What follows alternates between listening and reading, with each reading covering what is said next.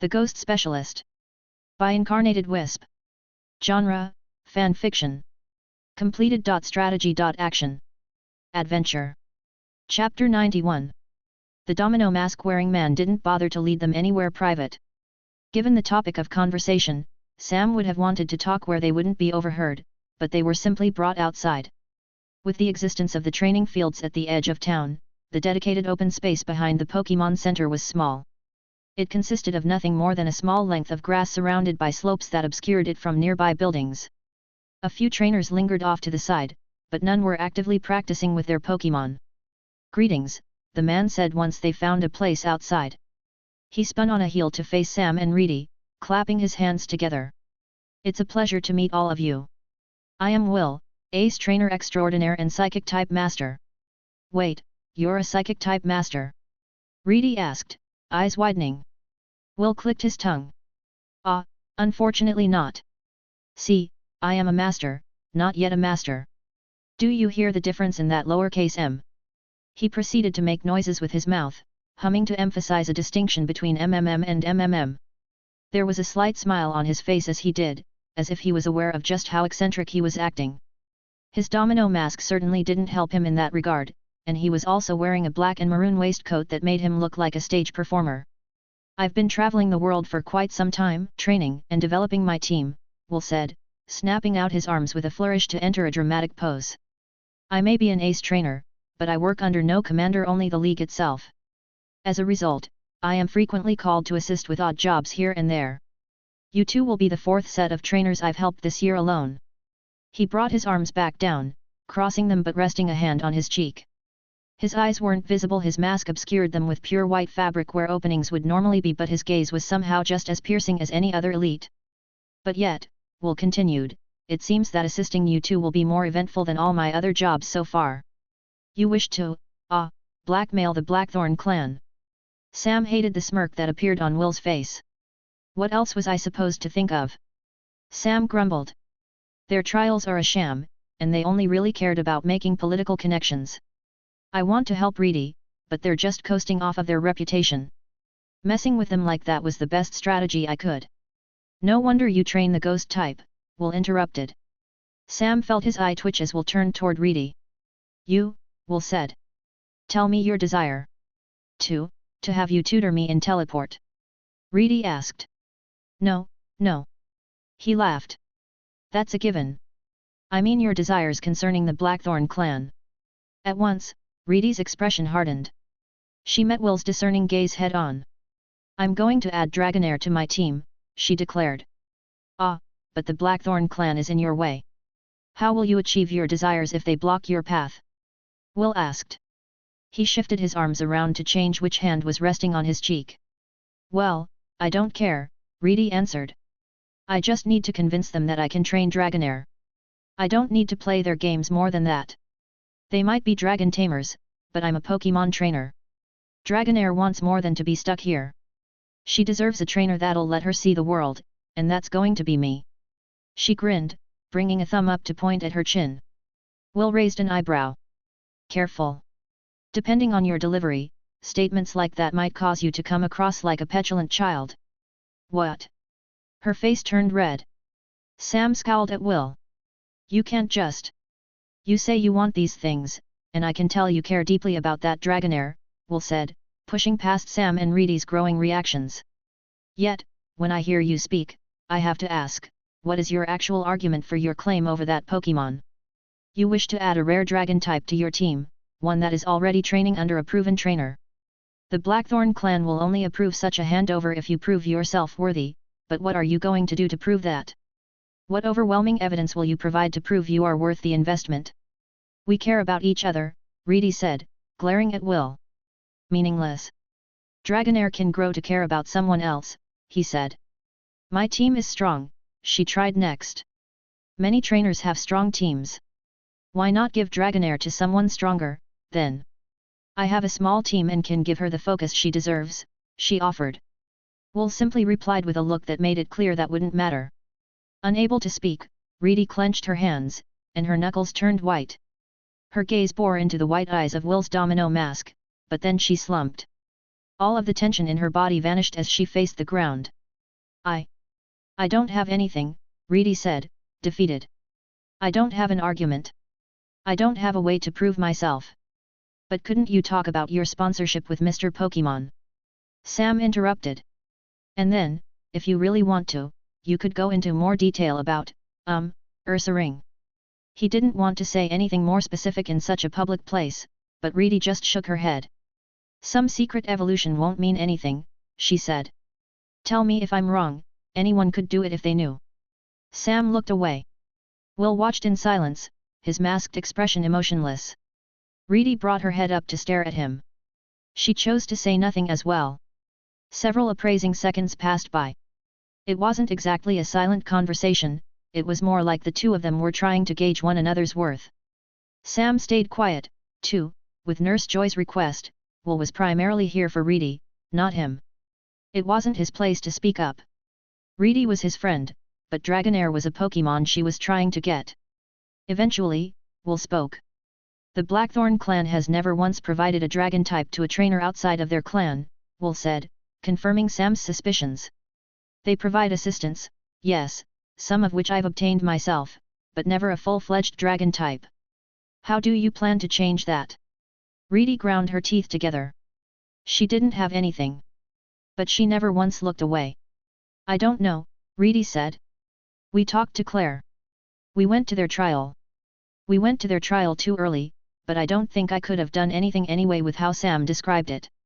I want Dragonair to be happy. She's fine here, but she doesn't have enough room to grow. I know I'm supposed to be some sort of normal type trainer, but look at me. She let out a self-defeating laugh. I'm getting all beat up over a Pokémon that's not even a normal type. She wiped her nose, and Sam tried to take a step closer, but Reedy seemed to gather herself with a shake of her head. And I keep thinking I'm just selfish, too.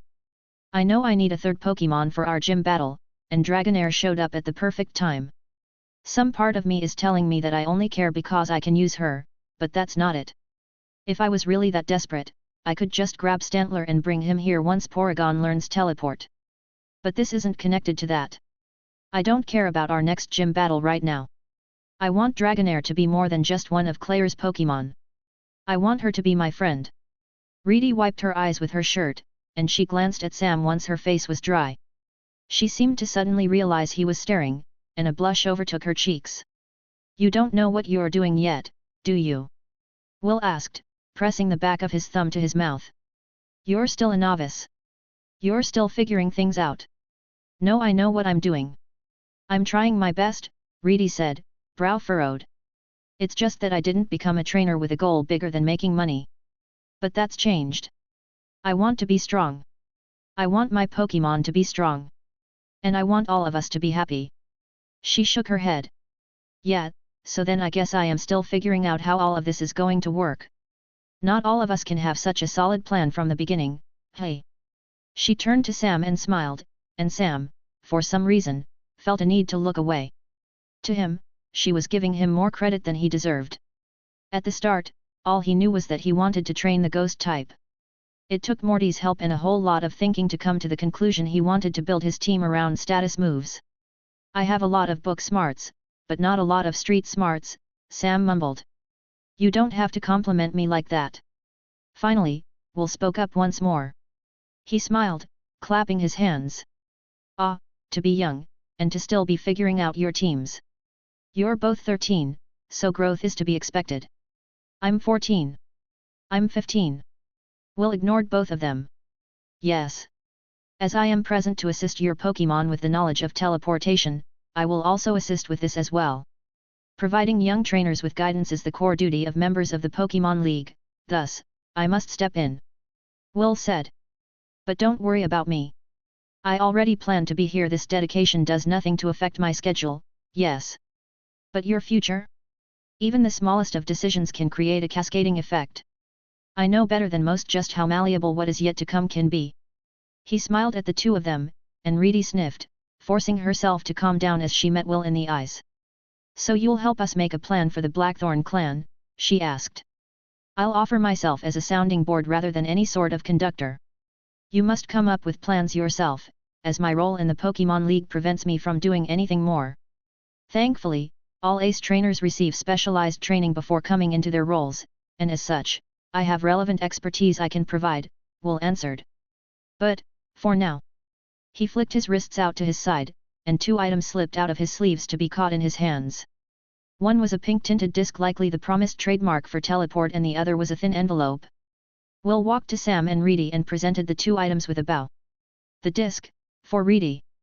The envelope, for Sam, he said. They took the items. I may be a trainer of the psychic type, but I am an ace trainer as well. Do not forget we are all Pokémon trainers here. Our dedication to Pokémon is something we share. Will brought himself back up and clasped his hands behind his back. Reedy stared at her reflection in the trademark. Sam only watched her for a few seconds, turning back to the envelope he was given soon after. He hadn't expected to receive anything, especially not from a trainer that wasn't even here for him. So Sam opened it up. There was a letter, of course. Printed on League standard stationery with an official seal stamped at its top was the exact message he'd been waiting for. It finally happened. I've been approved, Sam said, looking up. I can go to the Sinjar ruins. Reedy's eyes snapped to him. Her expression was filled with shock. Wait, right now. According to this, I can go whenever I want, but, he sucked in air through his teeth. I need to go as soon as possible. I need all the information we can get before Quilava evolves. Sam turned to Will. Hey, so, if you're a teleportation expert. Will chuckled. My Pokémon can take you, he said, nodding his head. Sam looked back at Reedy only to find she was once more staring at the ground. He wanted to stay and support his friend. He wanted to help her achieve her goals. His own plans for his team were already set. In terms of new moves and strategies, he knew exactly what he wanted to try to train and develop, but he couldn't exactly risk putting the trip off. Quilava wasn't showing any signs of an impending evolution, but if she found herself in a position in which she needed to struggle, there was a chance that effort would see her evolve regardless. They had only so much information about how her evolution would work.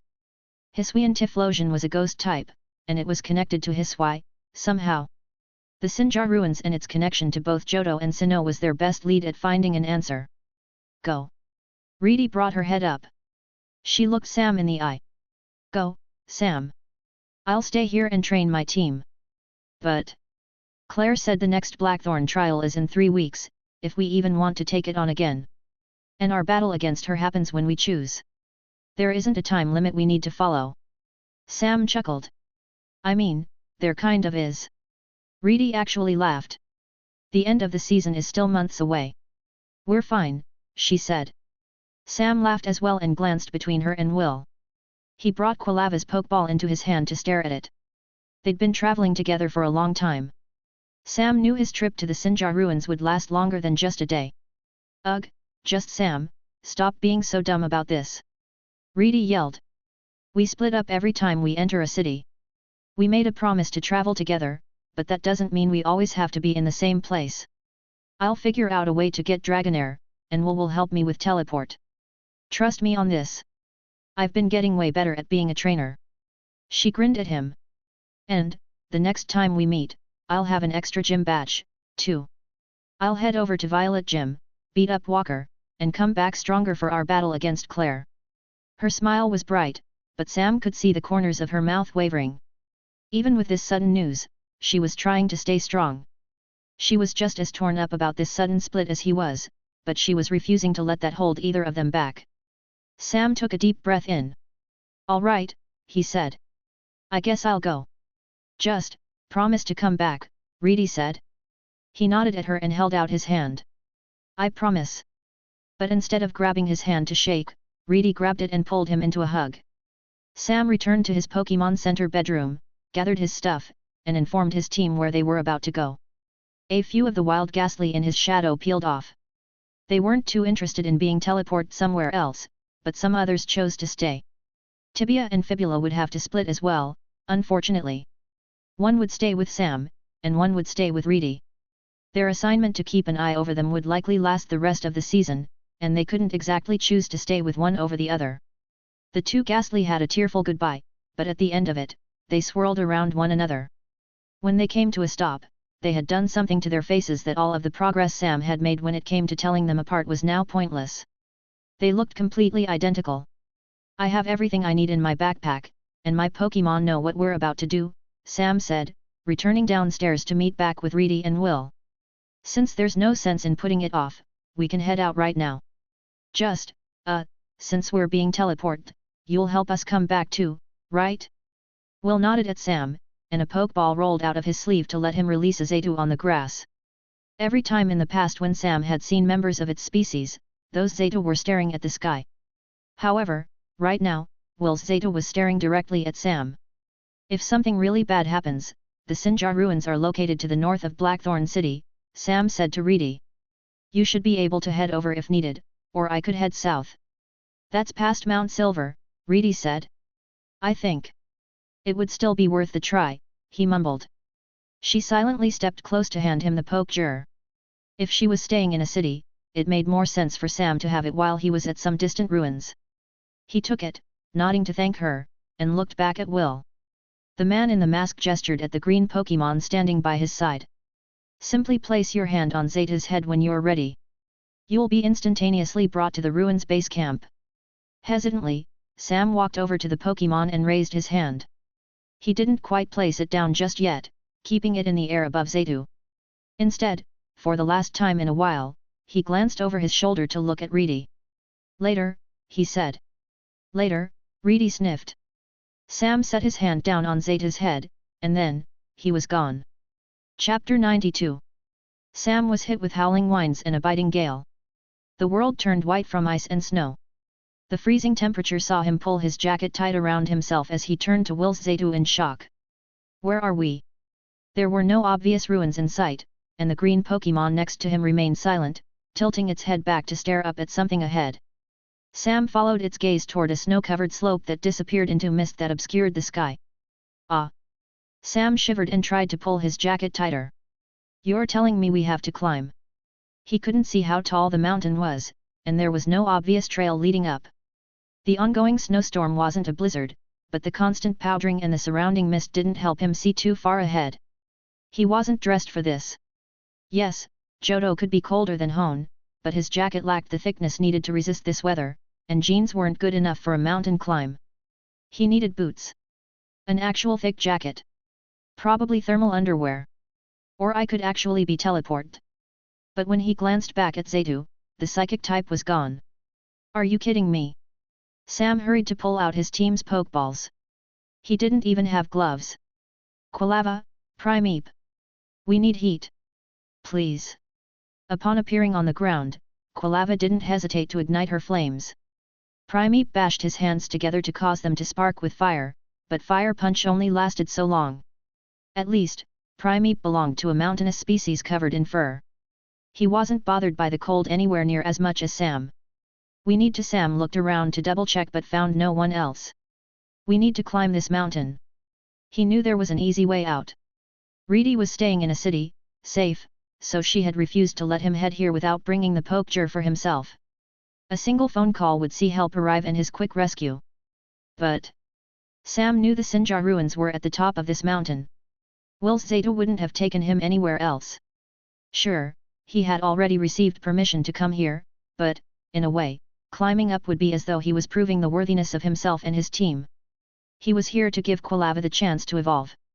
He didn't want to turn back now. Come on, Sam said, forcing himself to not grumble. Let's go. So, he climbed. Each footstep sunk into the snow, the freezing material covering his shoes and moistening his socks. Quilava was quick to move close, and her months of training meant her control over the heat saw Sam stay warm and his clothes quickly dry. Primeape, however, seemed almost solemn to be back on a mountain. There was a faint bit of joy that came from being so high up once more, but rather than anything celebratory he stayed focused. It was as if traveling next to Sam was letting him prepare. Thankfully, travel didn't include the need to find footholds or handholds. Sam was able to keep his hands under his armpits, his hood on his head, and Primeape served as a guide while Quilava acted as a mobile campfire just strong enough to let Sam resist these temperatures. Haunter and Misdreavus came out at one point. This wasn't just a short hike, and Sam didn't want to keep them in their Pokeballs all day. Zaytu had placed Sam somewhere where he'd need to work hard to reach the Sinjar ruins, but at least it still felt possible. It would just take concerted effort and time. Upon appearing, Haunter shivered and dived into Sam's shadow, whereas Misdreavus stayed out next to him to serve as moral support. They helped. Climbing became a full team effort. Haunter's position in the floor let him warn Sam of unsteady or slippery terrain ahead of time, and Misdreavus would occasionally split off to float high into the sky to move past the clouds. When she came back, she always confirmed they were going the right way, and she could confirm there weren't any aggressive, wild Pokémon ahead, too. They made sure to take breaks.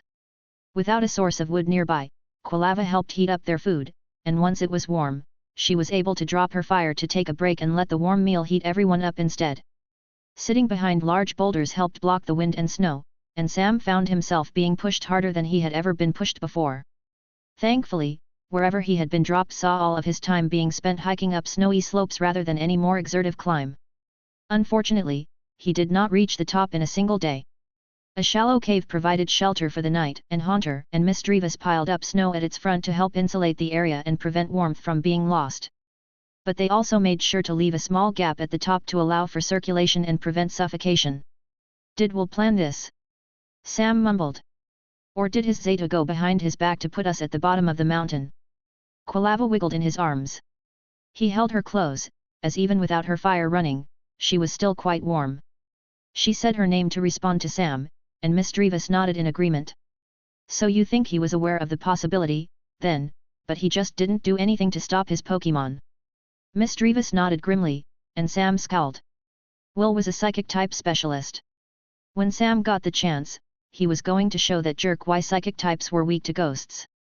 But as he plotted his revenge, Quilava squeaked and looked up at him with a grin. Haunter came out to smirk alongside her, and even Primeape, who was staring at the snow blocking the mouth of the cave, grunted in agreement. Inside here, surrounded by his Pokémon, Sam let out a laugh and shook his head. "Yeah," he said. "At least we're doing this together. And we'll get our revenge against Will together, too." His entire team cheered. Sam spent the night there, emerging the next morning.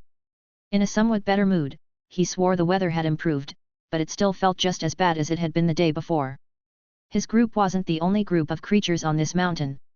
No other humans appeared, but Sam caught sight of other Pokémon living here.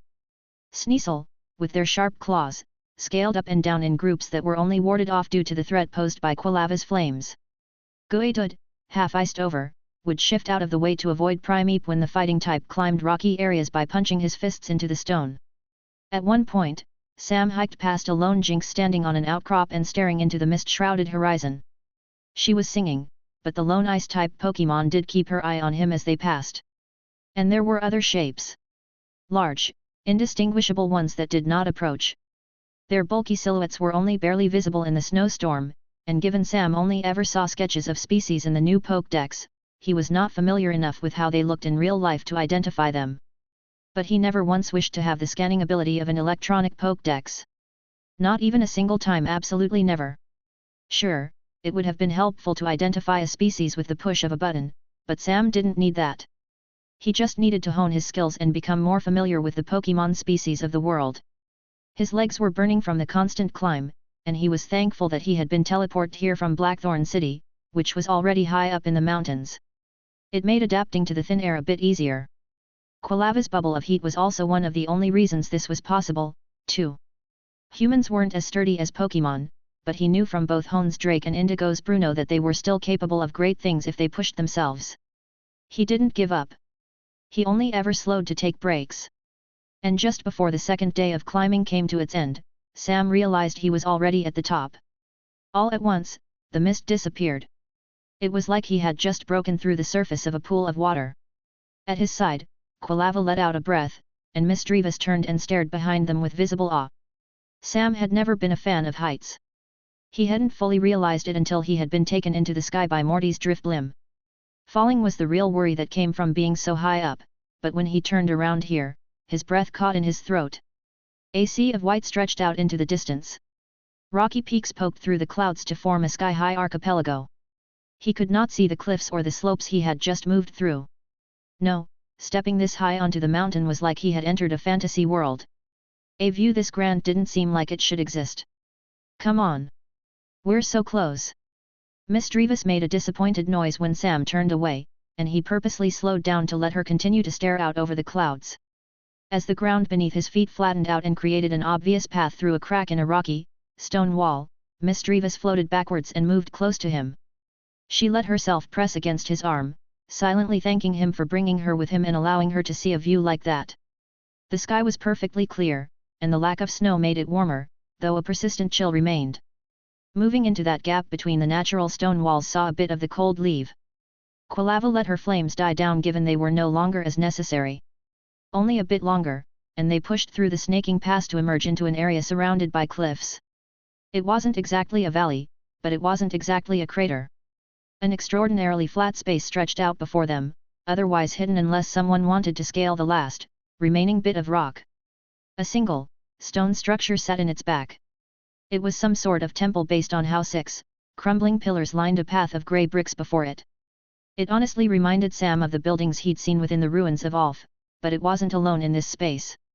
However, it was the only thing that was obviously ancient. A series of log cabins had been built not too far away. Some had lights on inside, but others had their frosted glass darkened by the lack of anyone inside.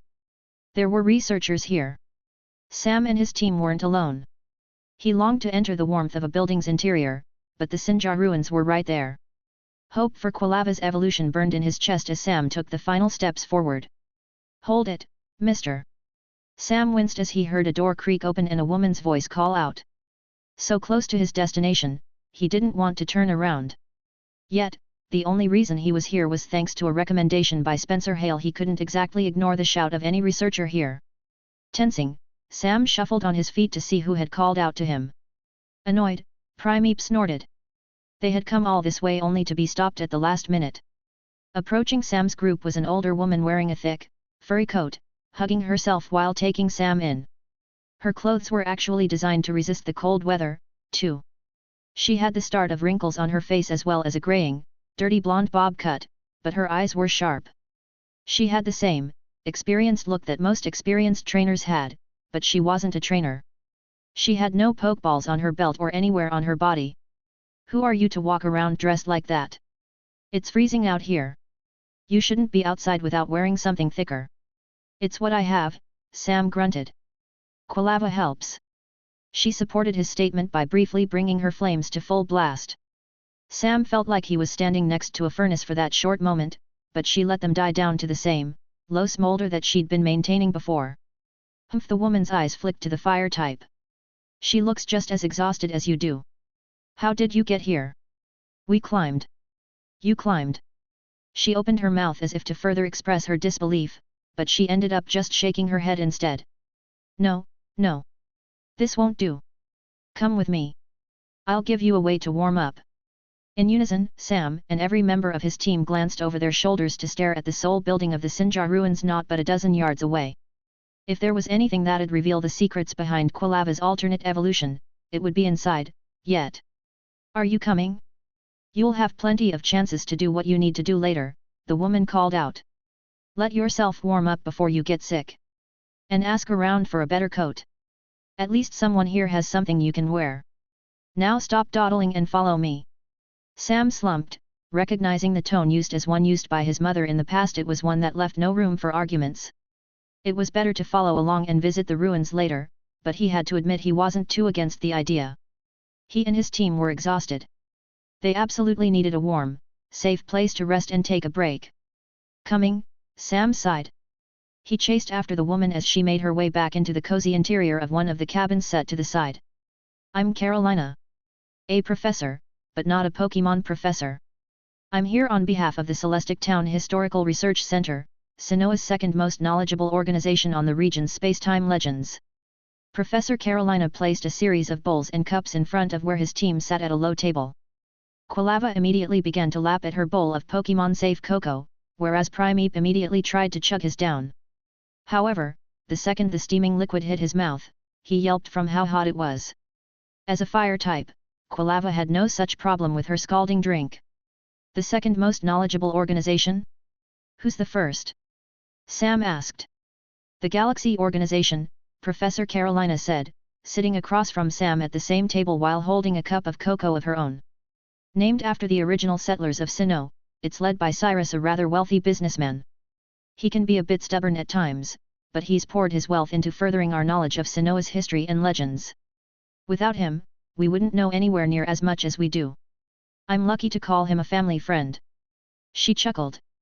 Among other things, she mumbled, sipping at her cocoa. As Professor Carolina drank, Sam tried to sip at his cocoa too, but he winced the second its flavor hit his tongue.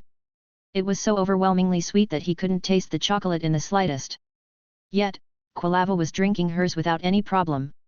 Sam did like sweet things, except this was barely palatable. But you don't need to know my personal history, the professor continued. I'm just another researcher among so many others here. Who are you? And what brings a trainer as young as yourself to the Sinjar ruins? I'm Sam, a ghost-type specialist. And I'm here to figure out. We're here to figure out how to evolve my Quilava into a Hisuian Typhlosion. When Sam mentioned his preferred type, Professor Carolina's eyes flicked to both Primeape and Quilava, and she replied with a simple while taking another sip of her drink. Miss Drevis and Haunter were out as well, but Miss Drevis wasn't interested in hot cocoa. She floated between Sam and Quilava, waiting for Quilava to be finished. Haunter was elsewhere. Sam purposefully ignored how one patch of shadows on top of the cabin's cabinets seemed darker than the rest. Evolving into a Hisuian Typhlosion is a big goal. You aren't forcing your Pokémon into anything, are you? The professor asked. She got her answer when Quilava outright growled at her for that implication. All right, all right. The old woman chuckled. But what makes you think you need to be here of all places to achieve that evolution, anyway? We Quilava and I have been working on her final evolution since we first found out about it, Sam said, staring into the dark liquid within his cup. We've been training together since the start of this Johto's League season, trying whatever we can to guarantee it. Quilava knows Curse, and she's an expert at using its ghost-type energy. I've talked to Morty and have been doing a lot of research into Hisui, ghosts and ghost types, too. Carolina hummed. Interesting. And how did you learn about Hisuian Typhlosion in the first place? Research, Sam said all too quickly. She cocked a brow but didn't comment on his immediate reply. Instead, after a few seconds of considering his words, she sighed and put her cup down, leaning back on her cushion and placing her hands under her arms for warmth. This log cabin was cozy, only consisting of a main room, a bathroom, and a small bedroom, but even with the slight chill that remained, it was still much warmer here than it was outside. Truthfully, I knew who you were when I first saw you, Professor Carolina admitted. Everyone here received a notice that a trainer like you intended to visit. Something about that fool Spencer providing a recommendation. She shook her head. Really, you should have waited. Why? Sam asked, suspicious. Because there's simply nothing for you here, she said. Professor Carolina adjusted her posture to sit upright. The Sinjar Ruins has its temple, yes, but it only deals with legends that affect both regions as a whole. It predates all of the events of the Hisui crisis, which is the short period in which Hisuian Typhlosion only ever appeared. I doubt that you'll get information about Quilava's evolution here. This might be a sacred place with close ties to Johto and Sinnoh, but does it matter? Sam interrupted. All I know is that a Quilava evolves into a Hisuian Typhlosion when evolved in ancient Hisui. That's what I read, at least.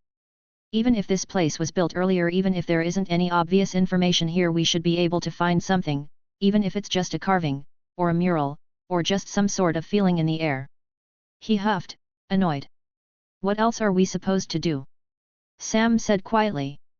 There isn't anywhere else we can go. Quilava whined, and Sam leaned over to rub her head.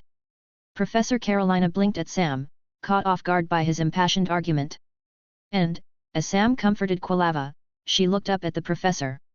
She adjusted her expression to send the woman the biggest puppy dog eyes she could muster. I can't believe this, Professor Carolina mumbled, pinching the bridge of her nose. She followed that with a chuckle, somehow sounding both defeated and amused at the same time.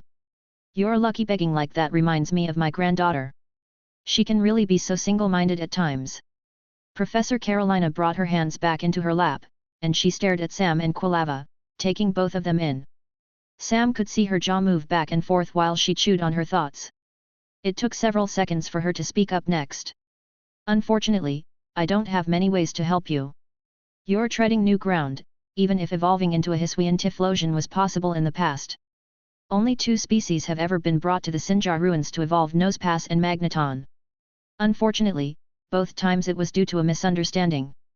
Those species evolve into Probopass and Magnezone when trained within Sinnoh's Mount Coronet, but their evolutions stem from the mountain's electromagnetic field rather than the presence of the mountain itself. They're more likely to evolve in a power plant than somewhere like here. But what about us? Sam asked. Professor Carolina rubbed her chin. Well, there is one species. Yet? Sam asked, leaning forward. In such a high-up, snowy location like this, I believe we have the perfect conditions to evolve one of Alola's Crabrawler into a Crabominable, yes. Sam's head hit the table as Professor Carolina laughed to herself. He could hear Quilava sigh in her seat next to him, and Miss Drivas tried to nudge both of them to cheer them up. Are you sure there's nothing in the temple? Can't I head in and look around? Ah, sorry.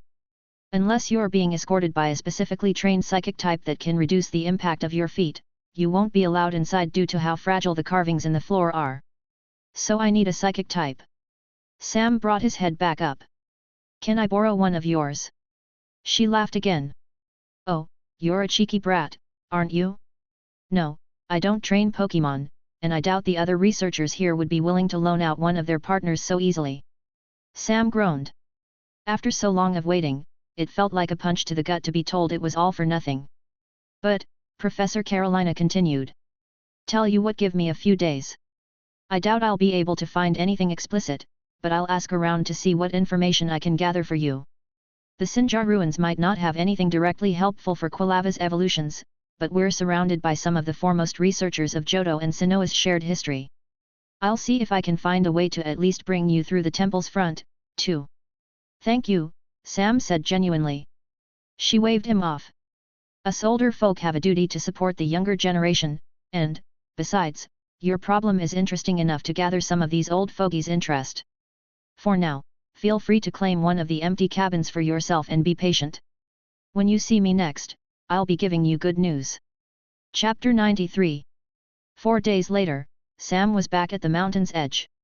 Every day so far, he'd returned to where mist and snow turned the world white to give his team a challenging environment in which to train. To withstand the mountain's harsh conditions, he hadn't exactly been loaned a new outfit so much as he had been outright given clothes from the settlement's lost and found.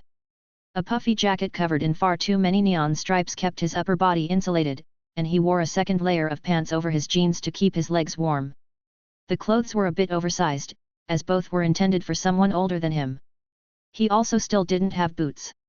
His running shoes were designed to handle the wear and tear that came from the constant travel of a trainer's lifestyle, but they weren't exactly suited for a snowy mountain.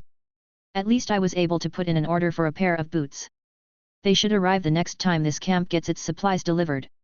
Whenever that'll be. Does everyone know what they're doing? Sam called out, standing beside a stone outcrop that protected him from the wind. Quilava replied with her name from where she stood next to Primeape, who also responded with a grunt. Both Miss Drivas and Haunter faced them, the 2 ghost types floating in the air and appearing almost blurry due to the mist. They replied with acknowledgements as well. The ground beneath them wasn't flat, but this section of the mountain was only a gentle incline. The powdery snow helped coat the stone to prevent any slippery patches of ice. If someone fell, there was no risk of them tumbling down the entire mountain. However, this was just meant to be a practice bout. Sam and his team still had their double battle with Reedy coming up, and even though she wasn't around, they still needed to train and prepare. Present ghost types versus future ghost types, Sam announced. Quilava and Primeape versus Haunter and Miss Drivas. I want you all to treat this like a serious battle, but also listen for my voice and pull back if things get too intense. For you, Haunter, I know you've been practicing your new moves, but no nightmare in this fight. Stick to Dream Eater. It's a bit too cruel otherwise, okay? Haunter voiced his complaints, and Sam crossed his arms. The ghost type did relent, if only due to the glare Miss Drivas sent. Both of Haunter's new sleep-based moves were still a work in progress, and Sam didn't want him to cause any long-lasting harm from an improper use of Nightmare. While a Pokémon like Chansey could treat that, the settlement at the Sinjar ruins only had a first aid station rather than a dedicated Pokémon center. One last look around at his team, and Sam nodded once. This would be a test of strategy as much as it was a test of battle instincts for his Pokémon. He'd only be stepping in to stop the worst. On my count, he shouted. The battle will begin in 3. Haunter took off, and Sam felt an eye twitch. That's on me for saying begin while I'm muffled by the snow. Go. Start the battle, he yelled right after. With that shout, the rest of his team lurched into action. Haunter had already used that slight moment of advantage to disappear into the mist. He didn't know Shadow Sneak, so he couldn't control a shadow to move around, but he could at least leap from shadow to move unseen. With the current lack of light caused by the weather, he had ample room to approach Quilava and Primeape. Probably. Sam couldn't exactly tell where Haunter was. Misdreavus, however, didn't bother to hide herself. She stayed in the air and charged a shadow ball only for the attack to fail when a flamethrower forced her back. But even though Quilava's attack missed, the little fire type didn't give up. Her second flamethrower came out to harry her opponent more than to damage, and Misdreavus was forced to focus entirely on dodging rather than any further attacks. Sam hummed. I know I've talked about double team with Quilava, but maybe Misdreavus would benefit from that move, too. It would give her a way to avoid attacks while giving her room to prepare her own. On Quilava's side of the field, as she continued to harass Misdreavus, Primeape hopped between his feet and punched at the air. A bulk up passed through his body to boost him up. And, once Quilava had stalled for long enough to give him time to finish that self-enhancement, she took off to get closer to Misdreavus. Reducing the distance between them meant less travel time for her attacks and a greater chance of her moves actually landing. She smirked as her quick attack brought her forward. Sam knew she and Misdreavus were friends, but even friends could have a bit of a rivalry between them. Another flamethrower tore through the air, but Misdreavus avoided it by diving into the floor to turn into a splotch of darkness. Shadow Sneak brought her away with a speed similar to Quick Attack, but Quilava was still faster. She was slowly catching up. Their chase snaked around the battlefield, the two speedy Pokémon darting around with the momentum of their moves. So pushed, Misdreavus was never able to retaliate with an attack, but Quilava was also too focused on running to unleash a move of her own. Eventually, Misdreavus was forced to the edge of the field, the corners of which were marked with purposefully placed stones. Being knocked out of bounds would see her eliminated from the match, and she was forced to come out of the floor as the chase finally came to a halt. Quilava's flames blazed. She squeaked out some kind of taunt. Misdreavus looked nervous but only for a second. She smirked. When Quilava looked down, a black splotch remained on the floor where Misdreavus had left her Shadow Sneak, and Haunter lunged out of it. Quilava was immediately caught utterly off guard.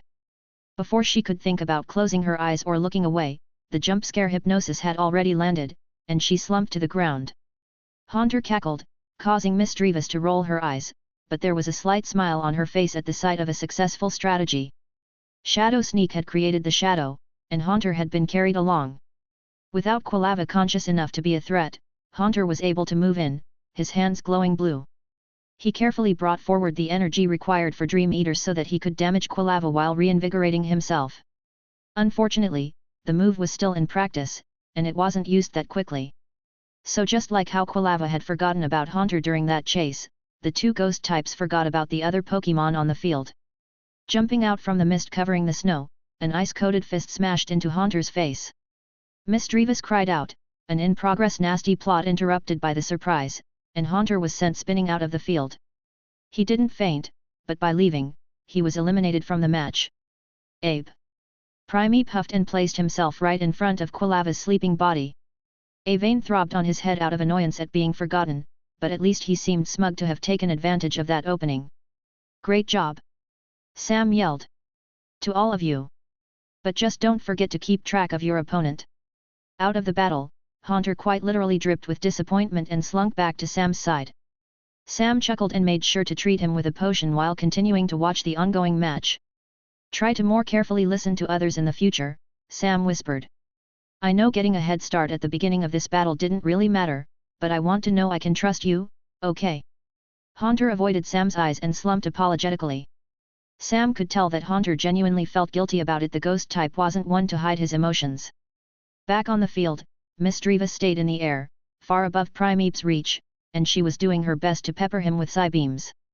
However, Primeape's boxing-like movements meant he was nimble on his feet. Her attacks were never more than glancing blows. Unfortunately, his own moves weren't much better. Misdreavus had enough control over the way she floated that Primeape's tossed rock slides only ever sailed past her.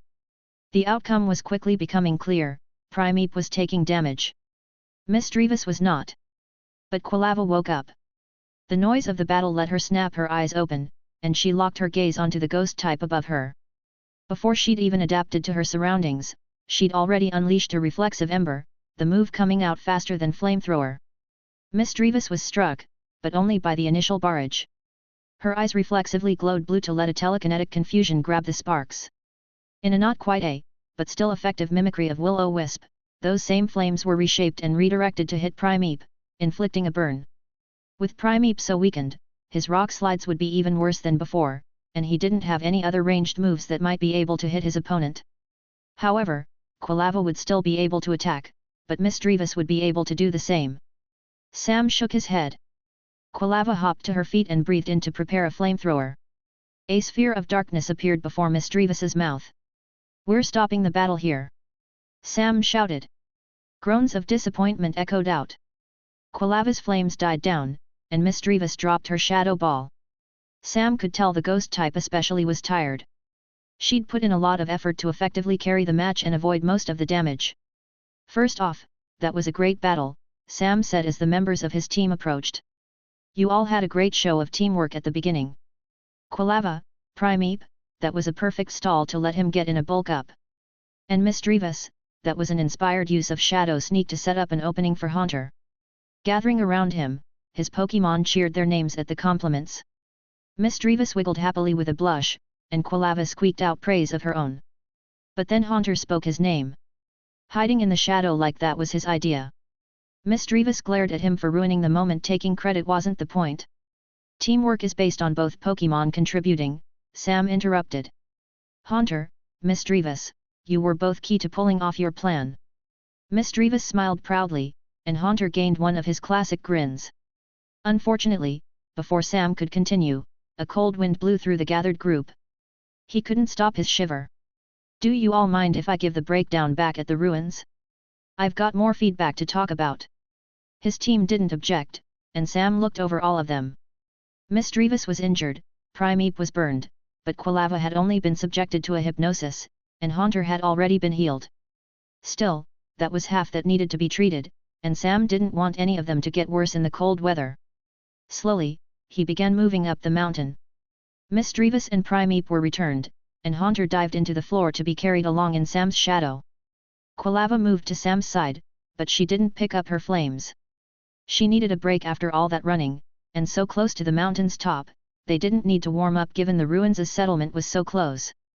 And, as they hiked back up, Sam went over the battle in his head. For a double battle, working together was key, but he felt his Pokémon had split up too easily after the first few moments. Quilava had run away from Primeape too willingly, which forced the fighting type to give chase and effectively do nothing but follow while she ran around with quick attack. Misdreavus and Haunter had worked well together, but they focused on Quilava far too much and outright forgot Primeape was there. Even more, Sam's team had a level of status immunity they could have abused but failed to acknowledge. Primeape's vital spirit meant he was too angry to be put to sleep via hypnosis, and Quilava's fire type meant she was immune to being burned. If those two had stayed together, neither Misdreavus nor Haunter would have been able to inflict conditions. All it would take is a single lunge for Primeape and Quilava to take ineffective attacks on one another's behalf. But Quilava had only just woken up when Misdreavus tried her makeshift will-o-wisp, so she wasn't prepared to block it in the first place. Yet, if Primeape had gone out of his way to wake her up, they could have outnumbered Misdreavus right away and finished her off. But then Misdreavus also did nothing when Quilava was unconscious. A single, well-aimed Psybeam could have forced Primeape to choose between taking a super-effective attack or letting his vulnerable team member be hit. That could have won her the battle if she had been clever enough. Instead, Quilava woke up and effectively had her pinned. Sam found it much easier to pick out mistakes when he wasn't directly involved, which was why he'd been having his team focus on spars so much the past few days. It was nice to have a team of Pokémon that could work together, and they were improving in leaps and bounds when it came to their skills in double battles. But, he couldn't forget something else that was becoming more and more prevalent in his mind, the potential for every Pokémon on his team to evolve. Primeape only needed to learn and master Rage Fist. Misdreavus only needed to be exposed to a Dusk Stone. Haunter could be traded, but Sam wanted to push him and bait out an evolution into Jengar, instead. And then there was Quilava. Her evolution was why they were here in the Sinjar ruins in the first place. Sam's thoughts briefly paused as he broke through the mist to emerge at the peak of the mountain once more. He returned to that vista over the sea of clouds, where Quilava paused to stare out over it. Sam couldn't resist, as well. It really is an incredible view. But he quickly turned around to pass through the narrow opening in the stone. Quilava chased after him as they moved to return to the ruins' camp. Aha! I knew you'd be coming this way soon. Come on, kid. I told you it'd only be a few days. After passing back into the Sinjar ruins settlement, Sam looked up to see the smiling face of Professor Carolina only a few feet ahead. Her hood was up, but today was warmer. Her jacket wasn't as thick as before. It might be a bit longer before I can give my feedback, he whispered to the pokeballs at his waist. Walk with me, the professor said. I got us an opening to head into the ruins. I'll also share what I found out about your Quilava's evolution, but I want to start with a general overview, first. She turned on a heel to walk toward the stone temple, and Sam's heartbeat picked up in his chest. Hurried on by the brisk, outside temperature, Sam fell behind her, and Quilava raced after him to walk at his side. How much do you know about variant evolutions? Professor Carolina asked. Like branched paths? Pokémon that can evolve into more than one species? Sure, she said. Think of species like Slowpoke or Clamperl, species that generally require items, not ones that branch due to an inherent quality, like Burmy or Wurmple. Sam had to think about it for a moment. Slowpoke's evolution he was greatly familiar with. Unfortunately. As for Clamperl, he knew a bit about it but not much. The information he did know came from his skim-throughs of the new Pokédex and the talks Wallace would give to advertise water types on television. Slowpoke evolves via training or a King's Rock, and then Clamperl evolves with deep-sea items, Sam said. Professor Carolina smiled. Incorrect, she said. What? How? I'm right. Mostly, she said. In most cases, a Slowpoke can evolve into a Slowbro with enough training. Using a King's Rock means one can evolve into a Slowking, too. As for Clamperl, it evolves into a Huntail when exposed to a deep-sea tooth, and a Gourbeast when exposed to a deep-sea scale. However, Professor Carolina stopped walking to face Sam. Those are not the only ways these species evolve. In fact, the same is true for the vast majority of item-based evolutions, as many can be achieved via environment, instead. Outside of the obvious connection with shelter, individual Slowpoke occasionally evolve into Slowking when they take on a leadership role within a large enough herd. And Clamperl don't always need deep-sea items. Spend enough time in the deep ocean, and a Clamperl will eventually evolve into one of its later forms. She cleared her throat, clicking her heels together to stand at attention. Sam felt as though that was her normal stance for lectures. Pokémon don't need items, she declared. Items only speed up the process. Primarily, Pokémon need the energy contained within those items, and sometimes an environment is a suitable replacement. But in your case, this information isn't actually helpful. Only ancient Hisui contains the correct environmental energy for an evolution into a Hisuian Typhlosion. Except Hisui is now Sinnoh. That environment doesn't exist. So what was the point of all that? Sam asked flatly. The professor grinned. The point was to introduce the concept of evolving a Pokémon through alternative means. You won't be able to evolve Quilava through anything obvious, she said. But that was just the lead up to the point I want to make. Before we get any further, however, do you want to head inside? Sam blinked and turned to his right. The entrance to the Sinjar Ruins' temple was right before him. He didn't say anything to answer Professor Carolina. Instead, he took an almost reverent step forward, and Professor Carolina chuckled before stopping him with a hand in front of his chest. I managed to arrange some Pokémon support, so we can move inside, but not more than a few feet. There are carvings on the floor that risk being damaged. All of the restrictions here are to make sure this place stays as intact as possible. Sam eagerly nodded, wanting nothing more than to head inside. Professor Carolina led the way, and Sam followed with Quilava trailing behind. Immediately, Sam understood the need to limit visitors.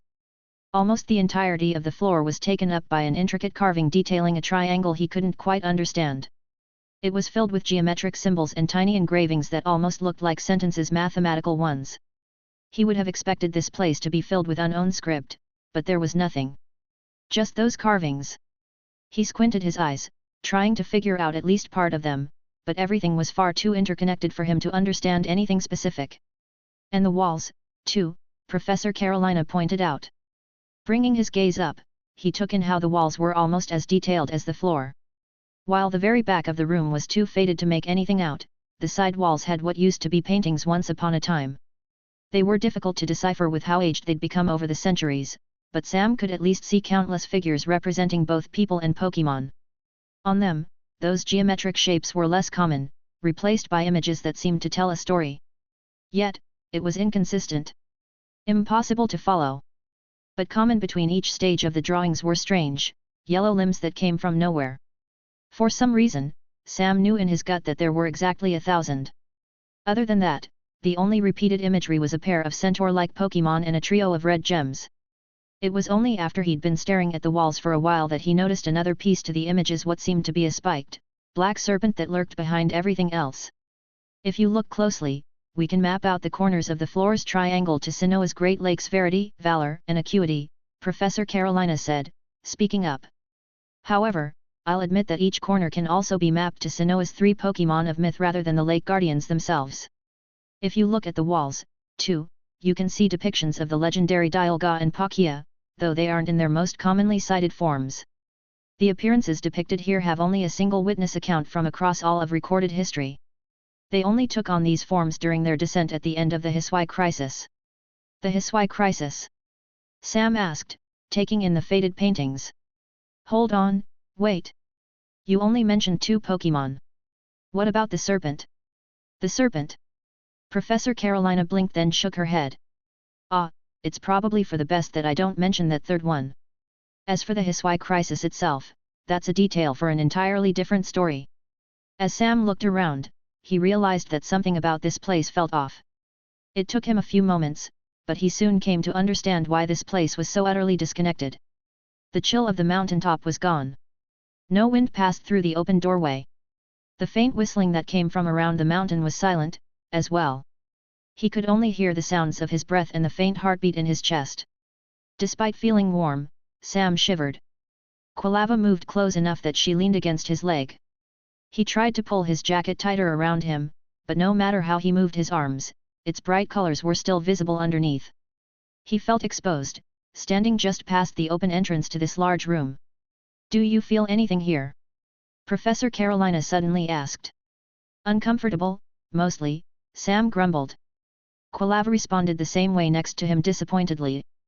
Well, I suppose a sudden evolution here was too much to hope for, the professor said, chuckling. If it were that easy, someone would have already managed to evolve a Hisuian within this temple. Her gaze flicked away from Sam and Quilava, returning to scan over the room. There were a series of grey pillars near the entrance that were at one point carvings or statues, but they retained no obvious shape to them after wear over the years. I still haven't given you my conclusion yet, she said quietly. You've done a lot of good work so far, but everything I've discussed and gathered from other researchers seems to come together into a single idea. And what idea is that? Sam asked in a whisper. You need to work backward.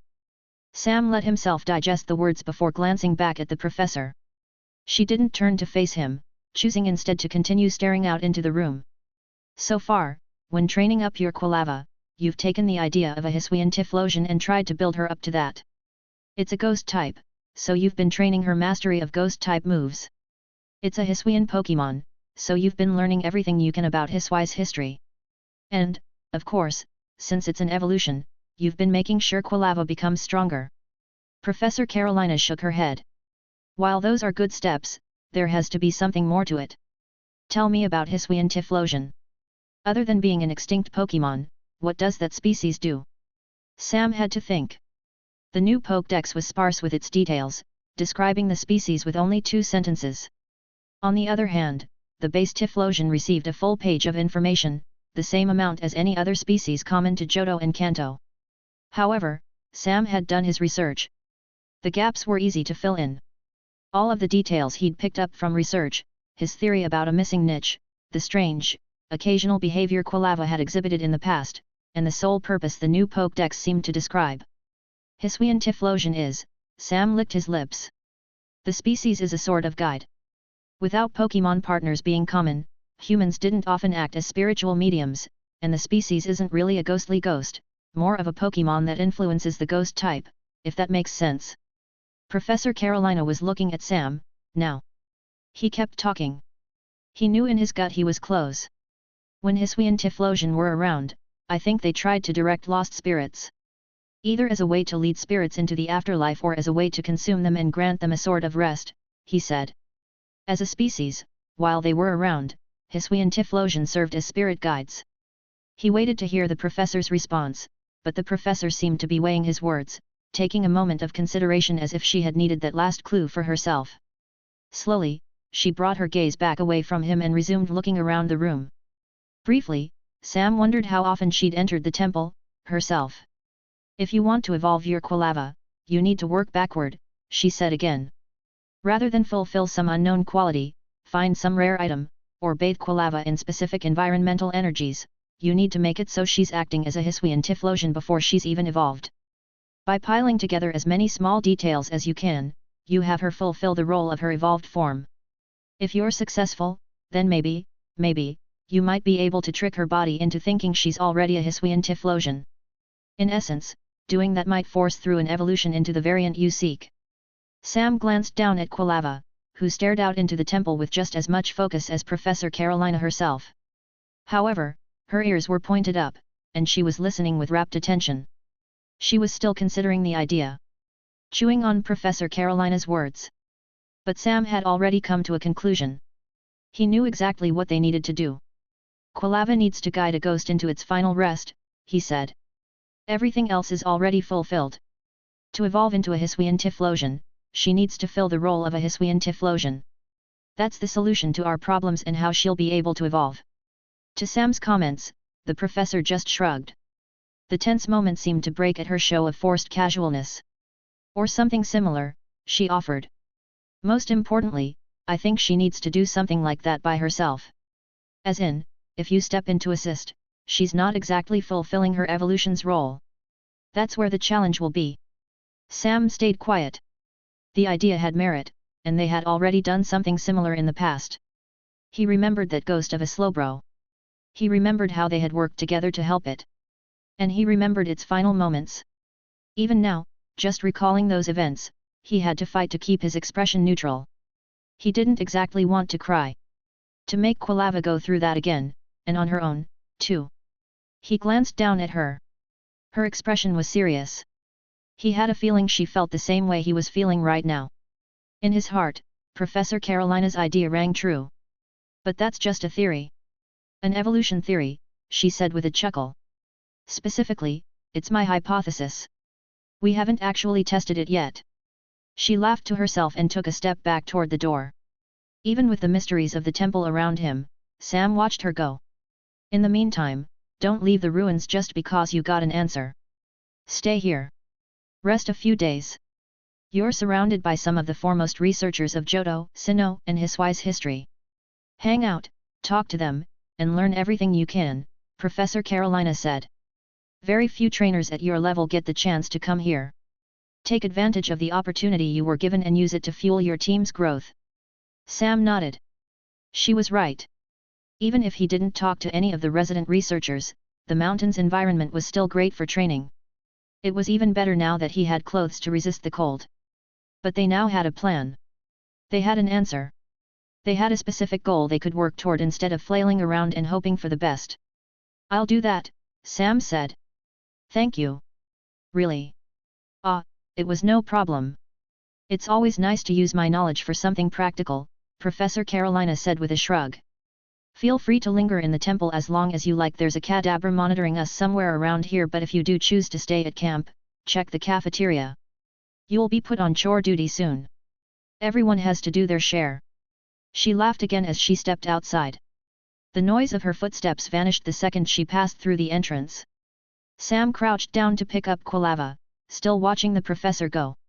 Your evolution, hey, he mumbled. Quilava wiggled in his arms. Now, they knew what they were doing. Now, they could evolve her into a Hisui and Typhlosion. But how are we supposed to find another ghost, let alone help one enter its final rest. Chapter 94. Reedy trudged over the dirt of one of Blackthorn's training fields, dragging a leg behind her. Her foot left a visible groove as she traced the border, stopping at regular intervals to leave perpendicular marks. The way I'm thinking about it, if Porygon needs a specific target for teleport, then I just need a way to call out locations better, she said. Off to the side, Will cocked an eyebrow under his mask, mimicking a lean against some sort of cane. His act was ruined by his executor, which used its many heads to concentrate on an invisible barrier that he was obviously using to support his stance. As for Reedy's Pokémon, only Porygon was out right now. They floated over the dead center of the field. This whole process was about training and perfecting their teleport under Will's watchful eye, and for this problem in particular, it had taken Reedy a while to figure out a solution, but she was confident she had the perfect idea. There, Reedy said, breathing out as she finished drawing her marks on the field. It's all divided up into a grid, now. We'll treat the corner to the left of my trainer box as the origin, 0, 0. Moving away from it, every line will increase the numbers by 1, so going down the diagonal means it's 1, 1 to 2, 2, and so on and whatever. Interesting, Will mused. I didn't expect such a mathematical approach to this. That a dig? Reedy snapped. In reply, Will innocently held up a hand. Oh, no. 'Twas just an observation. She rolled her eyes at his word choice before moving back to the marked trainer box she'd chosen to be hers. Porygon's treads were spinning ever so slightly faster than usual, a sign she'd come to recognize as the Pokémon thinking. She waited until the motion had slowed before she called out the first of her commands. Psychic type, she ordered. Porygon faced the ground, used Psybeam, and when they next underwent their conversion, the wave of pixels that crossed their body turned them a Psychic type pink. Great, she shouted. Now, let's see if this works. Porygon, teleport over to the origin 0, 0. I believe in you, you can do it. The trademark she'd been provided meant Porygon now knew teleport. However, the move required its user to have a clear image of their destination in mind, something Porygon struggled to do. The move only worked if Reedy followed up her order with a specific location. Simply calling for a teleport wasn't enough, she had to tell Porygon exactly where they needed to go. As battlefields tended to lack any obvious points of interest, that requirement meant Reedy struggled to call for a teleport across a featureless field. This implied grid was her attempt at finding a way to communicate specific points. She desperately hoped it would allow her to call for the move without needing detailed specifics. Holding her breath, Reedy watched Porygon begin to channel the requisite energy.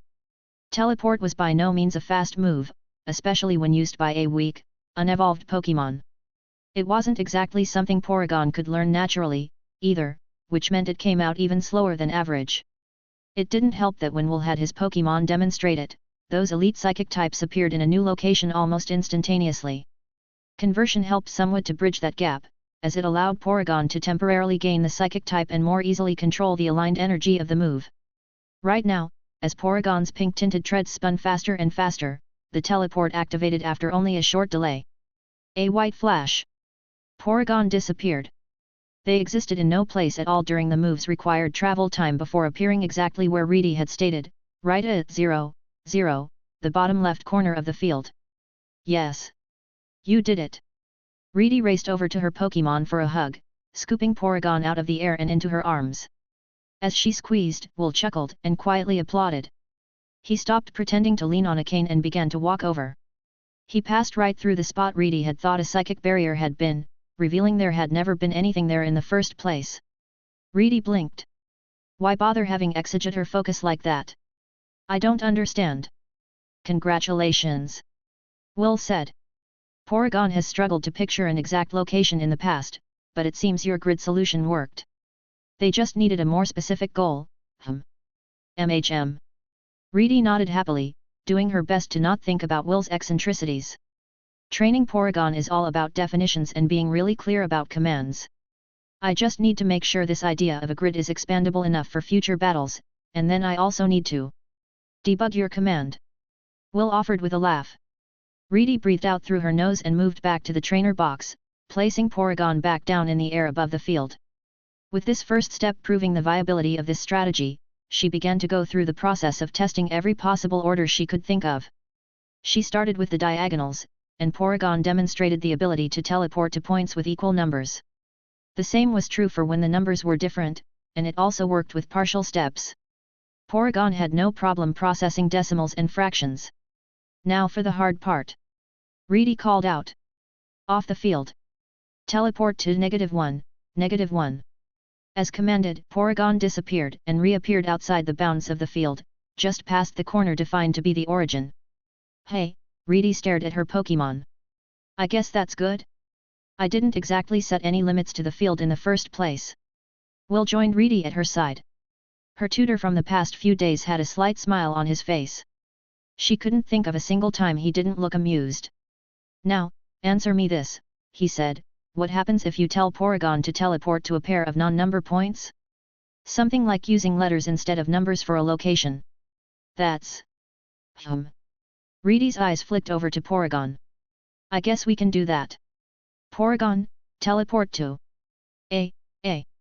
She wasn't exactly sure where Will was going with this, but Porygon certainly seemed to try to follow her orders. From where the Pokémon floated, Porygon's treads began to spin at an excessive speed. Right away, it was clear they weren't able to process that location, or even what Reedy meant. If their confusion wasn't obvious with how fast their treads spun, it quickly became obvious when Porygon's eyes began to spin just as much. Wait! Stop! Reedy yelled. Stop! She waved her arms and raced toward her Pokémon, but her shout came too late. An audible whir came from Porygon, and less than a second later, all movement came to an abrupt stop. Porygon fell to the ground in a daze. Seems as though they crashed, Will quipped. Reedy sent him a dirty look as she carefully picked up her Pokémon. She held Porygon in her arms, looking them over to make sure they were all right. Thankfully, the teleport never went off.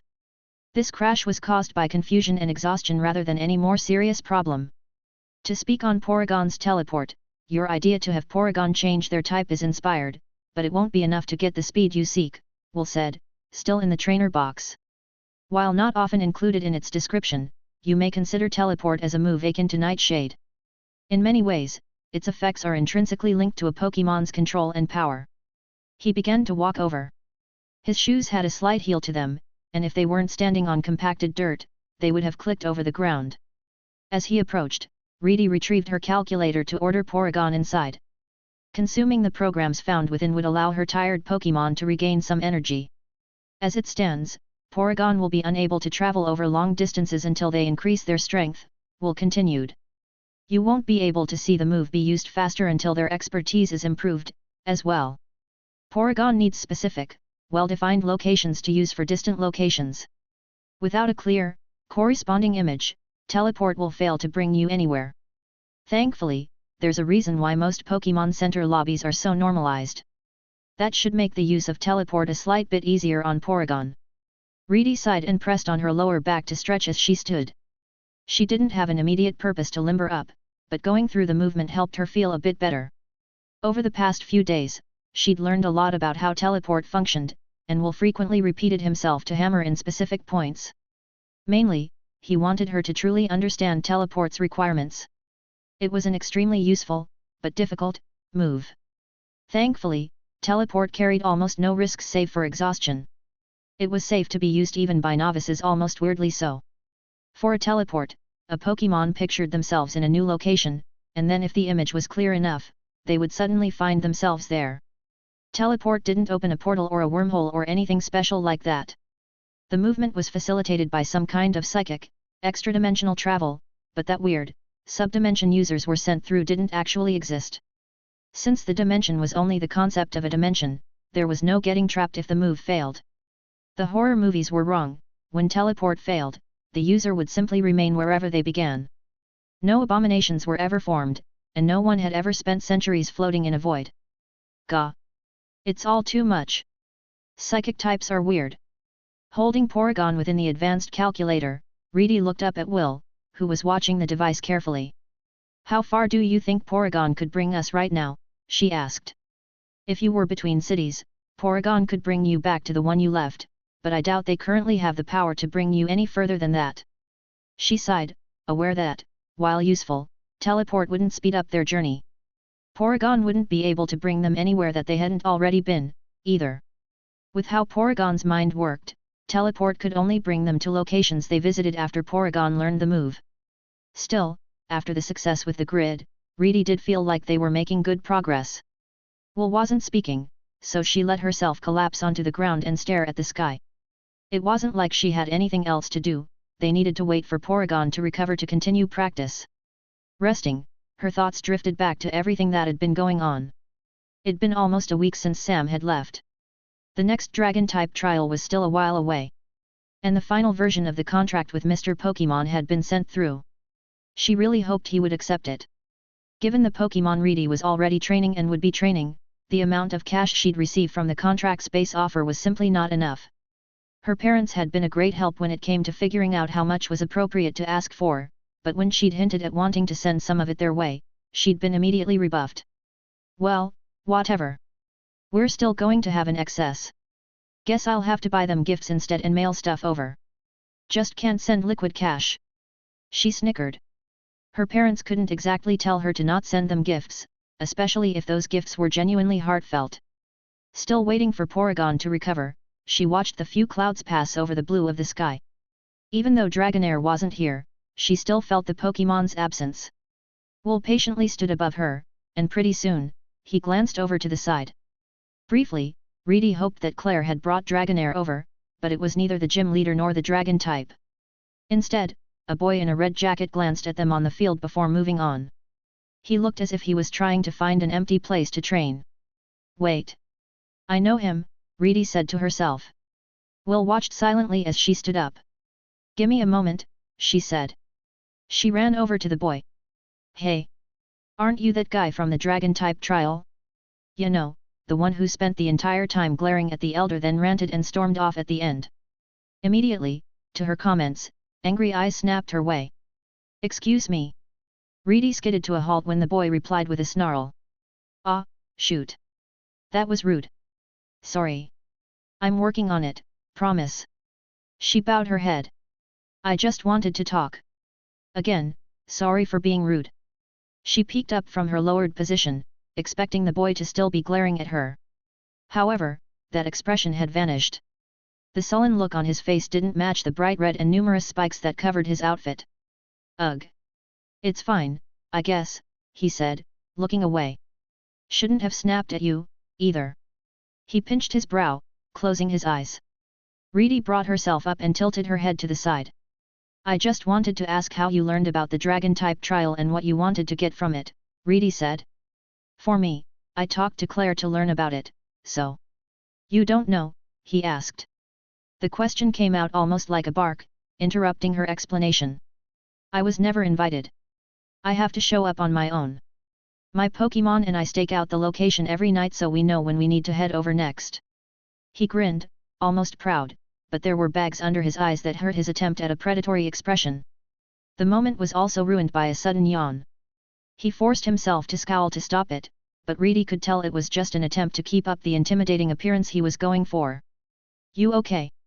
Reedy asked. He stared at her for an uncomfortably long time. So you really want to know why I take on that trial? Yes. It's because I train fighting types. Mostly, he continued. My team and I had a pretty good run in our first attempt, got 6 badges over in Sinnoh. I'd say we're pretty well above average. Even got complimented by a gym leader, the dude in charge of Veilstone Gym. He grinned at the end of the statement, but the smile didn't reach his eyes. Didn't get all 8 badges, though, he said with a sigh. We spent too long trying to find new team members, the right kind of team members. Pokémon that'd fit on the team, you know? The problem is, none of us expected my uncle to send me a Pokémon, and now I'm... He grumbled under his breath. I guess I'm just worried. The boy looked away from Reedy to stare off into the distance. His scowl returned. What Pokémon did your uncle send? Reedy asked carefully. A Gible. A dragon type. But even after training him since last year, he still hasn't, the boy clenched his hands. He still hasn't evolved. There was a bench at the side of the field, the same one Reedy had sat on when she told Sam about Dragonair. Getting the sense this conversation was going to be more than just a simple question and answer, Reedy gestured to it. The boy blinked and looked toward where she pointed her arm. Wanna sit? She asked. A second passed. I'm Reedy, by the way. Terry, the boy said. Short for Terrence. And, yeah, I guess I can sit down. He followed her to the bench, where he plopped down and leaned against its back. As Reedy sat next to him, she glanced over to Will. The ace trainer still hadn't moved away from where he stood at the center of the field. He's seriously just going to stand there and silently watch us? Ugh. He's worse than a Zatu. So your Gibble hasn't evolved? Reedy asked, turning away and forcing herself to ignore Will. That's why you're taking on that trial? To try to get help with your dragon type? Yeah. Terry responded, raising his voice as a frown crossed his face. And I know what you're going to say. That makes sense. Dragon types take a while to train. But that's not how it works. It's been months, he said. With all of our training, with all of our practice, Gibble should have evolved by now. I've talked to him, he wants to evolve. Bringing him from a gay bite into a Garcomp should be the stage that takes the most time. But he's not there yet. Should be there yet. I just wanted help from the Blackthorn clan to understand what I'm doing wrong, but they took one look at me. He grit his teeth. They took one look at me. His hands shook. They took one look at us and turned us down. Us. A worried trainer and a struggling dragon type. They saw us and sent us away. Reedy had seen drawings of Gibble in Sam's new Pokédex. The way Terry gnashed his teeth alongside his shout made her think of the species as toothy maw. Next to her, Terry started to rage in a way not unlike Primeape. He hopped up from the bench and stomped around, pacing, working off the energy he'd built up while telling his story to Reedy. You know what, I don't think I've ever seen him talking to anyone else in the city. And if he's from Sinnoh, he probably doesn't have any friends here. She paused. Whew. Yeah. No wonder he's venting to a stranger like this. When's the last time he talked to someone about his problems? So. How many times have you taken on their trials? Reedy asked. 7. He barked out a laugh. And I've only made it past the first round once. Got right up to the start of the third, where they turned me away right at the door. He shook his head, and Reedy looked at him. She took him in. Truth be told, his story was dumb. If he got through the first round, he knew how to do the same again in the future. Plus, if Sam's experience was common, this guy had probably been offered something, but it was probably something that didn't help him out in the way he needed. Honestly, Reedy couldn't call herself a Pokemon master or was even that familiar with the dragon type, but she still felt the solution to Terry's problem was obvious. Just spend more time training. Gibble would evolve eventually. If not, it probably ate an Everstone and needed to get rid of that blockage somehow. Yet, even with those thoughts, she completely understood why Terry was raging. If her Pokemon were struggling and the foremost experts in the world refused to give any advice, then, yeah, she'd get annoyed. There was also a pretty obvious parallel between Terry's story and her own. Mainly, Terry wanted help with a dragon type, and he just wanted advice. However, if he hadn't been able to get the help he needed, what was the Blackthorn clan going to do when she tells them she wants to train Dragonair? You know, my friend had an idea a while back, Reedy said, leaning back and trying to speak casually. He had this big plan to gather a bunch of trainers up and blackmail the Blackthorn clan into giving us what we want. Terry snapped his gaze to her. His eyes shined with greed. However, from across the battlefield, Will very deliberately cleared his throat. Ugh. But I don't mean we do that, I just mean we do something like that. Reedy said, quickly correcting herself. What if we copy Lance? Yeah. Did you know he took on the trial, like, 5 times before being given what he wanted? Terry stopped walking around to take a moment to digest Reedy's comment. Lance, he repeated. Indigo's champion. Yup. Apparently, he had this Dratini he befriended, and it took him a bunch of times to wear the Blackthorn clan down before they let that partnership happen, Reedy said. But he didn't give up.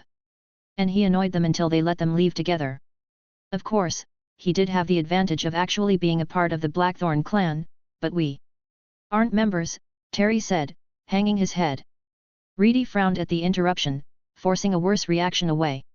She knew she could be rude sometimes, but this was important. She was going to try to recruit him, not scare him away. No, but we're better than that, Reedy said carefully. We might not be Lance, but we're more than one person. All we have to do is get a few others, show up at the trial, and then we work together to pool our skills. Instead of taking on the trial 5 times individually, we take it on 5 times at once. Faced with an entire group working together, we'll either win as a team or annoy the Blackthorn clan into helping us. The Blackthorn clan's trials were all about testing trainers on an individual level, but Reedy's plan threw that concept on its head.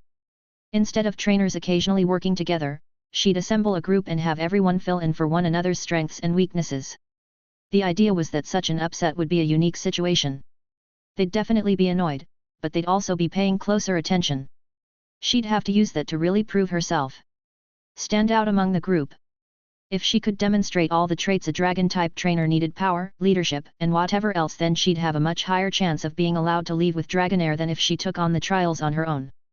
But I can't just use whoever I recruit for my own means.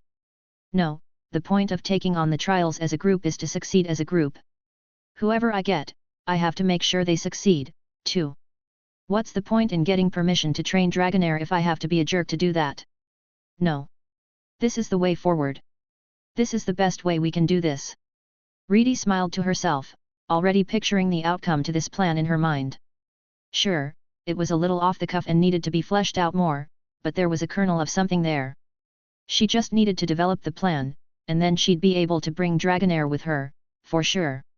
Sitting back, Reedy watched Terry chew on her idea, and she mentally patted herself on the back. However, as she relaxed on the bench, a shadow passed over her. Reedy looked up. Will looked right back at her. To team up and take on a challenge as a group. To find like-minded individuals and to gather strength into a greater whole.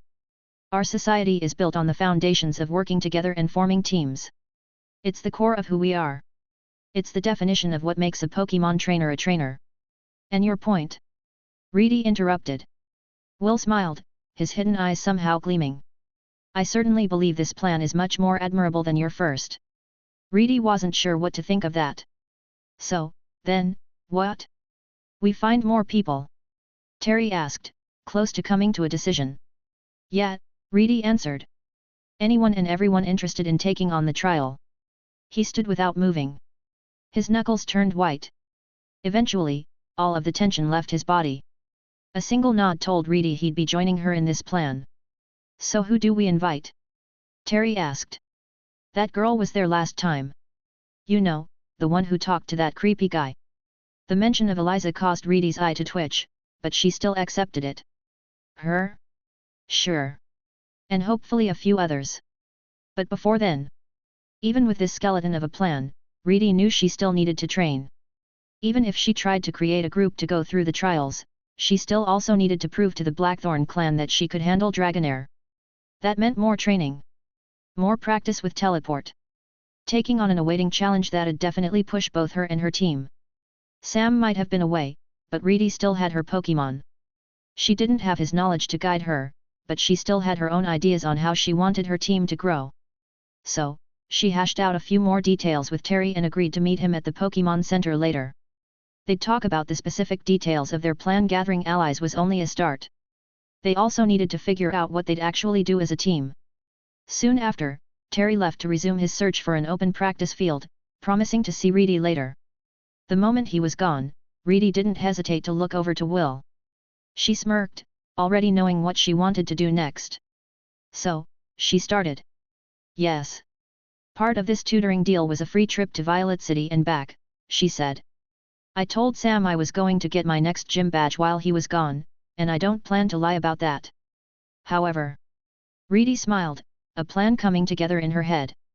If you're already going to take me to that other gym, what if we make an extra stop? She asked.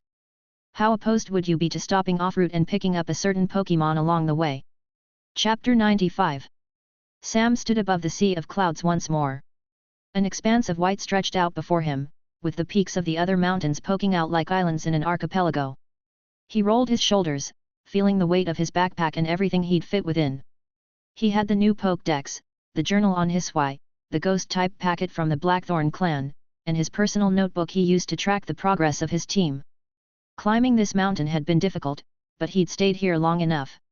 It was time to make his descent, no matter how hard it would be. There were no psychic types around to teleport him, but he wasn't alone.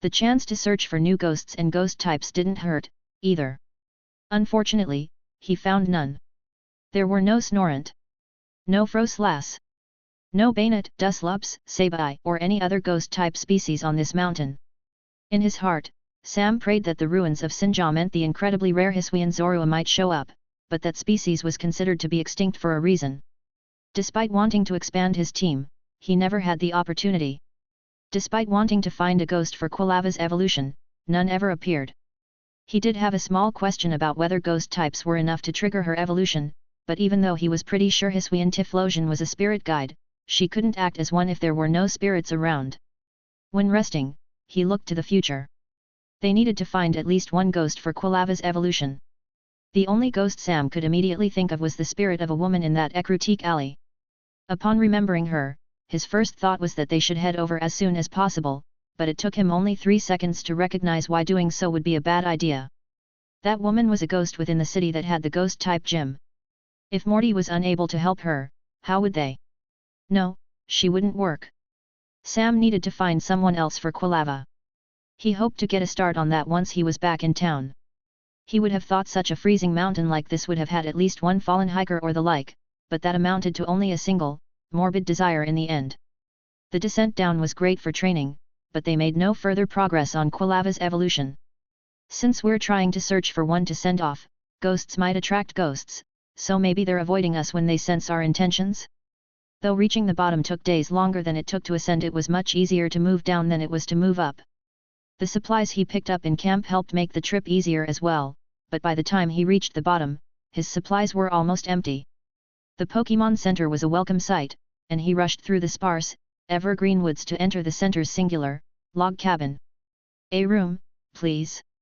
Bursting inside, he practically dumped his team's Pokeballs on the front counter. The man on duty laughed, took his Pokémon for healing, and directed Sam to the shared bunk room in the back.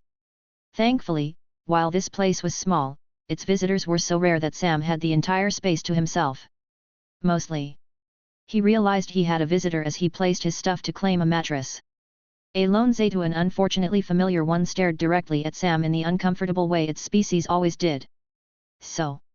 Sam turned around to stare right at it. Does Will know you only brought me halfway up, or did he tell you to not bring me to the Sinja ruins directly? The Pokémon's silent gaze lasted only a second longer. Out of nowhere, it snapped out its wings, a quick queequaw squawked out of its throat, and it disappeared with a panicked flash of teleport. The next day, after his team was healed and they had time to rest, Sam found the exact person he knew would already be waiting for him in the lobby. Will tilted his head, politely greeting Sam as he walked in. Hello, Sam. Was your stay pleasant? I'd say it was fine outside all of the climbing I had to do at the start, Sam replied. He crossed his arms, watching Will closely and searching for any smallest reaction.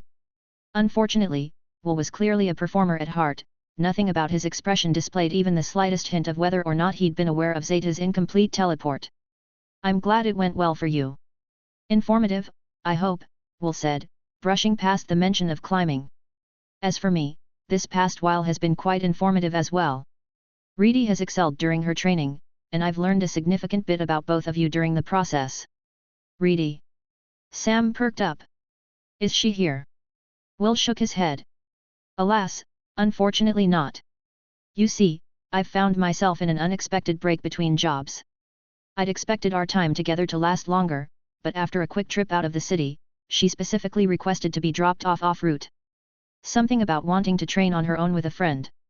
Stantler, then. If Porygon was learning teleport, Sam understood why Reedy would want to visit Stantler while she was nearby. What better way to practice teleport than jump between its herd and Blackthorn City? That makes sense, Sam said. But you'll still be bringing me back to Blackthorn, right? Of course. Will nodded his head. But he made no movements to release any of the psychic types on his team. Are we going to go? Sam asked, awkwardly adjusting the straps on his backpack while waiting for Will to do something. I suppose we are, but after learning so much from Reedy, I was wondering if you were willing to have a conversation with me before we leave. He waited for Will to continue for him to actually explain what he wanted to talk about, but no further words left the man's throat. Sam crossed his arms. Well, he asked. Well, what? If you want to have a conversation, why aren't you saying anything? Annoyingly, Will didn't speak, he just chuckled. The man looked at Sam with an infuriating smile on his face, and the staring contest lasted a full minute before Sam finally understood. Ugh! We're Pokémon trainers. Sam covered his face with a hand. You don't mean an actual conversation. You want a battle. Indeed. Will gained a wide smile and clapped his hands together. There is no better way to learn about another trainer than to face them in a battle, yes. Sam knew Will was a psychic-type specialist powerful enough to work as an ace trainer. He was also skilled enough to take up the task of tutoring Reedy's Porygon in a skill as esoteric as teleport. And now here he was, challenging Sam to a match. So you just want to learn more about me? I wish to have a conversation in the shared language of Pokémon trainers, yes. Sam paused. How strong is your team? He asked. I'd like to say you'll see in battle, but that would be disingenuous given the difference in strength, Will said.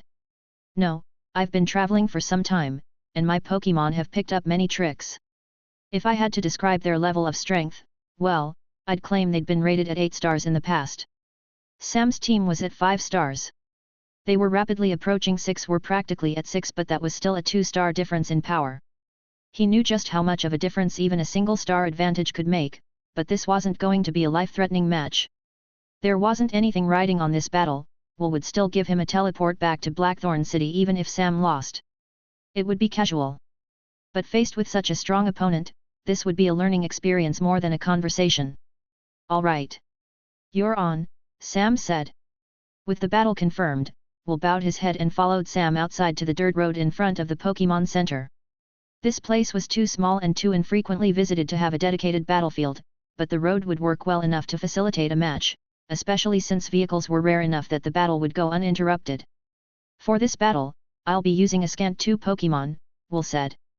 You, meanwhile, will be allowed to use your full team. A handicap? Makes sense.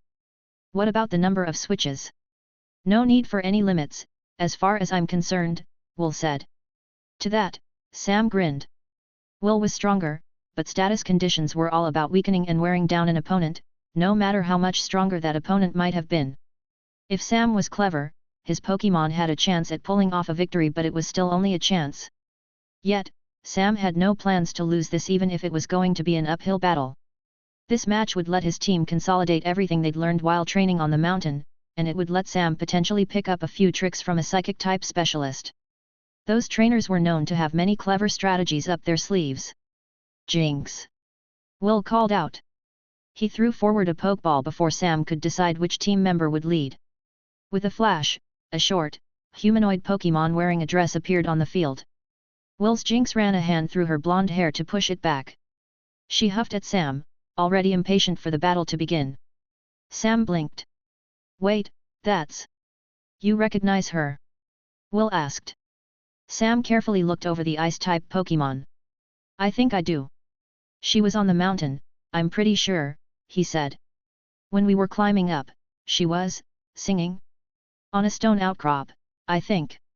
He only noticed the Jinx via a brief glance on the way up, but Sam was still certain he'd seen this Pokémon before. And, to confirm his statement, Will's Jinx turned around to send her trainer a look. Based on her expression, she was admonishing him for ever thinking that she was forgettable. Ha! Yes. That was her. And I'll take this moment to briefly apologize to you, too, Will said, sheepish, much to Sam's surprise. It wasn't my intention for Zeta to bring you only part of the way up. Zeta are a species closely attuned to fate, and mine seems to have taken this matter into his own hands or wings, I suppose. Of course, as a member of the Pokémon League, I could not allow you to be put into danger unaccompanied, Will continued. With the freezing temperatures of the mountain, Jinx was my best option to keep you safe. She kept an eye out, was prepared to rescue you if needed, and ensured no dangerous Pokémon attacked you while you made your way up. The Pokémon placed a hand on her lips to blow a kiss at Sam. She winked at him as he forced back a shudder at her far too friendly smile. Thanks, he said. Will bowed his head in apology, and Sam frowned ever so slightly. I already promised my team we'd get revenge together. Well, I guess if he apologized, we can go a bit easier on him than what we had planned. With his apology completed, Will brought his head back up and smiled. Marvelous. Now, for our battle. Sam's gaze returned to the Jinx on the field. There was a difference between gauging an opponent's strength and judging a book by its cover. Even though Sam knew that Will's team was rated at least 8 stars, he wasn't able to tell just how strong this Jinx was. Truthfully, the Pokémon looked like any other Jinx to him. A psychic type's power was almost entirely within its mind. They were special attackers more often than not, which made them hard to visibly gauge. In this case, Sam had to consider Jinx's theoretical power over anything he could see outright. He carefully considered his options before going with a somewhat unconventional choice. Jinx might have been an ice type, suggesting his usual lead of the fire type Quilava would grant him an advantage, but he had a gut feeling that Will's Pokémon would turn Quilava's flames against her, something Misdreavus had already demonstrated during her practice to turn confusion into psychic. So, he went with a slightly different choice than usual, releasing Misdreavus onto the field. As the pure ghost type appeared in the air over the dirt, Sam knew her familiarity with the psychic type would let her better deal with Jinx's offense. It helped that her ghost type moves would be super effective, too. Interesting, Will mumbled. Sam caught Misdreavus's friend ball as it bounced back and clipped it to his belt. He sent a reassuring nod to her before looking at Will. Ready, he shouted. I'm ready as well, Will said. But, as the challenger, I believe it's only polite to give you the first move. Sam grinned. You'll regret that. Misdreavus. Let's start with a Confuse Ray. Though Misdreavus was training to be a set-up sweeper more than anything else, Sam wanted everyone on his team to be capable of at least one form of status move. They helped bridge gaps in strength, after all something critical for this battle. Without missing even a single beat, Misdreavus's eyes flashed to send out a greyish beam. It raced through the air toward where Jinx stood on the field. But the move didn't work. Sam noticed something strange. Before Misdreavus even started to look at her target with her eyes, Jinx was already moving out of the way. Confuse Ray utterly missed. Ah, you may have the second move, as well, Will said. Sam's first instinct was to try again, but he fought against that, pausing and trying to figure out what traps Will might have set. Try Nightshade, Misdreavus, Sam said carefully. Time Confuse Ray to attack without Jinx knowing where you are. Will hummed as Misdreavus dived into the floor. She used Shadow Sneak, but she didn't use that move on its own. Already in control of a shadow, her influence expanded out so that several feet of darkness surrounded her in every direction. And within that darkness, she unleashed another Confuse Ray. However, yet again, Jinx was able to move out of the way before the move ever appeared. I see, Will commented. I'm already developing an understanding, helped along by a few of Reedy's comments. Are you aware of the flaw in your Pokémon's strategy? A flaw? Sam asked, feeling a twitch in his eye. Nightshade is a sphere. And while it hides the entirety of your Pokémon, all spheres have a central point of origin. If we want to hit, all it would take is a single, well-timed move, and... Will pointed with his finger, and his Jinx brought her hands together. A small, freezing ball of energy formed between her palms, and it burst with an ice beam so fast it looked as though blue lightning struck the field. The crackling bolt of ice-type energy pierced Misdreavus's Nightshade. Though she was hidden, her cry of pain told Sam she'd been struck head-on. Back! Sam shouted. She dropped the Nightshade, leaving the ground to move back in the air. Though she was still able to fight, she was shivering, and half her face was now covered in ice. Reedy brags about you quite often, but I'm beginning to reach the same conclusion now that I reached then, Will said. He paused, looking over at Sam. You're selfish, Will declared. I do not mean it as an insult, not necessarily, at least. Your strategy is all about taking command, claiming the battlefield in its entirety to use to your whims. You're selfish in that you expect your opponents to always be taken in by your plans. You expect opposing Pokémon to fall for the traps your Pokémon set, and you expect opposing trainers to fall to the beat of your Pokémon's moves. So, you try to steal the entire match for yourself. Thus, Samuel, you are selfish. Will rested a hand on his cheek while slightly tilting his head to the side. Misdreavus glowered at him, but Will watched Sam and only Sam while maintaining a pleasant smile. Again, being selfish is not inherently bad, he continued as Sam didn't speak. It is simply my perspective on how you battle, and my perspective may change depending on the rest of our fight. If you are trying to win, it is reasonable to seek control over the field. But your use of status moves means you do so in a rather domineering way. Yet, you are a ghost-type specialist, and like many of them, you're quite fueled by desire. Sam stilled.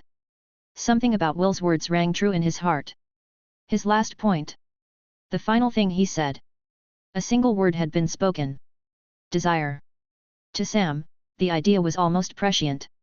It summed up quite a number of his growing beliefs about the ghost type into a single word. However, he didn't have the chance to dwell on it. Will clapped his hands, effectively calling for the battle to resume. Now then, you've tried your strategy, so let's try mine. Jinx, go ahead. Let's put that new trick of ours to good use. Will's Pokémon focused, her hair raising up as if subjected to static. Around the field, a glow sparked into being. Sam could have called for Misdreavus to respond, but he didn't. He'd never seen this move before, not in any battle, on TV, or even within the League's online archives. Its utter unfamiliarity conjured a strange feeling that this was the first time it was being used within Indigo. Translucent squares of deep blue and violet formed into existence and slotted together in the shape of a box. It was slow going, but the reality warping effect was the epitome of psychic-type skill. The entire space chosen to be their field slowly became sealed within a shining box. There we go. Took a bit, but we managed it. Incredible job, Jinx. Will's Pokémon breathed in to catch its breath, then smiled. You see, Sam, we've traveled the world for quite some time, and this is something we picked up over in Sinnoh, Will said. Not many trainers have put it into practice, but I feel it's the perfect move for our purposes right now. The ace trainer smiled, but it wasn't the usual polite smile he kept on his face. It was a grin, an almost ecstatic one, and Sam was suddenly distinctly aware that he was facing a trainer with years of experience and potentially thousands of battles more than him. The handicap was minor, all things considering. Sam. In this match, I want you to show me. Show me how you'll react. Show me how you'll adapt. Show me the depths of how clever you can be. Will threw his arms out to the side. In this battle, show me your limits. Against my beautiful Jinx, show me how you plan to handle our glorious trick room. Chapter 96. The blue light of the encapsulating trick room didn't quite reach the field. The glow of its plaid-like tiles waxed and waned in a mesmerizing pattern. Both Will and Sam were inside the bounds of the surrounding box, but when Sam brought up his hand, he had no trouble moving it, and the trick room inflicted no obvious glow, either. However, when he tried to snap his fingers, he could see the motion come in slow motion, as it took a full second for his index finger to reach his palm.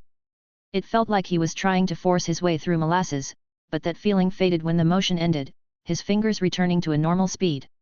Interesting, Will commented, watching Sam's test. Have you figured out Trick Room's effects this quickly? Or, perhaps you were already aware of the move before our demonstration? Will pressed a hand to the side of his face, staring at Sam's open palm. Sam quickly clenched his fist, feeling the resistance in the air, and turned back to the field where Misdreavus stared at Jinx, a layer of frost coating half of her face. The ice beam had only been a glancing blow, yet its ice had already crept that far across Misdreavus's body. Ice punch, Will ordered. As the command echoed out, Misdreavus's eyes widened, and she tried to move back. She wasn't the fastest of Pokémon, her speed came from her frequent and easy use of Shadow Sneak. When she moved now, her sudden jerk caused her to fall into an uncontrolled spin. The unexpected speed interfered with her movements, but Jinx had no problem taking a single, confident step forward. The ice type lurched across the field. Speed is inverted. Sam yelled. Fast things move slow. Slow things move fast. Sam's head hurt from watching Jinx. She moved forward as if on a casual walk, yet she slid across the ground as if dashing at a breakneck pace. The disconnect between her actions and their outcome was disconcerting. Something was wrong with reality. That was the trick of Trick Room. The effects of speed changed. The psychic type was all about manipulating reality, and this effect did so on a grand scale. A single, light hop sent Jinx far into the air, and the Pokémon rocketed straight toward Misdreavus. Misdreavus tried to pull away, but even if she was generally slower than Jinx, her movement under these conditions was unpracticed. It was through sheer chance alone that her jerk backward meant Jinx's ice punch swiped through the air, an inch away from Misdreavus's face. Return! Sam shouted. He could feel the resistance as he yanked up Misdreavus's Pokeball. Thankfully, he called her back before any further moves could be exchanged. With Mischievous's disappearance, Jinx gracefully landed on the ground. Her dress fluttered beneath her, and she looked at Sam and huffed. "It's quite an interesting move," Will said to Sam. "Surprisingly, Trick Room isn't the only one of its kind, either. I've heard stories of a Wonder Room being set up within Hone's Moss Deep Gym. In that very same region, a man simply referred to as the Trick Master has utilized another referred to as a Magic Room. And, in Alola, I believe they are quite familiar with a field effect named Psychic Terrain. Alas, I have yet to see any of those moves for myself." Will smiled at the end of his statement, his eyes flicking to the Pokeballs on Sam's belt. "But your shout was correct, Trick Room inverts the effects of speed," he continued. "So what will you do now? I'll warn you that it goes further than just speed. You'll find that its conditions are difficult enough that your Pokemon's base actions might fail." Sam grit his teeth. He knew he was facing an uphill battle, but he hadn't expected something like this. Really, he was grateful to Reedy that he was able to recognize this much in the first place. He only remembered the effects of Trick Room thanks to the conversation they had in Goldenrod. Ursaring wasn't a fast species in most situations, but she planned for Porygon to eventually pick up the move to turn him into a greater threat. He just didn't think he'd ever see it used before she figured it out. So then how are we supposed to deal with this? He had his strategy, but he wasn't sure how inflicting conditions might help him deal with a modification to reality itself. Still, his team hadn't been slacking off in their training. Along with the usual growth, all of his Pokémon had picked up new moves.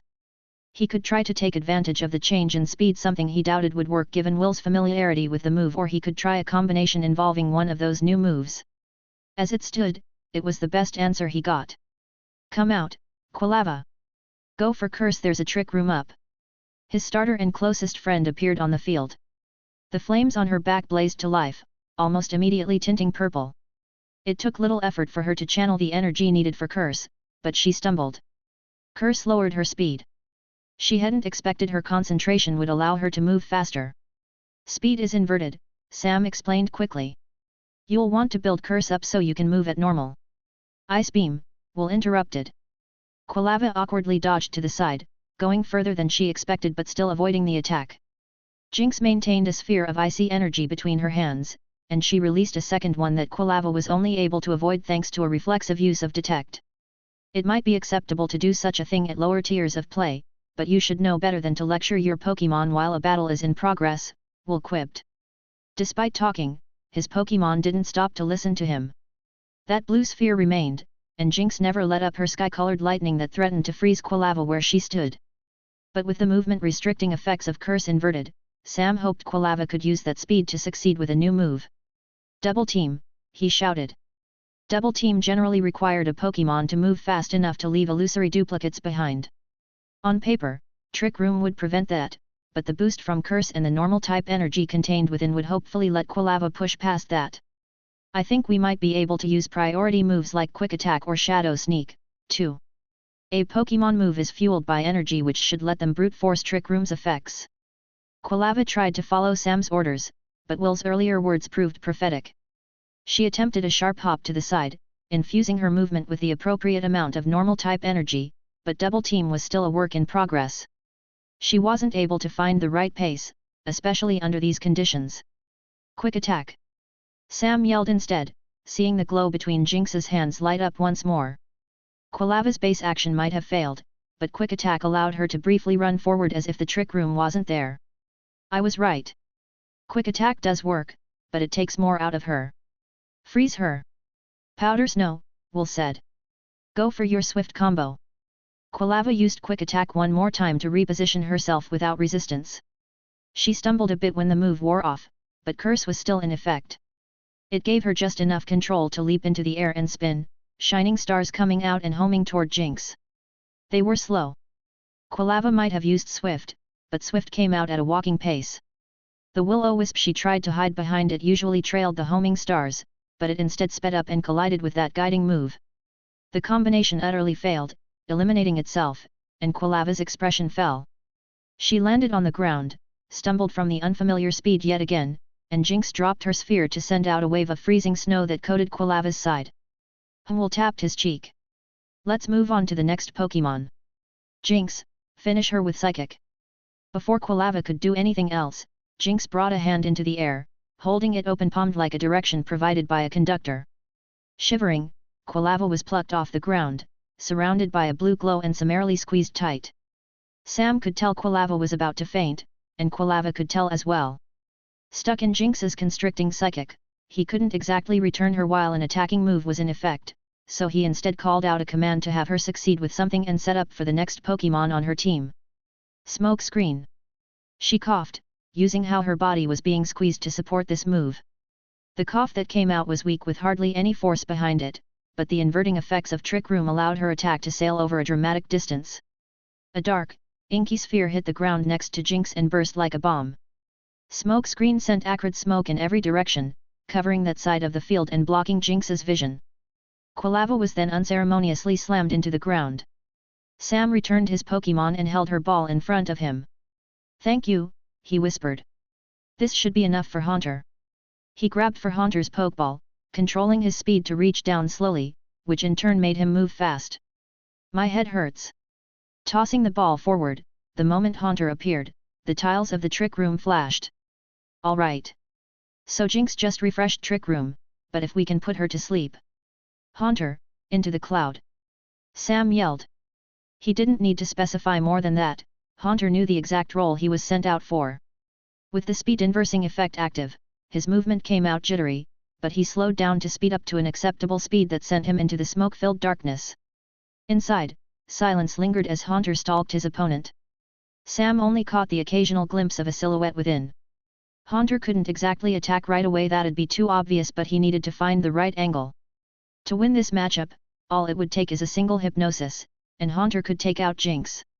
Dream Eater and Nightmare could do an extreme amount of damage to a sleeping foe, and preventing Jinx from using Trick Room again would mean the effect would wear off and the world would turn back to normal. "Funny," Will quipped, "but not enough." Sam's expression fell. Like Sam, Will didn't bother to give an explicit command. The smoke in the center of the field was blown back as Jinx released an omnidirectional powder snow. The attack's strong breeze cleared the field, which revealed Haunter in the field's dead center with her right behind him. Shocked, he tried to turn around, but he instinctively tried to turn around quickly. Jinx's eyes flashed blue, a glow surrounding him, and the super effective psychic saw parts of him crumple. The difference in power was enough for him to fall to that single attack. "I'm starting to get disappointed, Sam," Will said with a sigh. "Reedy spoke of you so highly. I imagined your masterful use of conditions would have seen my beautiful Jinx be cut down." He then paused, weighing his next words. "Although, this outcome is reasonable. My Jinx does have her Forewarn ability trained." Sam was familiar with the effects of Forewarn. No personal experience, but it was the primary ability of Hypno, and Hypno frequently appeared as the villain in ghost stories online. Primarily, the ability alerted the Pokémon of the first move that'd be used in a match, or at least, one of them. It offered a brief glimpse into the future to warn the Pokémon of what to look out for. No wonder Jinx was able to avoid Mistrevous's confuse rays so easily. And that's why she was able to ambush Haunter like that. She was forewarned of his hypnosis. The only reason Smokescreen had worked was because Forewarn only worked with a single move at a time. Sam had been so used to facing Pokémon without their abilities trained that he hadn't pieced together how Jinx avoided his Pokémon's attacks so well. Frustrated, he returned Haunter. He was 2.5 Pokémon down.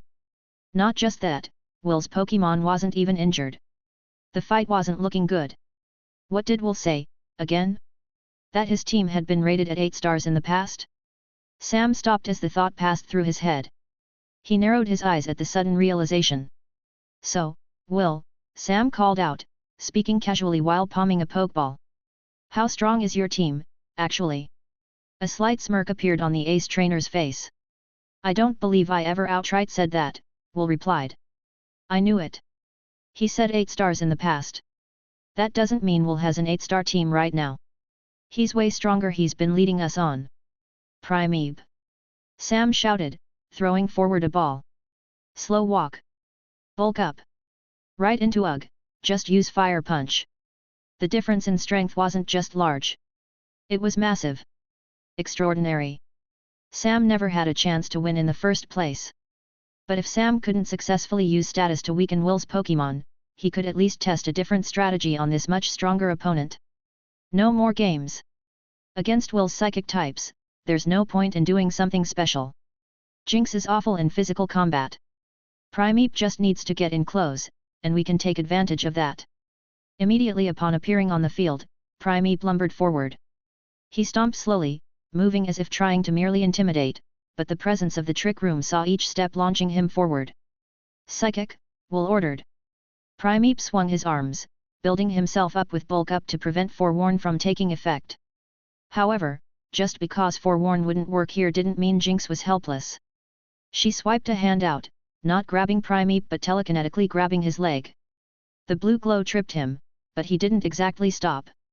Surprising everyone, Will, Jinx, and Sam, Primeape used the momentum of his fall to tuck himself into a furious roll. Go! Sam yelled. Jinx blinked and tried to form an ice beam, but Primeape was trying to keep himself slow. He looked like a toddler first learning how to walk, therefore he was moving fast. I hate this. His rounded body allowed him to keep that momentum going, and when he got close to Jinx, he was able to carefully outstretch his arm as if grabbing something fragile. His fist smashed into Jinx's stomach with an incredible amount of force. Flames licked at the edge of the point of impact, the fire punch leaving a scorch mark on Jinx's dress. The power contained in the attack was both boosted by bulk up and was a super effective, fire-type move. Jinx should have been launched back. Instead, the Pokémon bent inwards and started to float through the air in slow motion. This is just... Sam had no words. Primeape hopped away, bouncing on his feet. It took several seconds for Jinx to land on her back a few feet away. Good, Will said. Not every technique will be effective against every opponent. When one strategy fails, sometimes it's better to follow the simple answer of taking advantage of the most obvious weakness. How strong is your team? Sam asked outright. Will just smiled. Though the super effective punch would have fainted a weaker Jinx, Will's Pokémon used a psychic to lift herself to correct her position and gracefully land on her feet. She hardly looked damaged, and she wiped lingering soot off of her dress. Last I checked. Will rubbed his chin. We'd just reached 10 stars, I believe. When did you last check? Right before I met up with you two, Will said with a smirk. Jinx disappeared with a flash, being returned to her ball. Will quickly replaced her with his next Pokémon. Sam was starting to doubt his chances of victory. This next Pokémon wasn't one too uncommon on a psychic-type team, but Sam had never seen one in person before. It resembled a short bush with spiky leaves and two heavy legs that kept it upright. Notably, just under its spiked fronds were three, seed-shaped heads. Upon being sent out, Will's executor passively marched in place. Do you wish to continue this battle? Jinx is still able to fight, and with the current state of your team, the outcome is already determined, Will said. Sam's eyes flicked between Will's Pokémon and Primeape. No, Sam said. I'm learning a lot. There was a power discrepancy here, but that difference in strength just meant he needed to find a way to be more clever. Very well, Will said. Reflect. Into barrage. Two of Executor's heads flashed, and the one in the middle cried out its name. A translucent barrier appeared before it right as heavy seeds shot out from its very top. Rage! Sam yelled. Take it! Sam had avoided calling for Rage before now. It was a component of Rage Fist, but Rage was also an attack that saw Primeape be consumed by his anger. They wanted to have him master his emotions rather than have his emotions master him, but Primeape still needed to get a handle on using the anger-based moves if he wanted to figure out Rage Fist in the future. But it also helped that Rage was the perfect counter to Executor's attack. The seeds launched by Barrage arched toward Primeape, and rather than fight against it, he hunkered down and braced himself to take every single one. Each impact of the heavy seeds was hard enough to leave welts on Primeape's body. But, bruised and battered, he pushed through. Rage grew in power every time he was struck, and with a multi-hit move like Barrage. Psychic. Reflect stopped Primeape's charge. A concussive, telekinetic pulse blasted him back. The fading yet lingering Trick Room would have made his slow-motion flight over the field comical. Instead, Sam just followed Primeape's movements, feeling disappointed. I could have given a different order to get a different outcome. Sam returned Primeape, as the fighting type did not get up. Strapped for options, Sam released Mischievous. But he knew the battle was over. She stalled for time, using Shadow Sneak to wait out the lingering Trick Room and using Nasty Plot when Executor was busy aiming its next attack. When the Trick Room faded, She tried for a will-o-wisp, something she was learning with Quilava's help, but a seed bomb passed right through the move to dissipate it, and that attack hit her right in the face. The battle was over. Now then, can you tell me why you think I wanted to have this battle? Will asked, walking over after returning his executor. You wanted to show me how much farther I have to go, Sam said. He stared at the friend ball containing mischievous in his hand. A single moment passed, and Will laughed. He covered his mouth in an attempt to be polite. Oh, no. I can see why you'd think that, but I wanted to have this battle for an entirely different purpose. Mainly, I wished to highlight something about your chosen strategy, he said. Will moved to Sam's side, where he released two Pokémon, his Zayto and his Jinx. The Zayto was already staring up at the sky, and Sam felt an eye twitch as that infuriating Pokémon made a reappearance. Will's Jinx, however, looked mostly fine. There was a scuff mark on the stomach of her dress, but she didn't look too hindered by it at all. Man! Will must have really been holding back. Reedy has spoken of your chosen strategy, but I'd like to hear your own description, Will said. I have my team apply status conditions to weaken our opponents. We then capitalize on the openings those conditions make to win our fights, Sam said. Will nodded along, expecting the answer. Reedy described a similar idea, but I want to know, do you have anything more than that? Sam frowned. Will continued. The reason I challenged you to this battle is to elucidate a point I wished to make. I said I would help you out, and this is me applying my experience, Will said. You have a solid core strategy, but you need to expand your team's capabilities. As it stands, you are shut down too easily when a Pokémon is unable to be weakened. So then you chose Jinx here on purpose, Sam said, considering Will's words. Forewarn prevented my Pokémon from inflicting status conditions right away, and then Trick Room ensured that my Pokémon couldn't go first. Indeed. Will clapped his hands. Status conditions are the great equalizers of the world. A burn cuts physical power in half, paralysis devastates speed, poison wears down even the toughest of foes, and sleep can open up even the most evasive of Pokémon to further moves. However, Will continued, relying on those strategies means you are almost always fighting at an advantage.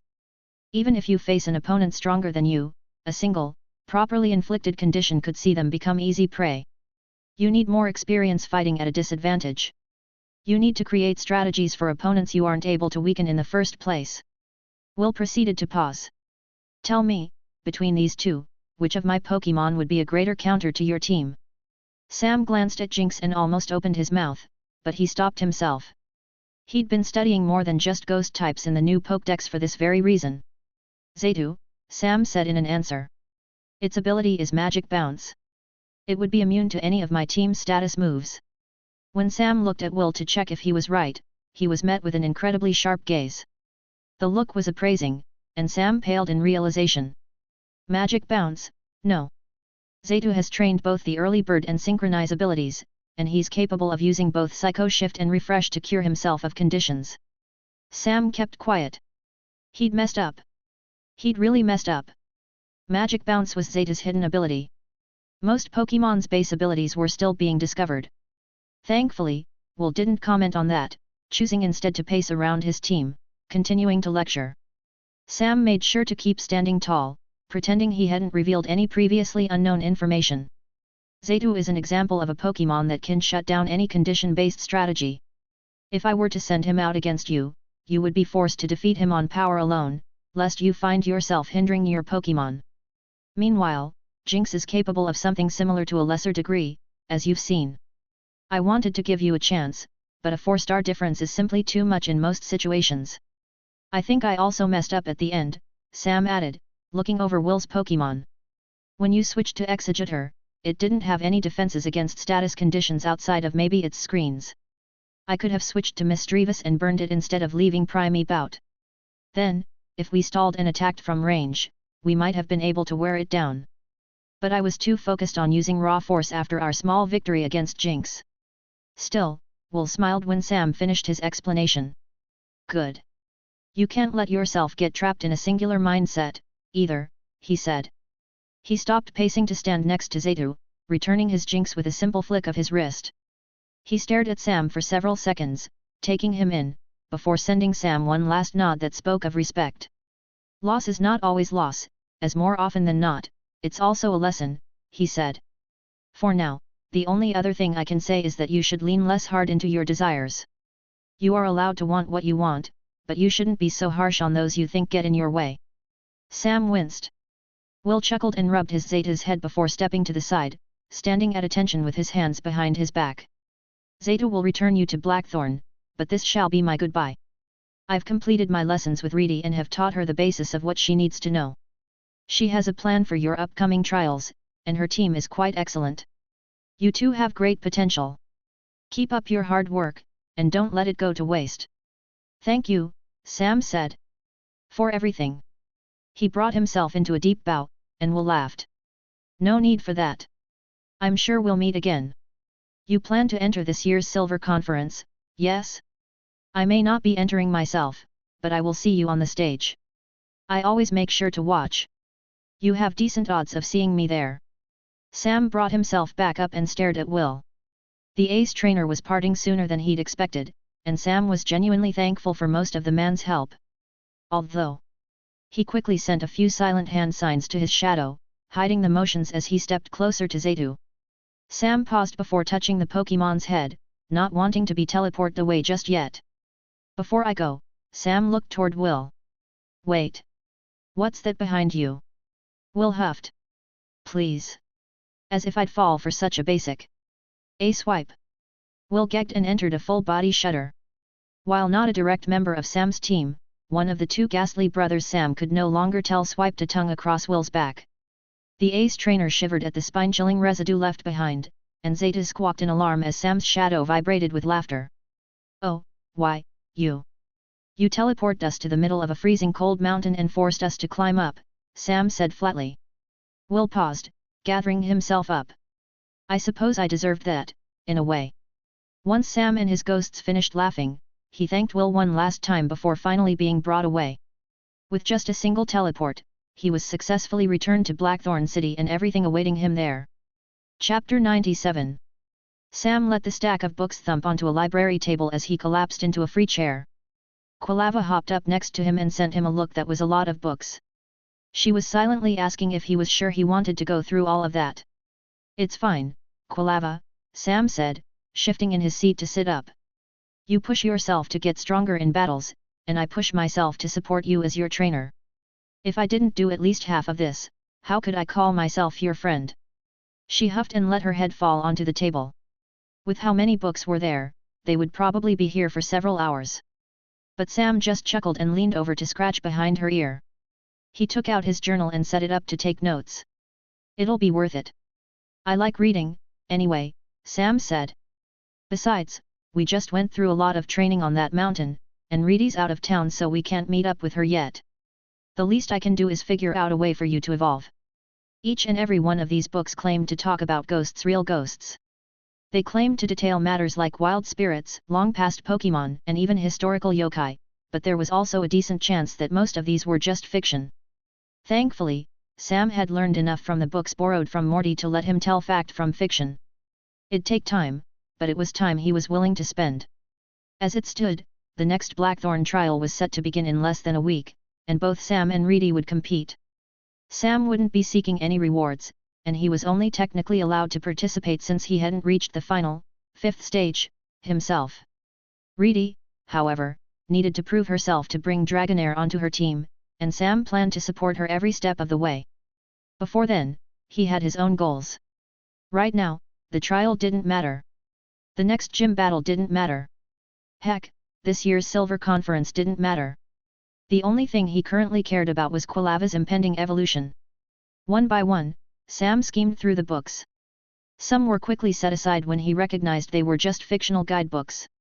Others contained tall tales and folklore, some of which likely possessed kernels of truth, but Sam wanted books that contained more obvious explicit facts. That wish unfortunately limited him to a small handful containing dry recountings of history. But they'll do. His sole purpose here was to find evidence of real ghosts. Anything and everything that might provide a clue to a spirit's location so that Quilava could help it enter its final rest and evolve. If they wanted her to evolve into a Hisuian Typhlosion, Sam wouldn't be able to step in and help her with the process. However, as her trainer, what he could do was find her the location of a real ghost in the first place. So did what he did best, he read. He parsed through what he could, wincing in apology when a stern-faced librarian walked by, glaring at him for his noisy mumbling. Quilava rolled around in her seat, bored, but Sam continued to check through book after book after book after book. You haven't been showing any signs of evolution, but I don't think we should risk putting it off, he whispered to her after deciding yet another book didn't have what they needed. I don't want to be surprised by anything, so I think we might want to request an Everstone from the Pokémon Center. But that means you'd need to wear your scarf 24/7. You wouldn't be allowed to hold that and your charcoal at the same time, too. Quilava breathed out, frustrated, but she still reluctantly agreed. While she liked wearing her scarf, it looked good on her. The problem was that wearing it too often messed with her fur and sometimes got in the way of the fire that came off her head. Sorry, Sam said. But you are at the point where starter Pokémon reach their final stage. Past it, really. But it's kind of funny, too. Most people would say our team is basically in its final stage right now. Haunter's evolution is nearly impossible to trigger without trait. His species and other trait evolution species aren't uncommon in the conference. For Misdreavus, Duskstones aren't common in Johto, so her evolved form almost never shows up. And Primeape. Sam held back a laugh, and Quilava snorted in amusement. Oh, yeah, he's definitely in his final stage, Sam said, sarcastic. Truthfully, the only thing separating their progress from other teams' progress was that most trainers tended to have a fifth Pokémon by now. Instead, Quilava's evolution was likely going to be the next big change to the team. Sam went back to reading, making sure to consider the veracity of the text while writing down any locations that felt significant. There was a heavy focus on historical buildings, Sprout Tower, the Burned Tower, and a few places around Ecruteak, but Sam wasn't sure if any of those obvious places would still have wild ghosts. He managed to get through about half the stack of books he'd pulled out, studying them until a buzz came from the floor. The pokejar in his backpack rang. Shoot! He fumbled around to dig through his backpack. The same librarian from before turned the corner to glare at him, tapping a ruler against her palm in threat. Hello! Sam's voice came out as a hiss. He cupped his mouth to try to muffle the noise as he whispered into the phone. Sam, a voice said through the device. This is Morty. I got your message on the forums. Is everything all right? What do you need help with? Morty's voice had a breathiness to it, as if he had run to make this call as soon as he noticed Sam's message. To that, Sam grimaced. The gym leader had probably been too busy with his job to check the ghost-type forums, and seeing an hours-old direct message that only said, I need help. Call me, probably didn't help to stop any worries. And after everything with petrol. Sorry, Sam said, cringing. Everything's fine. I just wanted to ask a question that I wasn't allowed to put into text. A pause. Morty breathed out in relief on the other side of the call, and Sam briefly pulled the phone away from his ear. He tried to mouth an apology and tell the watching librarian there was a gym leader on the other side. Thankfully, all she did was narrow her eyes before walking away, but that constant threat still lurked nearby. I hope everything's fine with you, too, Sam continued, hurrying to close the book in front of him as he pulled his journal forward. Yes, everything's fine with me, Morty said, chuckling after a bit. I'm finally back from Violet.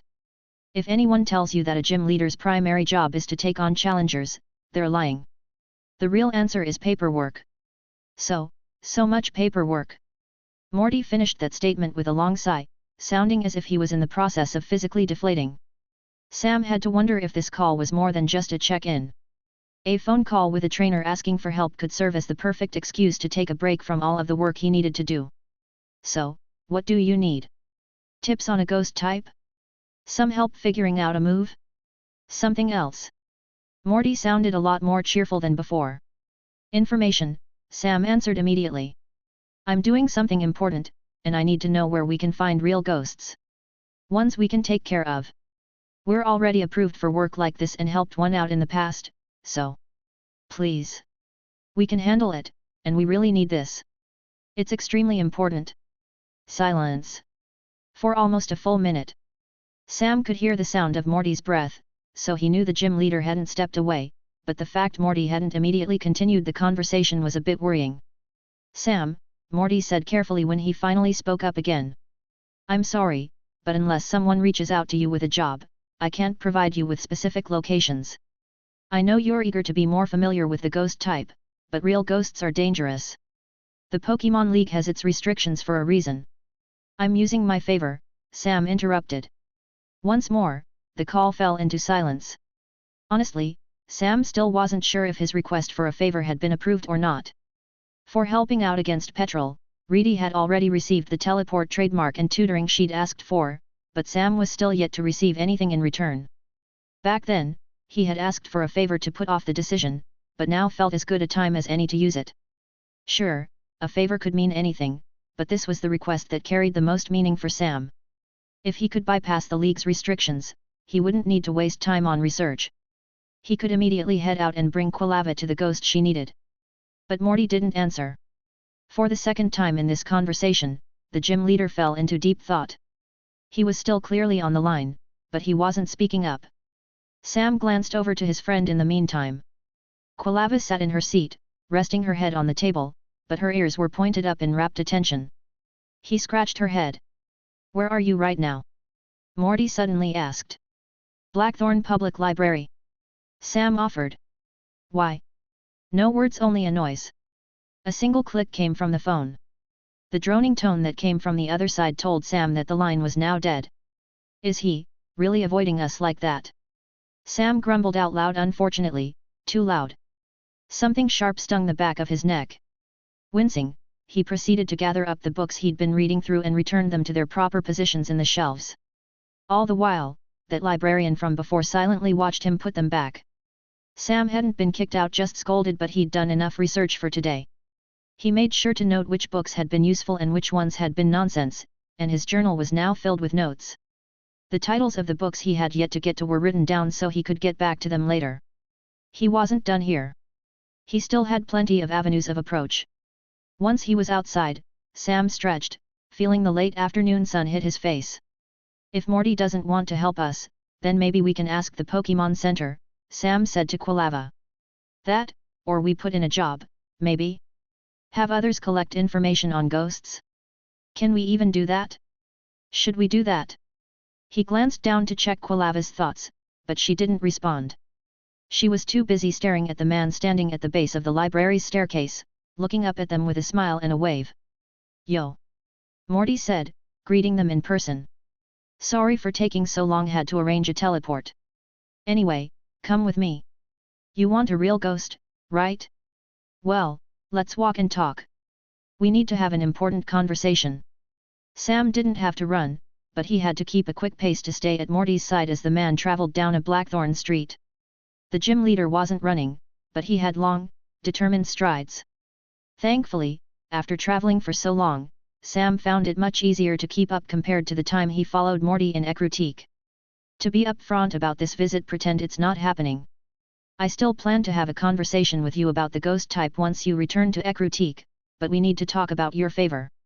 Morty rolled his jaw around, trying to find the right words. Sam made sure to stay exactly at the gym leader's side. He cleared his throat when Morty became too lost in thought to continue his statement. So, about that favor, Sam started, a little nervous. I didn't mean for it to be a big deal, but when I first asked for it, Nurse Joy seemed really hesitant to accept. I just wanted to put off deciding on a payment until later. What's so important that you came here yourself? Morty rubbed the back of his neck, chuckling awkwardly. Think about it like this, while the Indigo League manages both Johto and Kanto, the Pokémon League helps to manage dozens of regions across the globe. If you have an unspecified favor with that organization. Morty let his words trail off, and Sam felt the blood drain from his face. I'll just say that it really helps you went to me to cash that favor in, Morty continued. Nurse Joy and I had to argue to get your payment approved, and it also helped that Lance was desperate to capture Petrol. Since that Team Rocket lieutenant was actually captured and is still in prison, mind you, the request was approved. You also aren't someone who'd abuse a privilege like this, so the League wasn't too motivated to try to deny us. Sam just nodded quietly. Something in his stomach churned. I just wanted to give myself time to think. I know it might have been a blank check, but I didn't mean one this big. Yet, even knowing how valuable this single favor was, Sam still stood by his decision to use it here.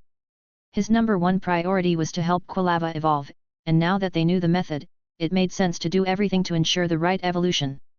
Morty turned a corner, and Sam easily kept up. The only Pokémon out with him right now were in his shadow.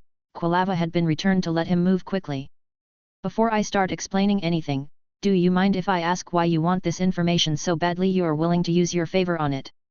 Morty said. Sam stared straight ahead. He chewed on the inside of his cheek. It's for an evolution, he admitted, trying to keep the truth vague. Unfortunately, Morty suddenly came to a halt, and Sam had to fight to not accidentally run into the man. An evolution, Morty repeated. He tasted the word. Ah. I see. For Quilava, then. What? Morty waved Sam off. It's fine. Really, Morty said. I'm not going to steal the idea or try to get a Hisuian Typhlosion. I know trainers can be secretive about things like that. Just know you were a bit suspicious when you first visited Ecruteak, and I might have looked a few things up afterward. He laughed. Well, think about it like this, Morty continued. Haunter evolves through trade or other means, and evolving Misdreavus into a Mismagius only requires a Dusk Stone. Primeape can't evolve. So trying to obtain one of those old ghost-type Typhlosians is the only answer that makes sense. Sam gulped. With how excited Morty reacted to hacks, Sam hadn't wanted to reveal any further knowledge on the ghost type to another specialist. After all, this advantage was supposed to be his. But it helped that Morty seemed genuine in his non-interest. Sam's desire to evolve Quilava into the first Hisuian Typhlosian of the modern era would go unchallenged. Yeah, Sam said, sighing tiredly. We're trying to evolve Quilava into a Hisuian Typhlosian. And we think handling a real ghost will be key. Morty raised an eyebrow but said nothing else, turning around to resume traveling with the same long strides as before. Sam hurried to catch up before falling into pace, and they moved further down the street. Neither of them had anything else that needed to be said right away. A full minute passed before either of them spoke again. If it helps, her evolution isn't super obvious. I was only able to guess since I know you and was able to look through a few of the gym's old books. Primeape is honestly a great addition to your team to help hide your goal. You claim to be a ghost-type specialist, but half your team aren't ghost types. Perfect, right? Haha. Yeah, Sam breathed. Definitely. Right. He looked down to count the stones that passed beneath his feet. Morty thankfully stared straight ahead. But Quilava's evolution is still going to be difficult, Morty said. People have tried, and none of them have been successful. Better trainers than me have attempted to recreate lost evolutions in the past. Sam clenched his fists. He brought his head up to meet Morty in the eye. But we will, he declared. Morty nodded. Yeah. You probably will. Sam barely managed to catch himself after that nonchalant response. Morty didn't even notice, and he didn't even blink as Sam stared in disbelief. But back to the actual reason I'm here. You want to know where to find real ghosts, right? Right, Sam answered. Morty tilted his head to the side and somewhat slowed. It took him a few seconds to speak up again. It's kind of a complicated topic. Forgive me if it takes a bit. There are a lot of different perspectives when it comes to handling ghosts, Morty said. Generally speaking, they're only dealt with once they become a problem. Jobs are given out as somewhat mandatory requests rather than anything trainers can optionally come up and choose to take. The league's leadership decides how to tackle most ghosts, he continued. For Johto, those decisions are passed to me, and I personally believe it's best to take on a more passive role. Real ghosts are natural phenomena. I don't think people should hunt them down, only step in when they become truly dangerous. My approach works well, but I do have to admit that ghosts in Johto tend to be more peaceful than anywhere else. In Kanto, Agatha takes on that role, and she's much more proactive than me. Like all ghost-type trainers, I can admit she handles her role with the respect and competence it deserves, but she also has a certain level of fervor. When taking on ghosts, I mean. Morty awkwardly laughed. They continued down the road. In Hone, Phoebe has a similar perspective to Agatha, but she's more eccentric about it. She goes out of her way to help ghosts rather than remove them as threats, like Agatha. Those two aren't really on speaking terms. You'd be surprised how often they fall into arguments during the rare conversation between them. Sam wished he had his notebook out, but they were moving too quickly for him to reach into his pack. The information Morty was sharing wasn't anything he could find on his own. While the lecture had been person-specific so far, it felt as though, at any moment, the gym leader would drop some insane revelation about the world. Sam wanted to be able to remember Morty's exact words when needed. Guess I'm still haunted by what he dropped on me in Ekrutique. Sam let out a snort. Haha. Haunted. He glanced up at Morty, who seemed to have paused with a purposeful break. Sam had the chance to ask any questions if needed. Is there anyone else who takes on a more passive stance like yours? Sam asked. Morty wobbled his head as he considered the question. I suppose Sanoa's Fantina can fall into that category. As a ghost-type specialist, she also helps with ghosts, but it's Berthia of Sanoa's Elite Four who makes the decision on real ghosts. Fantina's far more focused on her gym, her Pokémon, and contests, though not necessarily in that order, Morty said. But, I'll quickly add that there's nothing wrong with caring more about Pokémon than dealing with ghosts, Morty continued. Ghost-type trainers are still Pokémon trainers, and there are already plenty of people out there dedicated to making sure lost spirits can be put to rest. Fantina can do what she wants. I only told you about ghosts in the first place as a warning. You don't have to go out of your way to try to help. Ghosts attract ghosts, and I just wanted to make sure you were prepared, you know. I know, Sam said. But we need this information. But you need this information, Morty solemnly repeated. But I'm also thankful that you're helping us, Sam said. This is a lot more useful than anything I got from the Blackthorn clan. He couldn't stop the successive scowl. The moment Sam finished his thought, Morty came to a sudden stop once more, and Sam scrambled to stop his pace and come to a rest at Morty's side. Wait, the Blackthorn clan. Morty blinked at Sam's expression. I know that they can be difficult at times, but what happened with the Blackthorn clan? What didn't happen with the Blackthorn clan? Sam paused and frowned at his own words. Actually, not much happened with the Blackthorn clan, Sam admitted. Reedy and I took on their dragon-type trial, and she. He felt his hands clench. They stopped her from moving on just because she didn't nod. Morty's face was unreadable as he stared at Sam. His eyes flicked up and down, as if taking him in, but Sam didn't care. He was allowed to be unhappy with someone else. I'm not going to tell you that your feelings are wrong, but I will warn you of something else, Morty said carefully. Training ghost types requires a certain way of thinking, and ghost type energy tends to have its own effects, too. Be careful that you don't find yourself falling into the wrong patterns. Actually. He hummed. Think about it like this. How would you describe a dragon-type trainer to me? Arrogant. Imperious. Believes they're better than everyone else, Sam answered. Morty nodded in agreement, much to Sam's surprise. Can you think of any exceptions? Claire's all right, I guess, Sam huffed. When it comes to training dragon types, those Pokémon respond best to a certain mindset. Morty held up a finger, entering some sort of lecture mode. Acting imperious around your Pokémon means they're more likely to respect you, but acting like that often can mean you fall into habit and begin to act that way normally. However, ghost-type energy is a bit more insidious than that. While ghost types don't do it intentionally, it is common for trainers to become. Morty bit his lip. He looked to be struggling at finding the right words.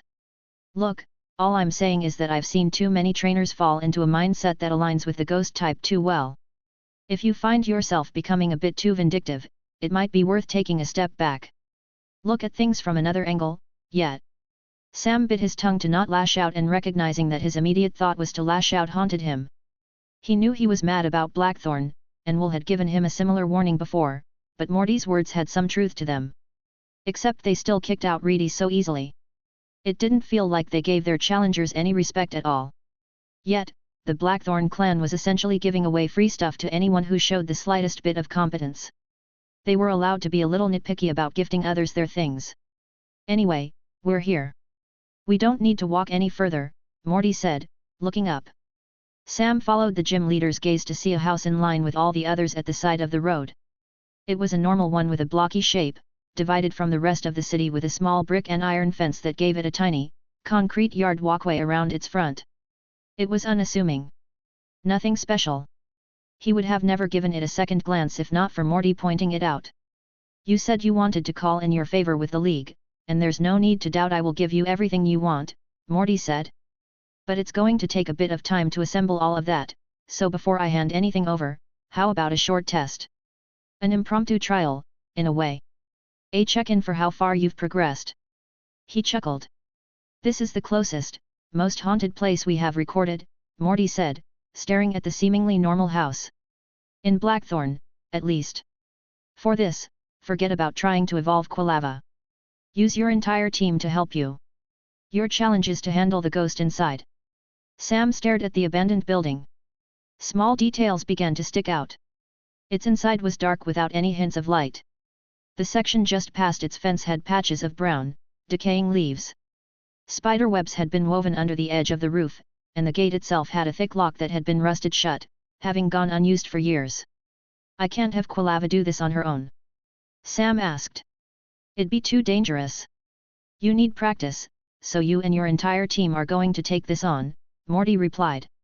Sam stepped forward. Anything else you can tell me? Anything about the house or ghosts in general? Morty hummed as he considered it. I suppose I could give you a hint, but it'd be a better test if I didn't, he said. I will say that you don't need to worry. This ghost hasn't left its house, so it shouldn't be too aggressive. Just keep in mind that when you're done, you'll learn everything you want to know. Sam nodded, feeling his throat become a little dry as he moved to the front gate. In a way, Morty had told him the exact location of a ghost, but the gym leader was right. They didn't exactly have the experience needed for Quilava to handle this on her own. With how rusted the lock was, it broke open with little effort. Morty sent him a thumbs up as Sam looked behind. Swallowing his nerves, he proceeded to grab the gate's metal bars to pull it open. He sent out his Pokémon as he stepped closer to its closed front door. Chapter 98. There was only a short walkway around the house, divided off from the street by a wall. A few patches of fallen leaves lingered here and there, gathered up by either wild Pokémon or neighbors trying to be kind. Even though this place was abandoned, it looked completely normal. Sam had trouble believing a real ghost was inside, but given how unassuming this place was, that lack of anything noteworthy was probably why the ghost had gone undisturbed. He glanced around to make sure nothing suspicious was going on before sending out all of his Pokémon. Primeape and Quilava appeared at his sides, and Misdreavus entered the air while Haunter passed into a nearby shadow. We have a job, Sam announced slowly, watching the house before him. A test, specifically. Morty is going to give us information on where ghosts are for Quilava, but there's also a ghost here. He wants to take care of it before he shares any information. Primeape grunted and raised a hand. His question was clear: why not just have Quilava evolve here? Because we need practice, Sam answered. She has to help a ghost move on her own without any of us helping her. Even if we weren't being tested, it'd probably be for the best to do something like this. We've only seen one other ghost, and it was a Pokémon. This is just us preparing her for her evolution. Primeape nodded, lowering his hand, and Sam brought his gaze back to the house. He didn't know what type of ghost lurked inside or even how strong it was. He could ask Morty for more information, but asking would defeat their purpose here. Can someone get the door? Sam looked over the locked handle sealing the house. Misdreavus phased through the door to open it from the other side, but before she could undo any lock, Primeape punched to bash it inward and send the door swinging open. She sent him a frustrated look, to which he replied with a cheeky snort. It's fine. A little bit of damage is expected. Sam paused. Probably, he offered. When he checked on Morty watching him from the street, the gym leader just waved. Sam walked in through the open door, stepping into a dim room with his Pokémon around him. The curtains in here weren't thick enough to block out all of the midday light, but they didn't allow enough illumination to see that far in. Quilava let her back glow with embers, and Misdreavus focused. A weak will-o-wisp hung around her, but as a ghost type, her wisps were closer to a purple than the usual fire-type red. So far, it's just a living room. Some shelves. Furniture covered by tarps. Sam looked around. An opening to the kitchen in the back. A staircase up. Overall, a bit dusty, but not too bad. As he took in the place, he couldn't help but smile. It was a bit nostalgic, all things considered. Honestly, with how the furniture is covered, I'm kind of reminded of that mansion we explored in Dewford. Right, Quilava? Her sniff told Sam that she didn't have the same fondness for those memories. He could give her that. Getting screamed at by a Whismore definitely wasn't pleasant. Sam laughed, and the noise helped push away some of the tension lingering in the room. The light from his Pokémon helped him see a bit further, and he was able to make out a few loose items left on the shelves. Some sections had discolorations to mark books and other items that were once on them, but hardly anything remained. Either forgotten or too worthless to steal were a series of photos, many of which were of the ocean. There was a framed certificate with faded words saying, Cove City Fan Club, as well as a pair of open and empty Pokeballs that had half turned grey from dust. Haunter. Misdreavus. Can you two stay on guard? And Primeape, be ready to use any dark type moves. I don't want us to be ambushed or... He stopped when he heard a noise from upstairs. It sounded like a scuff against the floor, either a footstep or a door closing. It could have been a human, but there was far too much undisturbed dust for anything living to be still here. The only explanation he could think of was that their target was upstairs. After checking over his team, Sam received several nods of support. No one looked obviously nervous, though there was still some uncomfortable shuffling, and Quilava purposefully stepped closer to Sam. As ghost types, Haunter and Misdreavus faded into the shadows without a problem, and Primeape stayed at the back, looking ready to throw himself into a fight. With Misdreavus hidden, her will-o-wisp disappeared, and the nearby staircase now only had Quilava's light to allow Sam to see up it. Stay quiet, he whispered, starting to walk over. Keep an ear out, just in case. Something brushed against his leg, but it was just Quilava. For some reason, he swore his shadow looked visibly empty. Did all of the wild ghost type choose to stay behind? Or did Morty do something? He didn't have an answer, but Sam had a feeling he could only rely on his team right now. No point in waiting, he mumbled. The interior staircase was built into the wall of the living room, and it curved upward and disappeared into a hallway on the upper floor. Trying to steady himself, Sam placed a foot on the first step only to go utterly still. The hairs on the back of his neck stood straight up. When he breathed out, he saw mist. Do you feel that? He whispered. There had been nothing earlier. This chill had only begun the moment he intentionally put his foot on the stairs. There were many different types of ghosts, but not all of them caused the air to go so cold. Poltergeists tended to possess objects, and their presence could only be sensed within those objects. If the air was cold like this, the options for what this was were drastically reduced. 1. A ghost type.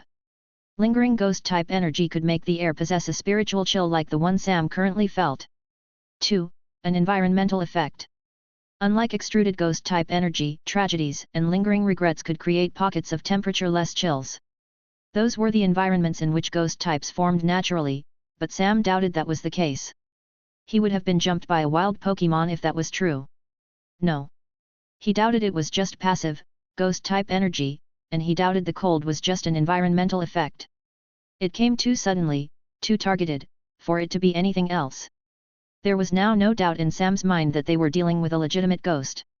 Slowly, he took another step, and the chill seemed to spike and suddenly increase. When he reached the third step, it felt as though someone was scraping ice cubes against his bones. This is nothing. If I can't do this, Sam forced himself to breathe. If I can't do this, what's the point of calling myself a ghost type specialist? I should be able to handle the feeling caused by some random ghost. His words were a fire in his chest that let him move to the fourth step up. He knew that his Pokémon had subjected themselves to a similar feeling in the past. Dustlops's pressure was somewhat the same. Sam might have been a human with little resistance to this type of energy, but he pushed onward, regardless. While a real ghost could inflict a feeling similar to pressure, he had to admit this wasn't as directed. Morty's Pokémon had purposely trained its ability to use in battles, whereas this feeling seemed more like something trying to keep him away. Besides, Morty had sent us in here for a reason. He's outside. If this gets dangerous, we'll be pulled right out. Sam took another step, feeling as if there was now a glacier pressing against his back. Thankfully, after the next, the pressure didn't get worse than that. Whatever was causing this seemed to be at its limit as it tried to force him back down. But he refused. Sam could ignore it. He lied and told himself that everything was just in his head. So, he reached the next step. Then the next. And the one after that. Slowly, Sam continued to climb, even as mist left his throat. At one point, a shadow appeared on the wall beside him, but instead of an attack, Misdreavus revealed herself to support him by leaning against his side. Haunter joined in opposite to Misdreavus, bracing Sam with his hands as he moved up. Thank you. Sam smiled, determined, as he rounded the staircase's corner and stomped upstairs. Even with the freezing chill around him, each footfall came easier, and he moved higher and higher and higher, until... We're here. The cold vanished. Mostly. Rather than be directed onto him, it was now like a passive chill. Darkness stretched out in 2 directions with a hallway that crossed the interior of the house. His Pokémon stayed at his side as he narrowed his eyes to try to see if anything was around. He held his breath, searching carefully. At the hallway's end, he swore he saw something shift. Quilava, Swift. Primeape, Dark type. There were a few different ways to handle an aggressive spirit, and Sam chose to take the easiest. It took focus and determination to linger on this plane after passing. A battle, while angering, could exhaust a spirit and cause it to lose its focus. It was either that or help it with its lingering regrets, assisting it with its desires, but that kind of action took time and dedicated research. At his side, Quilava followed his orders, and her back blazed to life. She hopped forward, twisting in the air to send shining stars spiraling down the hallway. Behind them, Primeape charged. A normal type move like Swift wouldn't deal damage, but it could still home and help aim attacks. He and the move rushed through the darkness, reaching the end of the hall, where there was a sudden crash. Ape! Primeape bounced off the wall and clutched the forming bump on his head.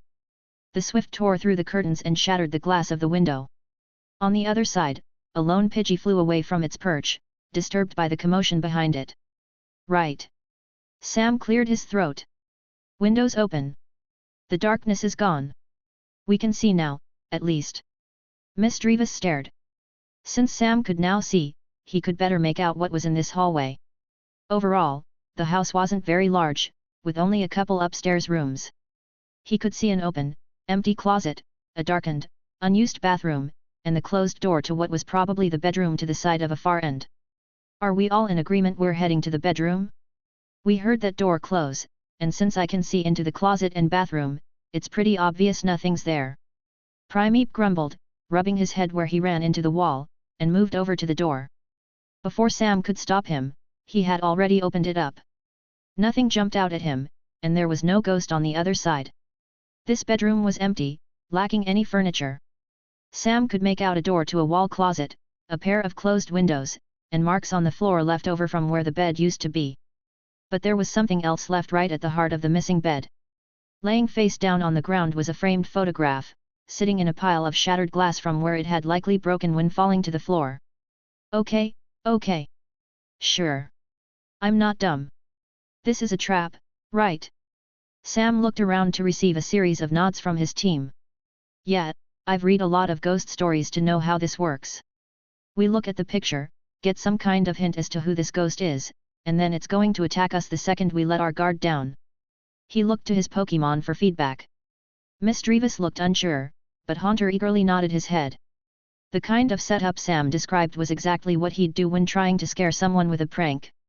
Primeape looked as though he just wanted this situation to be over, but Quilava was turned around. She stared into the hallway behind them, nervous that something would suddenly approach. However, nothing was there. All right. Keep an eye out. Guess we're getting jump scared. Sam walked over, knelt down, and picked up the photo.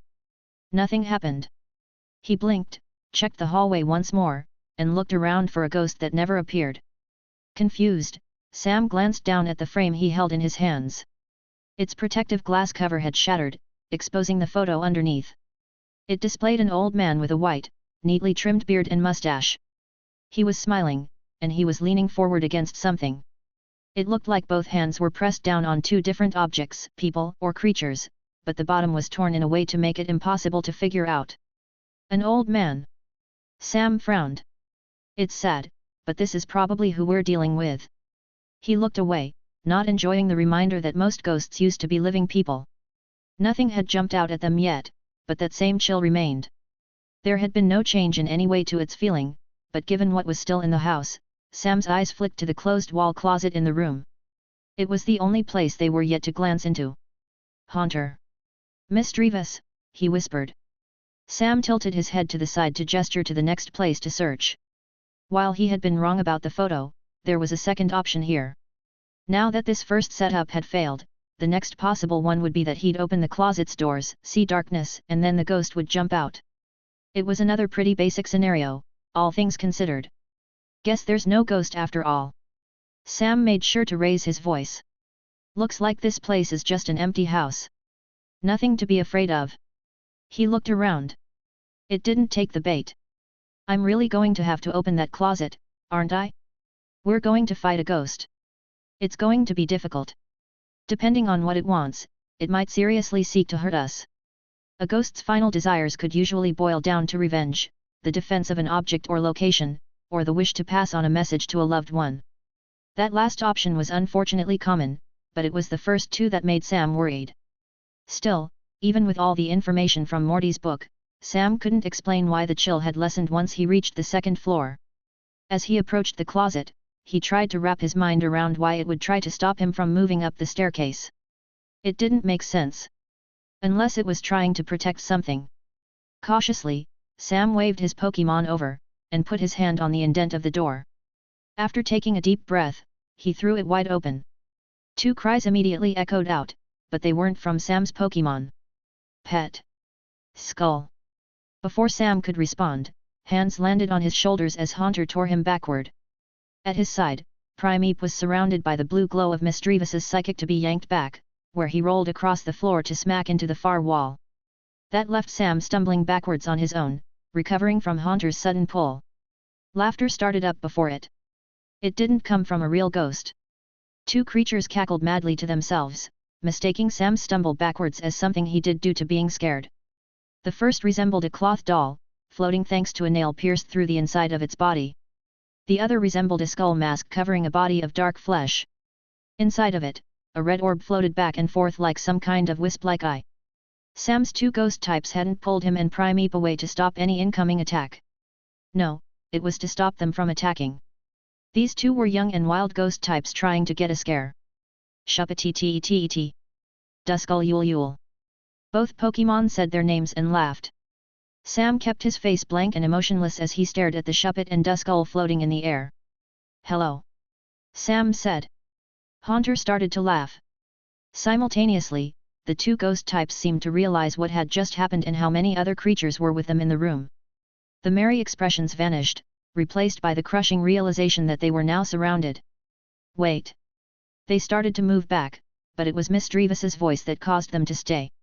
Dree. Before they could panic and run away, Mistrevous rushed to greet them. She shouted her name once more, coming to a stop with a smile. Dree, she said again. Both the wild Shuppet and Duskull stopped, tilting their heads to the side out of curiosity. They proceeded to ask her a question, and Mistrevous nodded, beginning to talk to the two unexpected Pokémon here. It's weird, Sam whispered, stepping back to speak with Quilava. These two are species from Hone. We're in Johto. What are they doing here? She squeaked with a similar question, but she continued to stare out the room's hallway door. Sam frowned as he watched Mistrevous lead the Shuppet and Duskull around. She introduced them to Haunter. Then Primeape. Quilava. And then Sam. Sam politely nodded back. Hello, again. So. Did you two? I mean. He let out a sigh. Did you two belong to the person who owned this house? He asked. He very much doubted these two were their target. That chill in the staircase wasn't anything unevolved ghost types could cause. Unfortunately, he didn't receive an answer to his question. Shuppet blinked at him. The Duskull looked toward the ground. Mistrevous rushed over to glare at Sam, chiding him even though he couldn't understand. Sorry, he said, wincing. He could at least get the gist of it. Ghost types come into existence either through hatching or forming in areas filled with lingering regrets. If they aren't hatched, forming out of negative emotions can't be pleasant. These two are connected to the ghost that's here. It's the only thing that makes sense. The problem was, Sam wasn't sure if they had directly belonged to that old man or if they had formed out of whatever had been left behind. The worst part about that unknown was that Sam knew he'd never get an answer. Based on Mistrevous' response, the question was too close to some kind of taboo. Taking charge once more, Mistrevous talked to her fellow ghost types, moving them away from Sam, and Haunter joined in. He floated behind her and pushed his face around to shift into horrifying expressions. Anyone else would have been sickened, but the Shuppet and Duskull laughed. These two. Sam watched the Shuppet and Duskull closely. Neither seemed to be on guard, and the casual way they were behaving told him they wouldn't be ready for a surprise fight. They aren't battlers. The realization made Sam blink. They're domestic, but they're leaning into Mistrevis's conversation too much. If I have to guess, I think they've been living here for a while. I'm not sure they've met another Pokémon before, or at least, not for a very long time. As Sam observed all of the ghost types interact, he realized Quilava was silent. Something warm pressed into his hand. He looked down to see her nudging him to try to get his attention. She tried to gesture to the hallway, directing him to look past the door. Only she had noticed. Haunter and Mistrevis were busy, and Primeape was sitting on the floor with his arms crossed. Quilava was the only one still on guard to see the hazy silhouette watching them from the hallway. Sam stiffened on his feet. The figure didn't move. He could only make out the basic shape of some kind of person, but rather than looking at Sam, the figure seemed to only care about the two wild Pokémon in the room. Sam's throat felt hoarse. His heart raced in his chest. He thought back to everything he'd seen before, quickly coming to a conclusion. All right.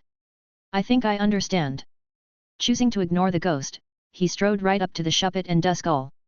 How do you two feel about leaving this place? Leaving and going somewhere where you wouldn't be so alone. Out of the corner of his eye, he could see his gambit start to work. The silhouette turned his way. Both the Shuppet and Duskull stared. I train ghost types, but you aren't battlers. I can tell you aren't interested in being trained like that. How about, instead, I bring you somewhere where you can be taken care of. Somewhere where you'll be safe. Somewhere where you'll be more comfortable than here. After spending a moment to process Sam's words, the pair of ghost types turned and darted away. They weren't moving to escape. Instead, they paired up to have a rushed, hurried discussion about Sam's offer. Though they were different species, Sam could see similarities between the pair of Pokémon Antibia and Fibula. These two had lived here for quite some time. If he had to put a label on them, Sam would call the Shuppet and Duskull siblings. After half a minute of discussion, they turned back around, both of them briefly glancing at Mistrevis and Haunter. They locked eyes with Sam. Shuppet. Duskull. They nodded, accepting the offer. Great. Sam said. I promise that I'll bring you somewhere you'll be happy. For a moment, he swore he saw an old man smiling, but then it vanished. The silhouette disappeared. The ghost in this house was now gone. He was protecting them, Sam said once he was outside, staring down at the dusty Pokeballs in his hand. I think these two were either his Pokémon or what formed out of his Pokémon's regrets. Either way, the ghost here wanted them to be safe. Morty had a sad smile on his face as he listened to Sam's story. When Sam was done speaking, the ghost-type gym leader closed and massaged his eyes before breathing out. Sam had to wonder how often Morty heard stories like this. We received reports of something moving around in this house at night, he said. Officers came to check it out, but the only thing they confirmed was a vague chill, and neither went upstairs. The report was then passed to me, and I made the mistake of choosing to wait. I should have recognized that the ghost wasn't aggressive and that it was staying in its home. But since it wasn't hurting others, I thought it best to leave it alone. He let out another sigh. Morty looked tired. He made the best choice he could with incomplete information, but he wasn't perfect. He clearly didn't intend to leave Shuppet and Duskull alone for so long. If I had known the ghost was just protecting those two Pokémon, I would have sent someone to collect them sooner. I thought the ghost was just territorial. I'm sorry you had to go through a sad story like that. It's fine. I'm just glad to help, Sam said. Morty nodded, rubbed his head, and then he looked up. The thing about ghosts, the gym leader rolled his jaw. Most people overestimate their maliciousness. It takes a strong desire to stick around after your demise. There's something almost admirable about that, as sad as it is, but it means that non-Pokémon ghosts tend to possess a single purpose. Not every ghost wants to hurt someone else. The vast majority of spirits stay near a specific location or are bound to a meaningful object, he continued. There's a reason I take a more passive stance when it comes to handling ghosts. They just want to keep things safe. I don't believe most of them deserve to be forced to move on when we can find ways to help, instead. He turned toward Sam, who silently listened. In his hands, Sam clutched the pair of Pokeballs containing the Shuppet and Duskull. This wasn't so much of a test as much as it was a lesson, Morty said. You said you want to know where you can find a real ghost, but I want you to understand this, first. Not every ghost deserves to be suddenly forced into its final rest. Some of them have desires that deserve to be fulfilled. I understand, Sam said. Morty nodded, satisfied. Just, make sure you find a way to help whatever ghost you go after. Promise me that, okay? I promise. Morty smiled a bittersweet smile. He turned to stare at the abandoned house. You did a good job, Sam. Maybe a bit less property damage next time, but for your second time handling a ghost, you did well. I had Jengar follow you to make sure you stayed safe, and he didn't report back with any complaints. As for those two Pokémon, while they're a surprise to me, I can make sure they're brought somewhere comfortable. The Ecruteak gym has plenty of. No, Sam said. Morty blinked.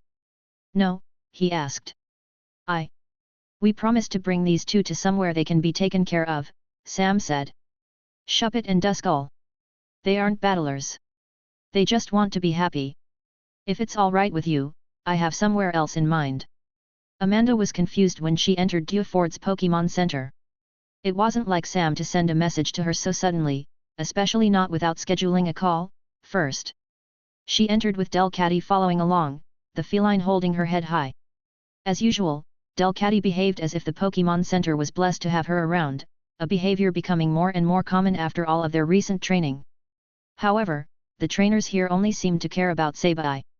Even though his species could be found in the nearby granite cave, wild Sabai were still rare and hard to find. His mostly unique typing made him a strong choice to take on the local gym. A few relaxing trainers, those taking on the current Hone season, watched him follow her. She could see the interest in their eyes. Sabai wasn't interested in the slightest, however. He grabbed the bottom of Amanda's pants and made a point to ignore everyone else here. Hello. Amanda said, greeting the nurse once she reached the counter. I received a runner saying something was waiting for me. The man behind the counter looked up at her and smiled. Yes. Nice to see you again, Amanda. Here. These are for you. He reached under the counter to take out a tray, sliding forward a pair of Pokeballs alongside a note. Curious, Amanda unfolded the piece of paper to read the message left for her by her son. She smiled. I can do that, she said, chuckling to herself once she was done. It seems that even though my Samuel's still out on his journey, he's making sure our little bookstore will never feel empty with him gone. Chapter 99. Sam could barely move fast enough as he raced through the steep forest. The lake behind the Blackthorn gym was to his side, and his Pokémon chased after him. Quilava and Primeape bounded through the woods, panting but keeping pace.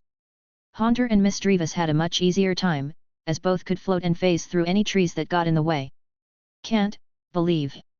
I almost forgot. Sam had asked for a list of all known ghosts. Morty had gone above and beyond and provided Sam with a list of all suspected ghosts, as even previously known locations could change. There weren't enough ghost-type specialists around to confirm every location, so even though there was a bit of uncertainty to it, Sam now had dozens of places to check within almost every city across Johto. The problem was, it didn't make sense to visit these locations during the day, and many of these supposedly haunted were still only probable locations of ghosts. Sam had spent the past several days, today included, checking every place he could. Unfortunately, the vast majority contained wild Pokémon, several of which were wild ghost types trying to set up pranks, and only a few contained actual, spiritual phenomena. However, the spiritual phenomena he did encounter were only weak, environmental effects that stemmed from lingering regrets. In other words, Sam had found areas where ghost types would eventually form. Haunter could use those areas to evolve, but only if he hung around for around a year. They had yet to encounter an actual ghost, but with all the information Sam now wielded, they were close. It was only a matter of time. One of these locations had to have a ghost. We're almost there. Right now, he was out of breath, and he was almost late. Specifically, he was late to being early. If he arrived on time as otherwise expected, he'd ruin the plans of their entire group. As he raced forward, twigs and branches snapped under his feet. The light of the moon glimmered off the lake, and, in the distance, he could see the lit braziers flickering between the trees, lighting up the space just outside of the dragon's den. With his destination rapidly approaching, Sam quickly returned his Pokémon and slowed down so he could fix up his appearance. It was nice to be out of that blinding snow jacket, but given how chilly it was this late at night, he still made sure to wear thick pants. Once he had slowed enough to properly catch his breath, he finally broke through the trees to reach that open space. He smiled at the group of trainers waiting there. Sam. Reedy's eyes immediately lit up as she pulled away from her conversation with the rest of the group. She held her arms out as if she was about to hug him, but she just as quickly snapped them down to her sides. "You're back," she said. "You already knew I was back. So you got my note," she whispered, leaning in. Sam looked at her with a flat expression before snickering at her expression. "Reedy, we might not have seen each other in person, but we've been in town. Our only communication recently has been through notes. Why wouldn't I have got it?" She brought herself up, holding a finger in the air. "Well, I was doing some reading for Porygon, and there's this thing called the Two Generals Prob." "You were reading?" Sam gaped at her, and she puffed up indignantly. "Whatever. Whatever," she said. "Come on. I've already been organizing everyone else here. If you got my note, you know the plan. And, no one here has less than 4 gym badges. The Blackthorn clan won't know what hit it." She grinned at him, flashing a wing-shaped badge from her pocket before dragging Sam over to the rest of the trainers. These 4 were the rest of the people present, and they looked on with a mix of both annoyance and amusement after being interrupted by Sam's sudden reintroduction. Eliza sent Sam a polite nod, a much more reserved reaction from when she'd approached him at the last trial. The angry boy who'd shown up at the last one was here as well, but he didn't look anywhere near as grouchy. Although, he still looked like he'd just tasted a lemon. The other 2 trainers seemed like people plucked directly out of a Pokémon Center. Honestly, Sam wouldn't have been able to identify them from a crowd. He would have spoken up to introduce himself and learn everyone's names, but Reedy was already on the case. "This is Sam, my friend. He got through 3 of the 5 tests last time, so he'll also be competing with us now." "Is he allowed to do that?" one of the 2 unfamiliar trainers said, looking Sam up and down. "I didn't exactly reach the 5th round last time, so I can still technically try again," Sam answered.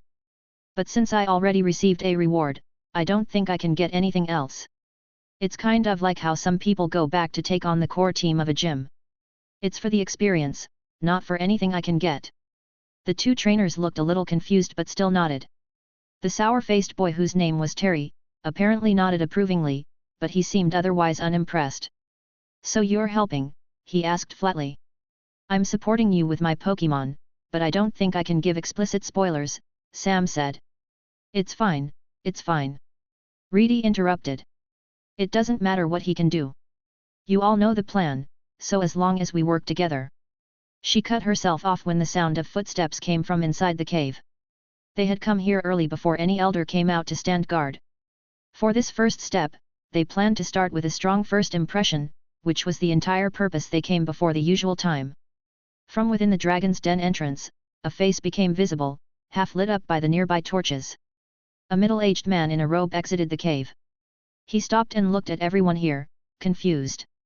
"We greet the elder." 6 voices echoed in unison, shouting as they lined up for a synchronized bow. "My greetings to you." He coughed, adjusting his sleeves before glancing behind him. He looked around as if searching for something, but the only people here were Sam, Reedy, and the 4 other trainers. They all brought themselves back up to watch the elder's reaction. "Hey! I wonder if he thinks this is a prank." The man tugged at the neck of his robes before quickly using his hands to smooth out any wrinkles. Normally, the elder on duty was meant to be outside before any trainers arrived. Terry apparently stalked this place each night to know when he needed to head over, and an elder's appearance was generally his sign for when the trials were set to start. So everyone stood there. At attention. Not moving but politely waiting for everything to begin. Sam did catch a few eyes open up in his shadow, a couple of the wild ghost types, probably. With how awkward the Blackthorn clan member looked, they were probably taking great joy in seeing such a stuffy person look so uncomfortable. "Well then," the elder said after some time had passed. "Since you're all here and so prepared already, no one else is set to arrive. So, if you're ready to take part in our trials, please, follow me." He cleared his throat once more and turned around. Unlike last time, he didn't point anyone out. No one would be left behind. "Yes." The 2 unfamiliar trainers whispered a cheer and pumped their fists. Sam could see Eliza smile. "Great job, Reedy," Sam whispered. "Now where do we go from here?" Her response was just a shrug, and she moved to follow behind. Sam didn't see a reason to not move in alongside her. As a group, everyone followed in a single file line behind the elder. For these trials, the Blackthorn clan wanted respect. With this, they were receiving respect. But even then, Sam still had to hold back his laughter at the situation. While he could admit he might have been unfairly upset with how the Blackthorn clan was deciding to give away their items, he couldn't say he disliked seeing how caught off guard this member of the clan was. After a short trip downward, they were brought down to the stone shore of the Dragon's Den's underground lake. The middle-aged Blackthorn elder pointed to the shrine on the other side. "Find a way across." He then moved back to the entrance of the tunnel to silently observe. "So, what are we doing here?" Everyone looked among themselves as one of the two unfamiliar trainers asked that question. Sam cleared his throat to gather everyone's attention. "I got it. Give me a second," he said. He proceeded to look at the shadow beneath his feet. In the dim light of the cave, it was the only shadow among their group that had remained. For some reason, Reedy looked excited, but everyone else started to pale. Eliza yelped.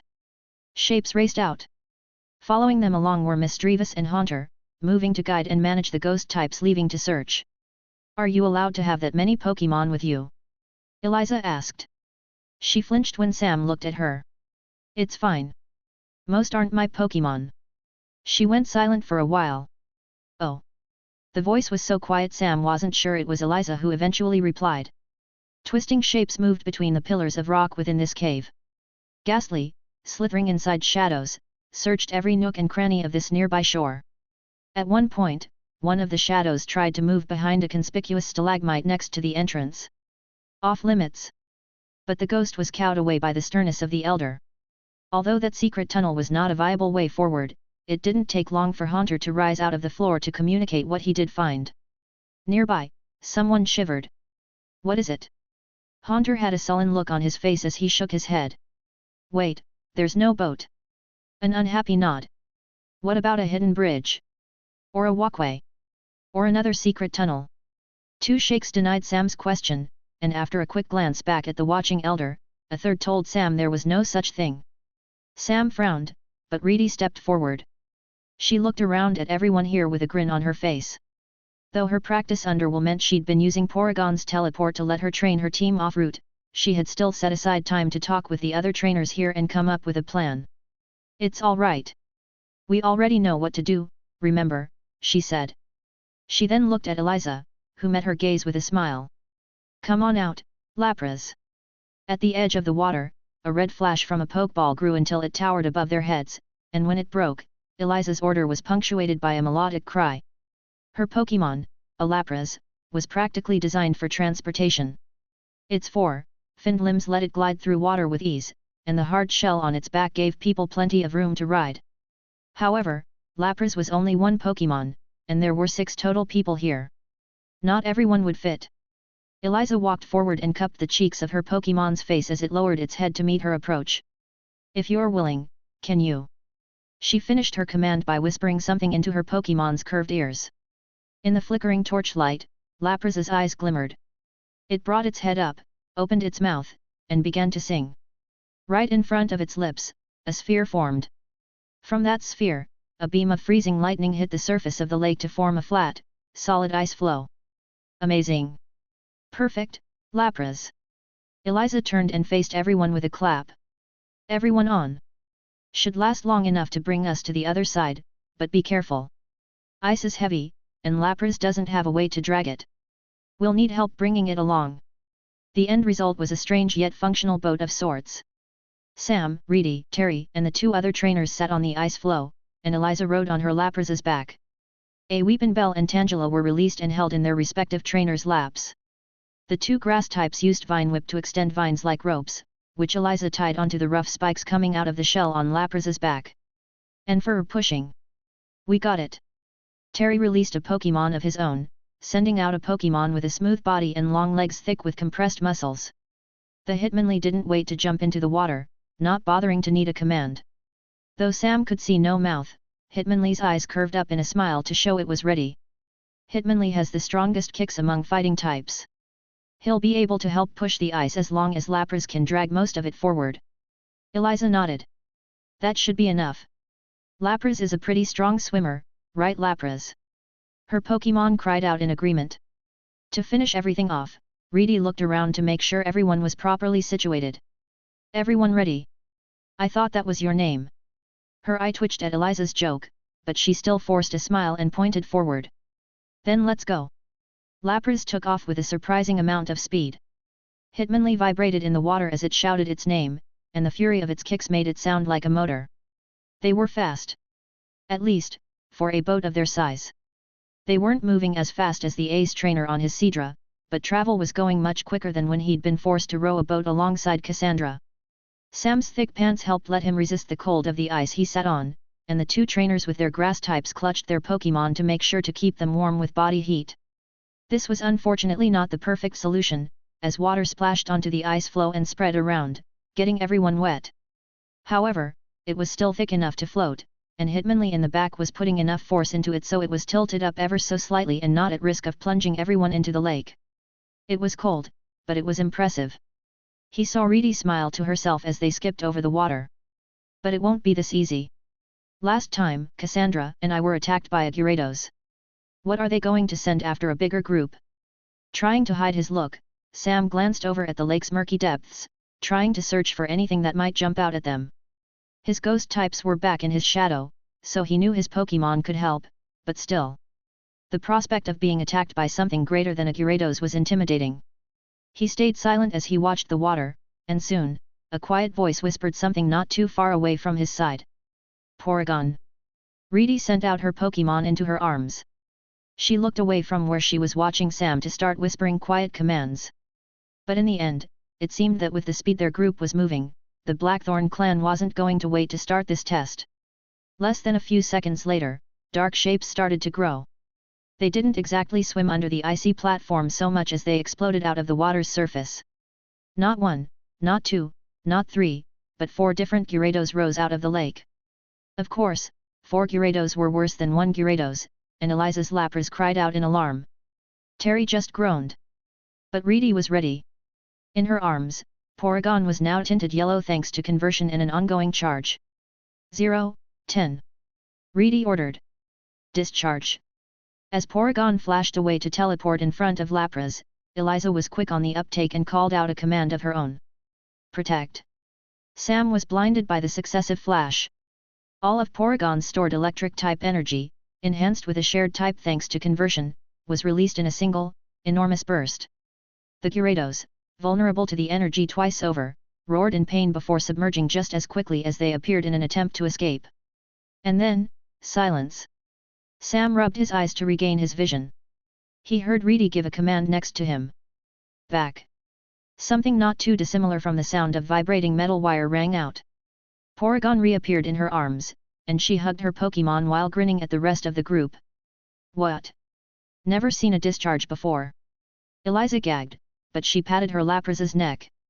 Immune to the damage thanks to Protect, their makeshift boat continued to be pulled ahead.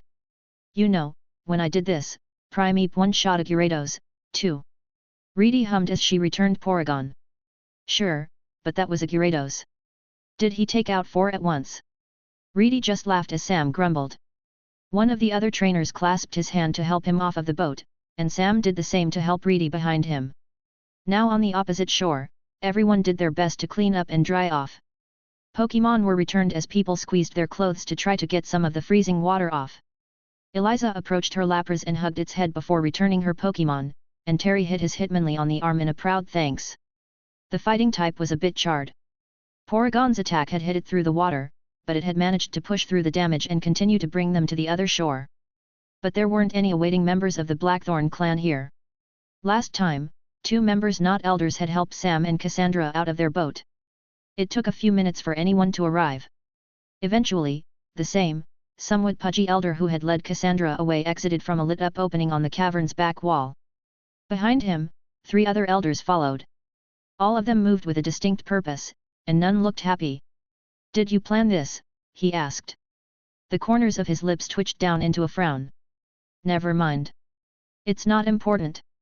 What you did is fine. But if you wish to proceed so badly, then follow me to reach the next stage. He turned on a heel to walk toward the shrine. The elders behind him, 2 men, 1 woman followed with narrowed eyes. None bothered to look over at their group to see if they were coming along. All of the trainers here chose to look to Reedy instead. "We following?" Terry asked. Reedy pursed her lips for a moment before nodding. She took a step, and then everyone hurried to catch up. When the group reached the entrance of the nearby shrine, that first elder moved to stand next to its front doors. The other 3 Blackthorn clan members positioned themselves off to the side to observe as the first elder spoke. "Inside, you will answer a series of questions," the first elder announced. "These questions are intended to test you as individuals, not as a group. For this test, I will ask one of you to enter, and the rest of you will stay." "Thanks. We're going in," Sam interrupted. The elder sputtered. Sam ignored him and stepped to the front of the group, pushing open the doors before anything else could be said. Yes, he was being rude, but that was honestly the point. He didn't have anything he wanted. His only goal was to help everyone else. These test questions were meant to be asked to one person at a time, but by pushing to the front and opening the doors like this, he was giving everyone else an excuse to enter together, and by being the sole individual to interrupt, only he would be at blame. "Are you coming?" The first elder was left so utterly flabbergasted that he had no words to stop them. Reedy waited a moment before taking a step forward, but before she could pass through the doors, a short chuckle came from inside the shrine. It's fine," an aged voice called out. "Please, come in. The occasional change-up helps to keep us on our toes. You have my permission to take on this stage together." "Hey!" The first elder next to Sam turned red as Reedy strode inside. She sent a thankful bow to the elderly man on a cushion in the back, sending Sam a thankful look while her face was hidden. Once everyone else stepped inside, Sam moved to enter, but a finger jabbed into his chest. You as well. I said everyone, didn't I?" The aged elder's comments interrupted the lecture the first elder had been about to give. Smirking, Sam entered the room at the back of the group, joining everyone else as they kneeled on the floor in a line. Sitting down, he immediately recognized the ancient-looking man from last time. The elder had a smile on his wrinkled face, and though his eyes were half closed, there was still an amused glimmer to what Sam could see. He nodded to Sam, and Sam adjusted how he was sitting to make sure he was sitting at attention. Everyone stayed silent as the doors closed behind them, and the 4 other, younger but still old elders moved in to observe from the back. These trials were always meant to test interesting new trainers, though they are usually challenged one at a time. It's been quite some time since someone had the idea to attempt this as a group. The old man stroked his hairless chin. "About 20 years, by my estimation." He breathed out in the semblance of a laugh, shaking his head while hiding a grin with the sleeve of his robe. Behind, a floorboard creaked from the slight movement of an observing elder. The reaction wasn't much, but it did speak of a lot. Someone isn't happy. Sam made sure his expression stayed blank.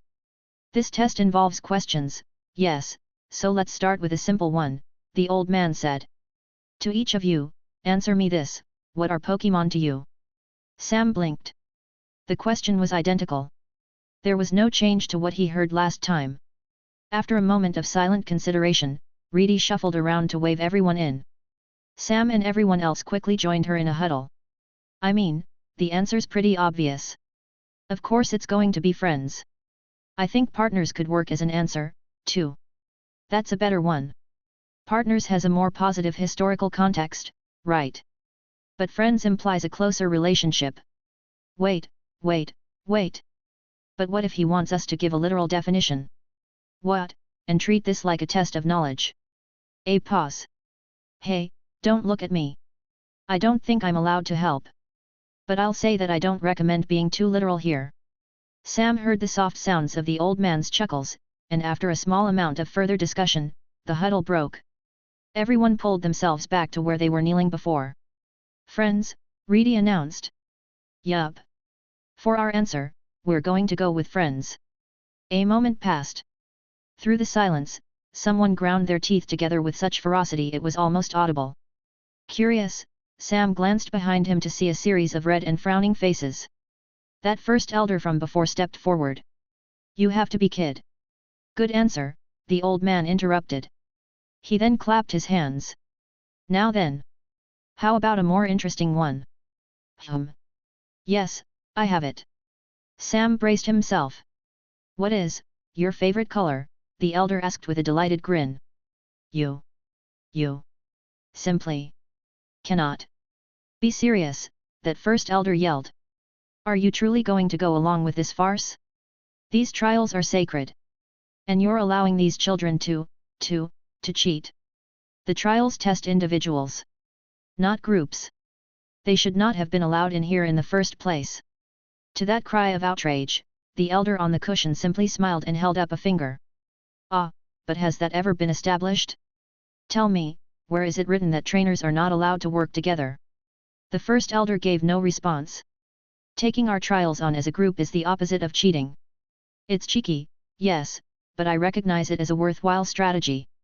They knew of our tests and chose to prepare much in the way a true Pokémon trainer would. Is it not a trainer's duty to assemble a viable team? And would it not be hypocritical of us, the Blackthorn clan, to criticize others for working together? When Sam glanced behind him, he was met with the reddest shade of red he'd ever seen. He was sure he was about to see someone's head explode. But all that happened was the first elder tilting his body forward. Of course, he said through gritted teeth. I bow to your wisdom. If the man had been a fire type, the shrine would have burned down by now. My.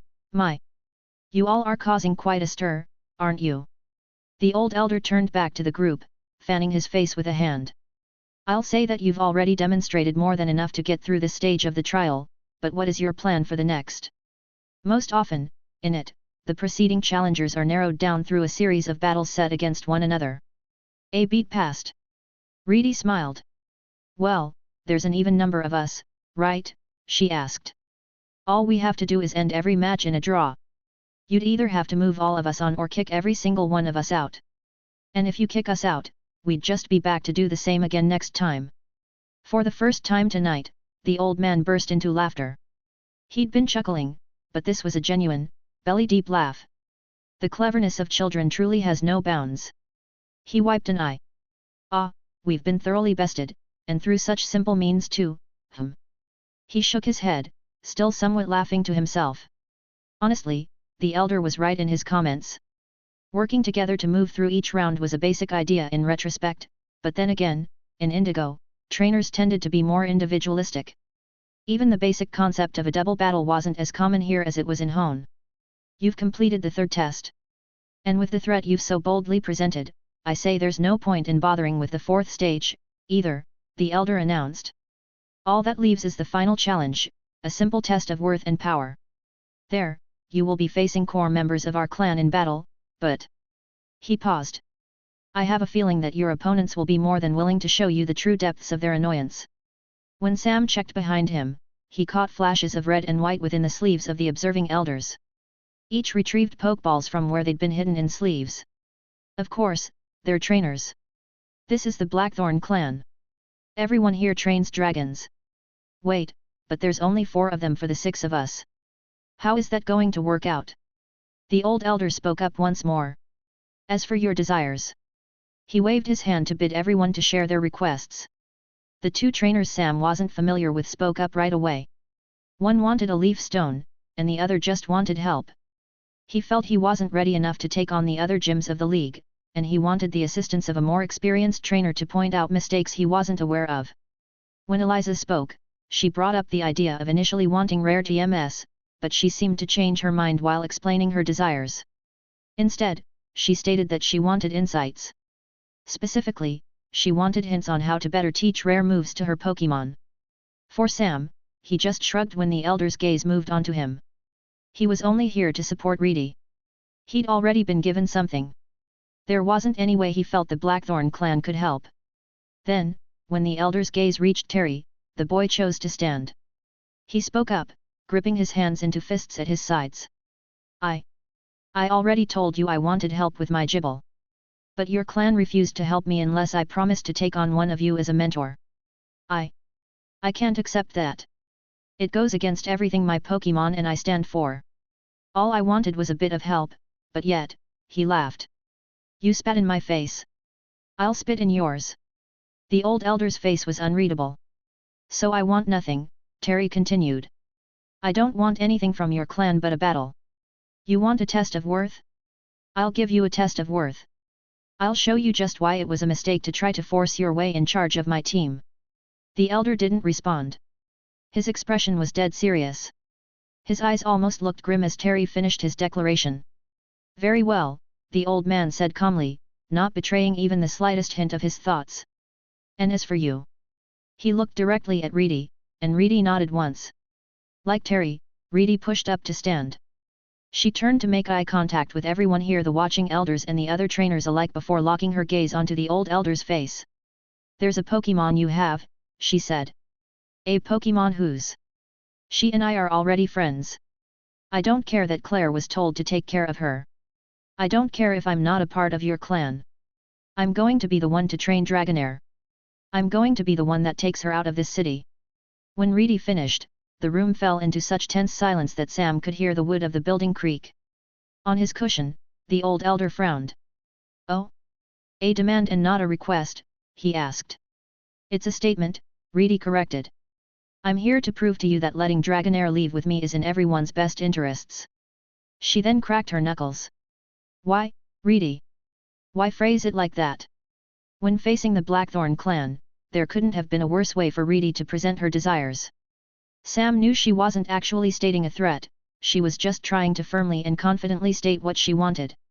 Yet, everything about her words and body language screamed that she was willing to get violent to get what she wanted. But even just cracking her knuckles wasn't anything intended to be aggressive. She was trying to loosen up in preparation for the 5th stage's battle. After a long period of tense silence, the old man on the cushion let out a hum. He seemed to recognize Reedy's declaration. Most importantly, he recognized she was just trying to state her desires, and his eyes flicked to the sole 2 pokeballs at her belt. He stroked his chin once more. You truly wish to train one of our dragon types? I don't care about your dragon types. I only care about Dragonair. For the briefest of moments, the corner of the elder's mouth twitched, and Sam swore the old man had been about to smile. But, instead, the old man kept his expression level. He looked up, staring at a point behind their group and even behind the observing elders as well. You can corroborate this? I can, a voice said in the entranceway of the room. Credit to her, Sam hadn't heard Claire enter, and apparently none of the 4 younger elders had heard her, either. All practically jumped as the gym leader's voice echoed out from behind them. They quickly moved to the side, revealing Claire. She stood there with her arms crossed, taking in the entire room at once. The light from nearby braziers caused shadows to flicker over her face. This one approached me and asked for a way to let her train Dragonair, she said, nodding to Reedy. At first, I refused, as she was the one to rescue Dragonair from Goldenrod, but after seeing her dedication, I chose to tell her about these trials as a solution. 3 of the 4 other elders glared at Claire. One of them stepped forward to speak up. You should not be here. Everyone ignored him. And your thoughts on her request? The old man asked. To that, Claire let out a single, barking laugh. Well, she started, before she ever asked me about Dragonair, she and her little friend here had already met me off route. There, something very interesting happened. Oh. They challenged me to a 2-on-1 match. The old man chuckled once again, shaking his head in disbelief. Claire flicked a hand out to retrieve a pokeball from her wristband. She looked it over before tossing it to Reedy. Reedy only barely managed to catch it, almost being caught by surprise. There. This'll be a temporary measure since I noticed you only have 2 members on your team, Claire said. It'll make sure we have an even match, but if you want to keep her. A draconic grin spread across the gym leader's face. It's time. You've made me wait for far too long. For the 5th stage of your trial tonight, we'll finally be getting to our double battle. Let's settle everything here. Chapter 100. Sam watched Reedy, and she in turn watched the pokeball she now held. The Claire-granted item failed to move and failed to look different from any other pokeball, but it contained the Pokémon Reedy had been working toward for weeks. She would be allowed to use Dragonair in this upcoming match, but Dragonair wouldn't be allowed to fully join her team just yet. Her friend was in reach, yet she was still so far away. They still had to get through the final round of the Blackthorn clan's Dragon-type trials and still had to go through a double battle against Claire. Excuse me, Sam said, looking up toward their guide, will our double battle also count as our gym battle? Claire paused for only a second, stopping leading them through these underground tunnels to send Sam a flat look. The gym leader didn't say anything. She didn't need to. With an expression that dry, it was clear she thought Sam's question was stupid. Of course their battle would count as a gym battle. Why did Sam even bother to ask? The walls down here were rough and almost seemed natural, but they were the hallways of an entire underground complex managed by the Blackthorn clan. This was where most of their secrets were kept, and this was where the final stage of their trials would be held. Torches lined their path, providing light and making the place seem more ancient than it was, but that imagery was occasionally interrupted by modern, metal vents that pumped fresh air in from the surface. Without speaking, Claire strode through the maze of tunnels, leading them forward with a mixture of purpose and excitement. At each intersection, she turned on a dime. The path they followed would have seen Sam lost ages ago, but Claire knew exactly where to head. Soon, they reached their destination. A battlefield, located in an underground cavern, existing as a league-standard rectangle of compacted dirt built in the room's center. Smoothed, carved stone made up the floor around it, and built into the ceiling were bright, buzzing lights that tinted everything white. Around the sides were benches and chairs set up for observers, but no one else was here. It was just Sam, Reedy, and Claire. As they took in the room, Reedy clutched Dragonair's Pokeball in both of her hands. The Dragon's Den used to contain Blackthorn's gym, Claire said as she spoke up for the first time since first arriving in the Dragon's Den's shrine. However, that didn't last. It was a conflict of interest, so the gym was moved up to the surface. She turned, the piercing blue eyes of Blackthorn's gym leader now staring at the two of them. Claire looked them up and down, gauging their readiness, before turning and marching toward the opposite trainer box on the field. With so many trainers having reached the trial's final test, it may be a bit before a referee is sent to our room, Claire called out. If you need to strategize, you have until our referee arrives. And the acoustics of this room are designed to carry your voice to the field rather than to your opponent. As long as you whisper, I won't hear your voice. Once she reached her trainer box, she crossed her arms and turned to stare out over the field. Both impassive and imposing, Claire stood there, as prepared as ever, waiting patiently to give Sam and Reedy time to speak. Sam didn't hesitate for even a moment, and he hurriedly glanced at his friend. They'd only just reunited after weeks apart. Not only was this gym battle completely unexpected, the amount of shared double battle practice they'd had together was effectively null. How much have you trained for this? Sam asked. His words finally broke Reedy out of her trance. She tore her gaze away from Dragonair's Pokeball. I've done combination practice with Ursaring and Porygon, so they know how to fight alongside another Pokémon, but a lot of what we planned for can't happen until he evolves, she said quickly. It was mostly just situational awareness, keeping track of what was going on around them while using their moves. I couldn't do anything more than that since we were waiting for you to come back. But that should be enough, Sam said. My team also worked on combinations, but we focused more on how one Pokémon can support another. I know we haven't had the chance to practice in person, but our Pokémon should be prepared to work together. All we need to do is figure out a basic strategy first. They talked. Reedy would go on the offensive, her Pokémon would unleash slow, heavy attacks that'd make Claire's Pokémon always under threat. Sam's Pokémon, meanwhile, would be more flexible and serve as a support.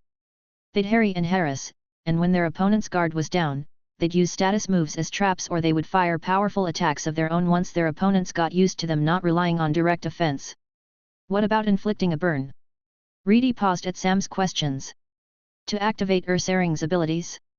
That might work, but a burn would allow Ursaring to build his adrenaline, causing two abilities to kick in.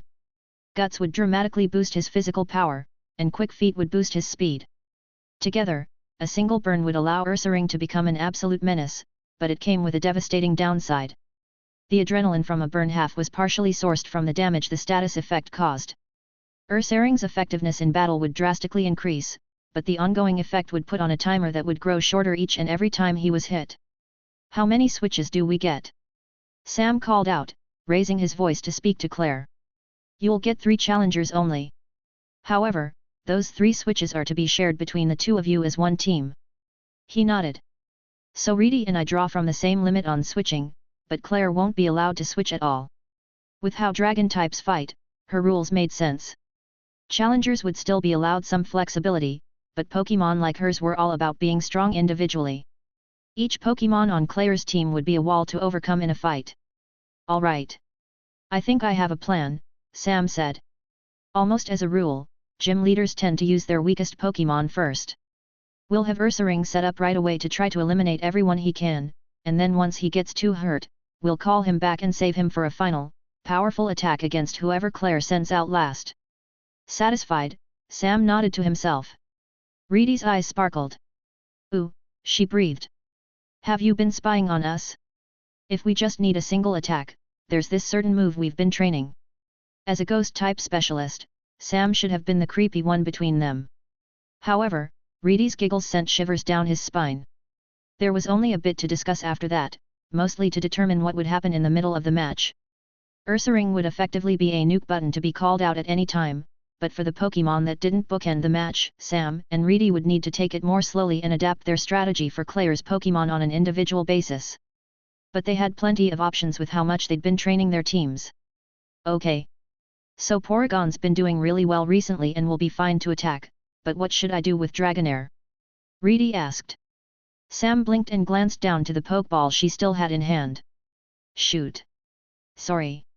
I didn't mean to. It's fine. Reedy spent a second to think before nodding once. I won't need to change anything about our plans to use Dragonair. Just leave her to me. I'm the one going to be her trainer, so I'm the one that needs to show I can handle her. Just treat her like any other Pokémon on my team, and fight like you normally would. That fine? Of course. Sam said. Great. Then, since she's right here. Dragonair. Come out. Reedy tossed the Pokeball into the air, and a flash of light saw it release the Pokémon that had been inside. A red glow coalesced into a long, slender Pokémon that opened its mouth to yawn, but it blinked in surprise when it recognized where it was. Dragonair. Reedy said softly. The Pokémon glanced down at her before suddenly lunging forward. Reedy laughed. Dragonair cried out her name and pressed her head into Reedy's stomach. She made sure to hug the Pokémon back. It's so nice to see you, too. But this isn't just a meeting, and you aren't my Pokémon just yet. Reedy brought up Dragonair's head with her hands, meeting the Pokémon in her eyes while cupping her cheeks. We're about to face Claire in a double battle, but I only had 2 Pokémon on me, so she's loaning you to me for this fight. I want to prove we can work together, so we need to win. Stay here and watch how we fight, and I'll call you in once we're ready for you, alright? Dragonair said her name, a melodic voice leaving her throat to share her agreement. As for her expression, Sam had never seen one that looked so simultaneously goofy and serious. The dragon-type serpent proceeded to use the tip of her tail to give Reedy a salute, and then Reedy pulled Dragonair in for a hug for a final time before turning to get ready for the start of the match. Ready? Sam asked. Reedy? That's my name. She giggled, and Sam rolled his eyes. A quick glance to Claire let him realize she'd been staring at the entrance to the room, and Sam followed her gaze to notice someone waiting in the hallway leading in. Oh, don't mind me. I'm just making sure you all have the time you need. That old man, the ancient elder from the shrine, stood at the entrance while bracing himself against a cane with a hunch. Sam wasn't sure how long the man had been watching. So are you coming in or not? Or should I call for someone younger to be our referee? Claire shouted. Even at that blatant show of disrespect, the old elder just chuckled and slowly stepped into the room. As old as he was, his pace was slow and deliberate.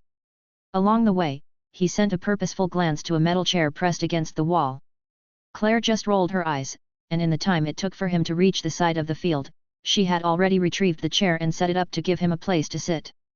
Thank you, he said, nodding to her as she turned to return to her side of the field. Now that he was sitting, he smacked his lips and looked over everyone here. His hands still rested on his cane, leaving them sitting at a point equal to about the center of his chest. Now then, he said. I've decided I'll be serving as your referee. However, I'm old.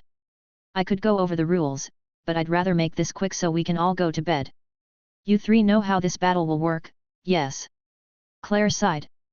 This will be a 6-on-6 match, with 3 Pokémon supplied by each of the 2 of you, she said, raising her voice loud enough for Sam and Reedy to hear.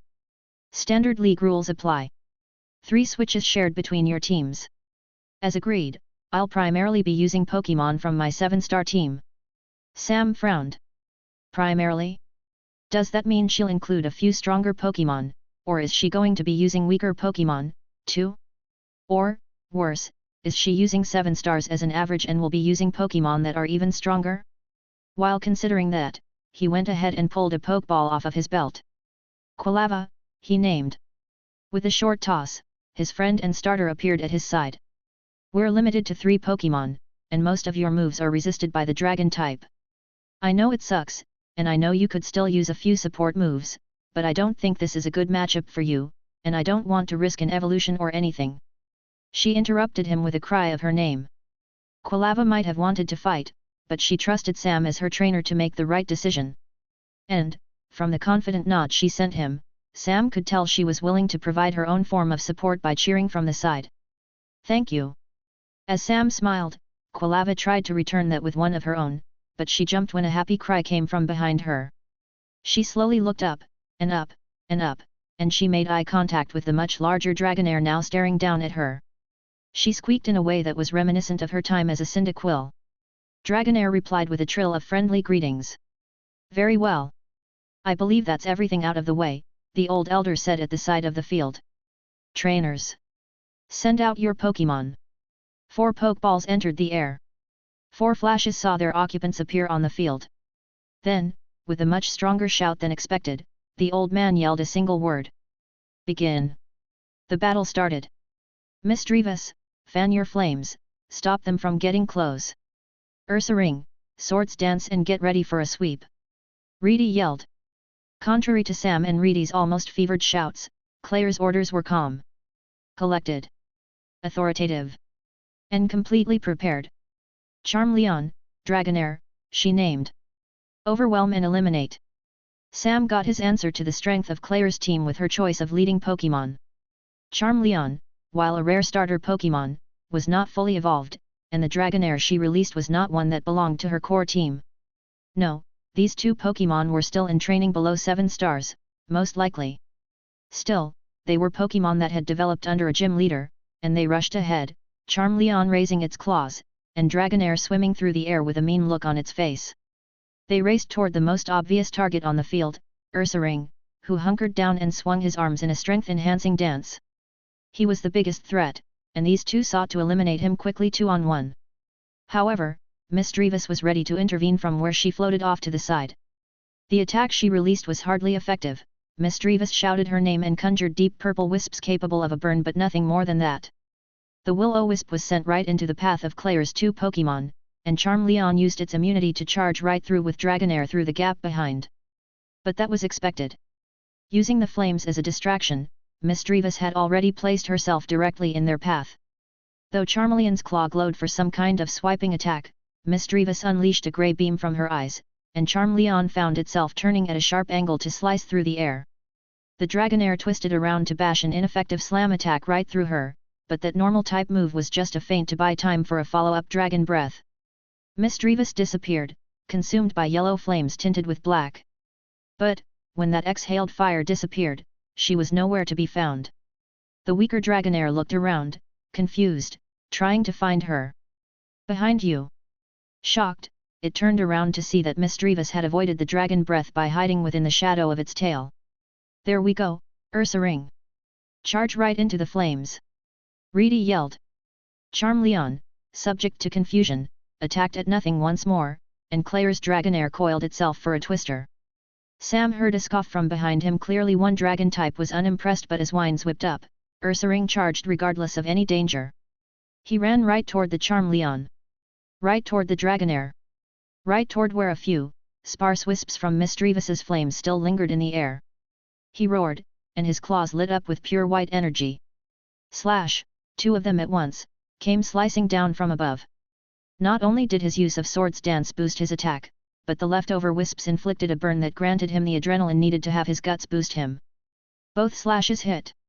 Charmeleon was thrown back. Dragonair flailed in the air. The mid-stage starter failed to withstand the boosted move and fainted, but the lone dragon type was able to stay conscious. When it hit the ground, it tried to lift its head. Unfortunately for it, this was a double battle, and Misdreavus was prepared to attack. The last thing it saw before falling unconscious was a psybeam that struck it between the eyes. Humph! Claire returned her Pokémon as Sam and Reedy slapped their hands together for a celebratory high-five. HOH ho ho! Seems you've underestimated them, haven't you? The old elder said. His eyes were glinting with amusement. Claire sent him an annoyed look before focusing back on the field. Clearly, Pokémon still in training won't be enough, she commented. You two might have had a point to come here even with your lack of gym badges. But Charmeleon and Dragonair belong to a team rated at only 5 stars. Believe me, every other Pokémon I've brought with me is much stronger. As she slotted her Pokeballs back into her wristbands, Sam sent Reedy a smirk. 2 Pokémon down. But if Claire was willing to waste her first 2 Pokémon on a test like this, all of her remaining Pokémon were likely significantly more powerful.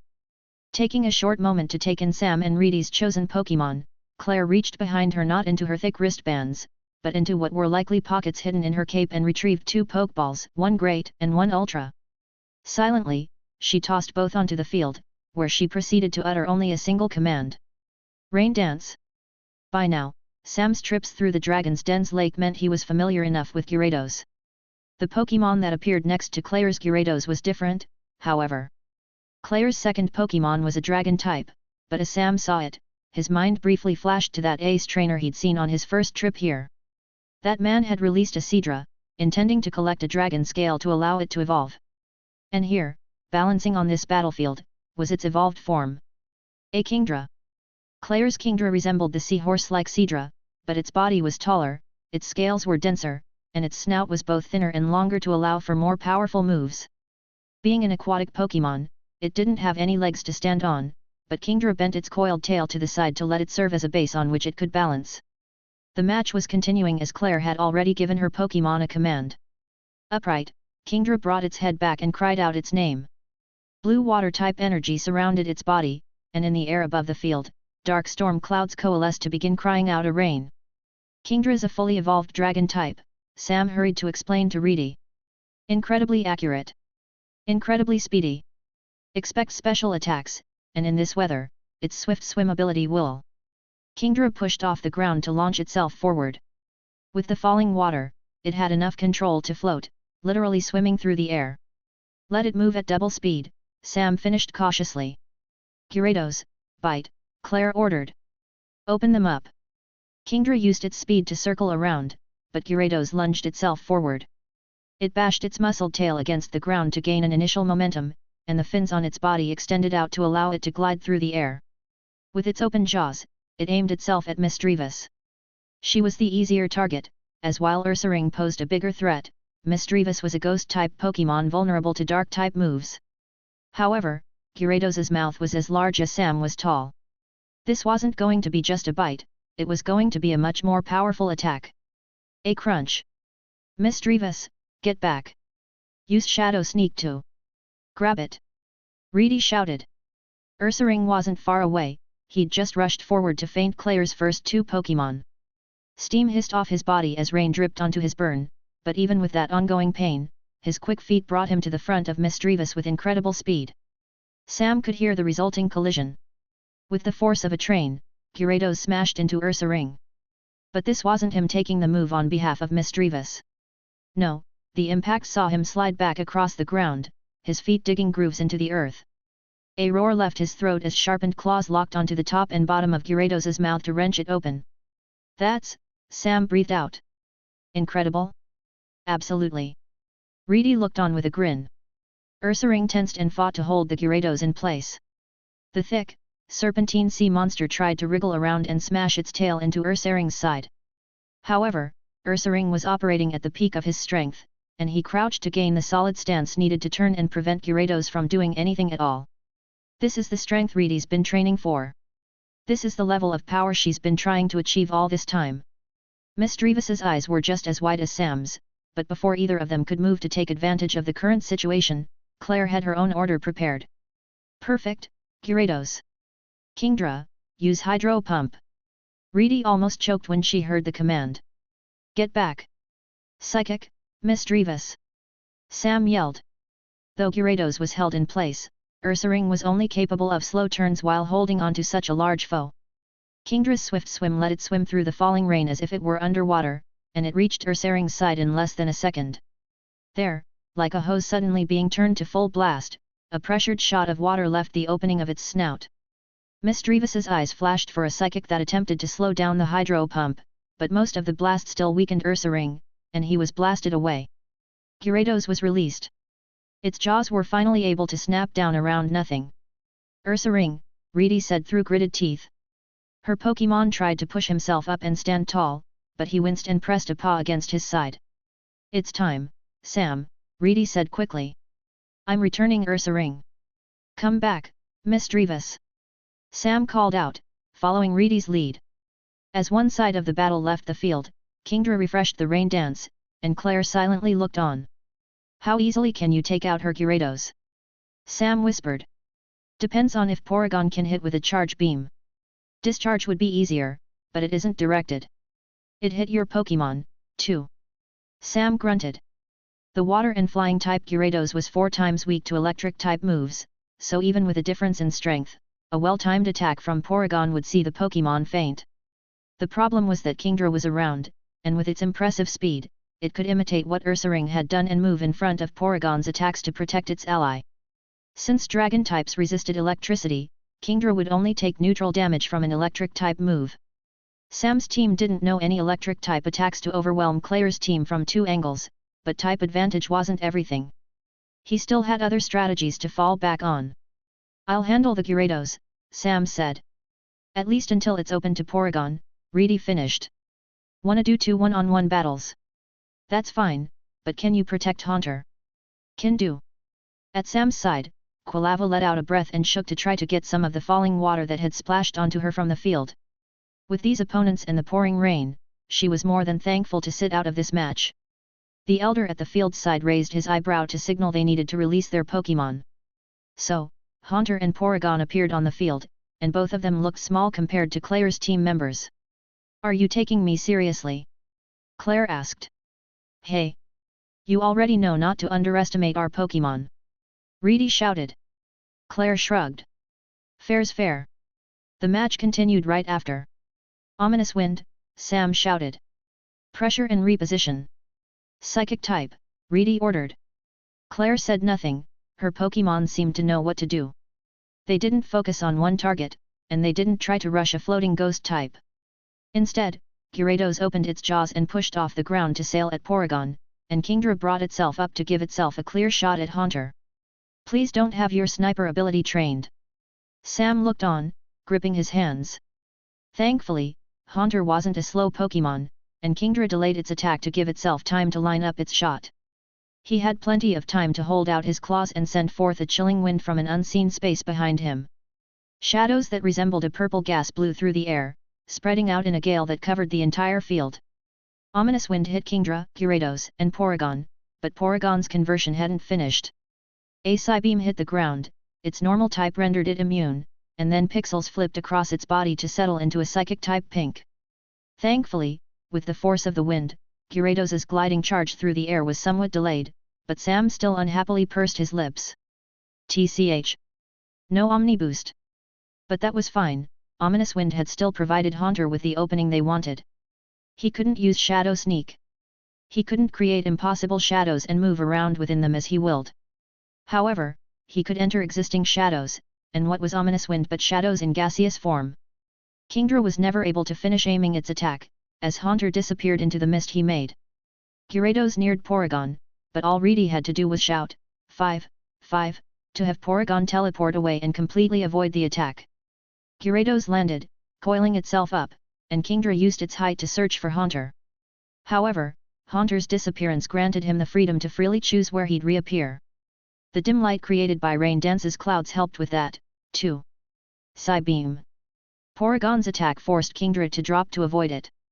Gyarados leered at Porygon to try to chase with another attack, but it ended up jerking back when a pair of eyes appeared in front of its face. Hypnosis. Into Nightmare and Hex. This was Haunter's specialty, and the status move was pulled off in an instant. Gyarados' head lolled back only to hit the ground with an earth-shaking thunk. Interrupt and wake, Claire said. Kingdra galloped through the air toward Gyarados, releasing a ringed water pulse from its snout. It was forced away when Porygon used Teleport to interpose itself between them, and a Psybeam slashed the incoming water pulse in two. Haunter lowered himself to let his claws settle around the sides of Gyarados' head, and Kingdra actively tried to reposition itself. Reedy yelled, going over a series of commands as fast as she could. Prioritize disruption. Target Kingdra, ghastly pattern. If waiting, focus Gyarados. Load up type chart to determine moves. Sam looked at Reedy out of the corner of his eye. She noticed, a furious blush overtaking her face. What? She mumbled. I had to set up Porygon's strategies. Not my fault I had to give them cool names. Another water pulse left Kingdra's snout, and another Psybeam sliced it through. On Sam's side of the field, the Gyarados squirmed as shadowy mist left Haunter's hands to begin circling its head. When Haunter used Nightmare, he inflicted sleeping Pokémon with nightmares that hurt them over time. Dream Eater was also an option, but the effectiveness of the move was cut when a Pokémon's dreams were unpleasant. However, Hex was always an option, and that attack dealt extra damage against a Pokémon suffering from a status condition like forced rest. But Claire spoke up. Enough of this, she said. Kingdra, surf and sweep them away. Though Haunter had begun to conjure his ghost-type flames, water was drawn from the air, the field and the sky to begin forming behind Kingdra in a massive wave. Porygon failed to attack. They didn't have the prepared orders to respond. With the size of the growing surf, Sam came to a sudden conclusion. That's going to hit everyone. Haunter and Porygon would take damage, and the heavy splash would wake Gyarados. The move was less than a second away from being unleashed, and Sam knew they wouldn't be able to land another hypnosis trick. They needed to take out the Gyarados while it was still vulnerable, otherwise this match would become too difficult to finish. Screw it. Do it, Reedy. What? Use discharge, he shouted, just as Kingdra sent its surf rumbling forward. Reedy screamed her order, her shout coming out panicked in the face of the incoming flood. Porygon was swept up, consumed by the attack, but then a bright light appeared within the incoming move. Electricity shot out in every direction. Porygon released all of its stored energy in a massive discharge. With the falling rain and flooding water, Kingdra was struck. Gyarados was struck. And Haunter suffered the full force of two simultaneous moves. Sam didn't see Haunter get hit due to the rushing water consuming him before the discharge's release. Around the sides of the field, a flash of a psychic-type barrier prevented the water from escaping, and it soon soaked into the dirt to leave thick muddy puddles across all of the ground. Having suffered both the surf and discharge, Haunter laid face down, hands unmoving from where he came to a stop a foot away from Sam. However, not too far away, Gyarados' eyes were spinning. Though Haunter had fainted, they'd still managed to bring Claire's remaining Pokémon down to only 3. Return. Sam and Claire spoke in unison. Sam looked at his Pokeball. Thank you, Haunter. I'm sorry you got hit. But if it wasn't for you, Gyarados wouldn't have been so vulnerable. You did a great job, and I'll make sure you get a reward later tonight. He clipped the ball to his belt, glancing over to Reedy. Haunter fainted second, so we'll have time to strategize. Depending on how long it takes Claire to choose her next Pokémon, we can talk until Dragonite, the gym leader announced. Sam's heart sank in his chest when a very familiar Pokémon appeared on the field. The Pseudo legendary roared, and its gaze immediately locked onto both Reedy and Sam. Despite how this was Reedy's 5th gym badge battle and Sam's 6th, Claire had chosen to bring out an impossibly strong Pokémon here. A Dragonite should not have been seen in this battle. A Dragonite should not have made an appearance anywhere outside the highest tiers of play. But one had appeared on this field, for this match. And, to make matters worse, it looked just as angry as the last time Sam saw it before.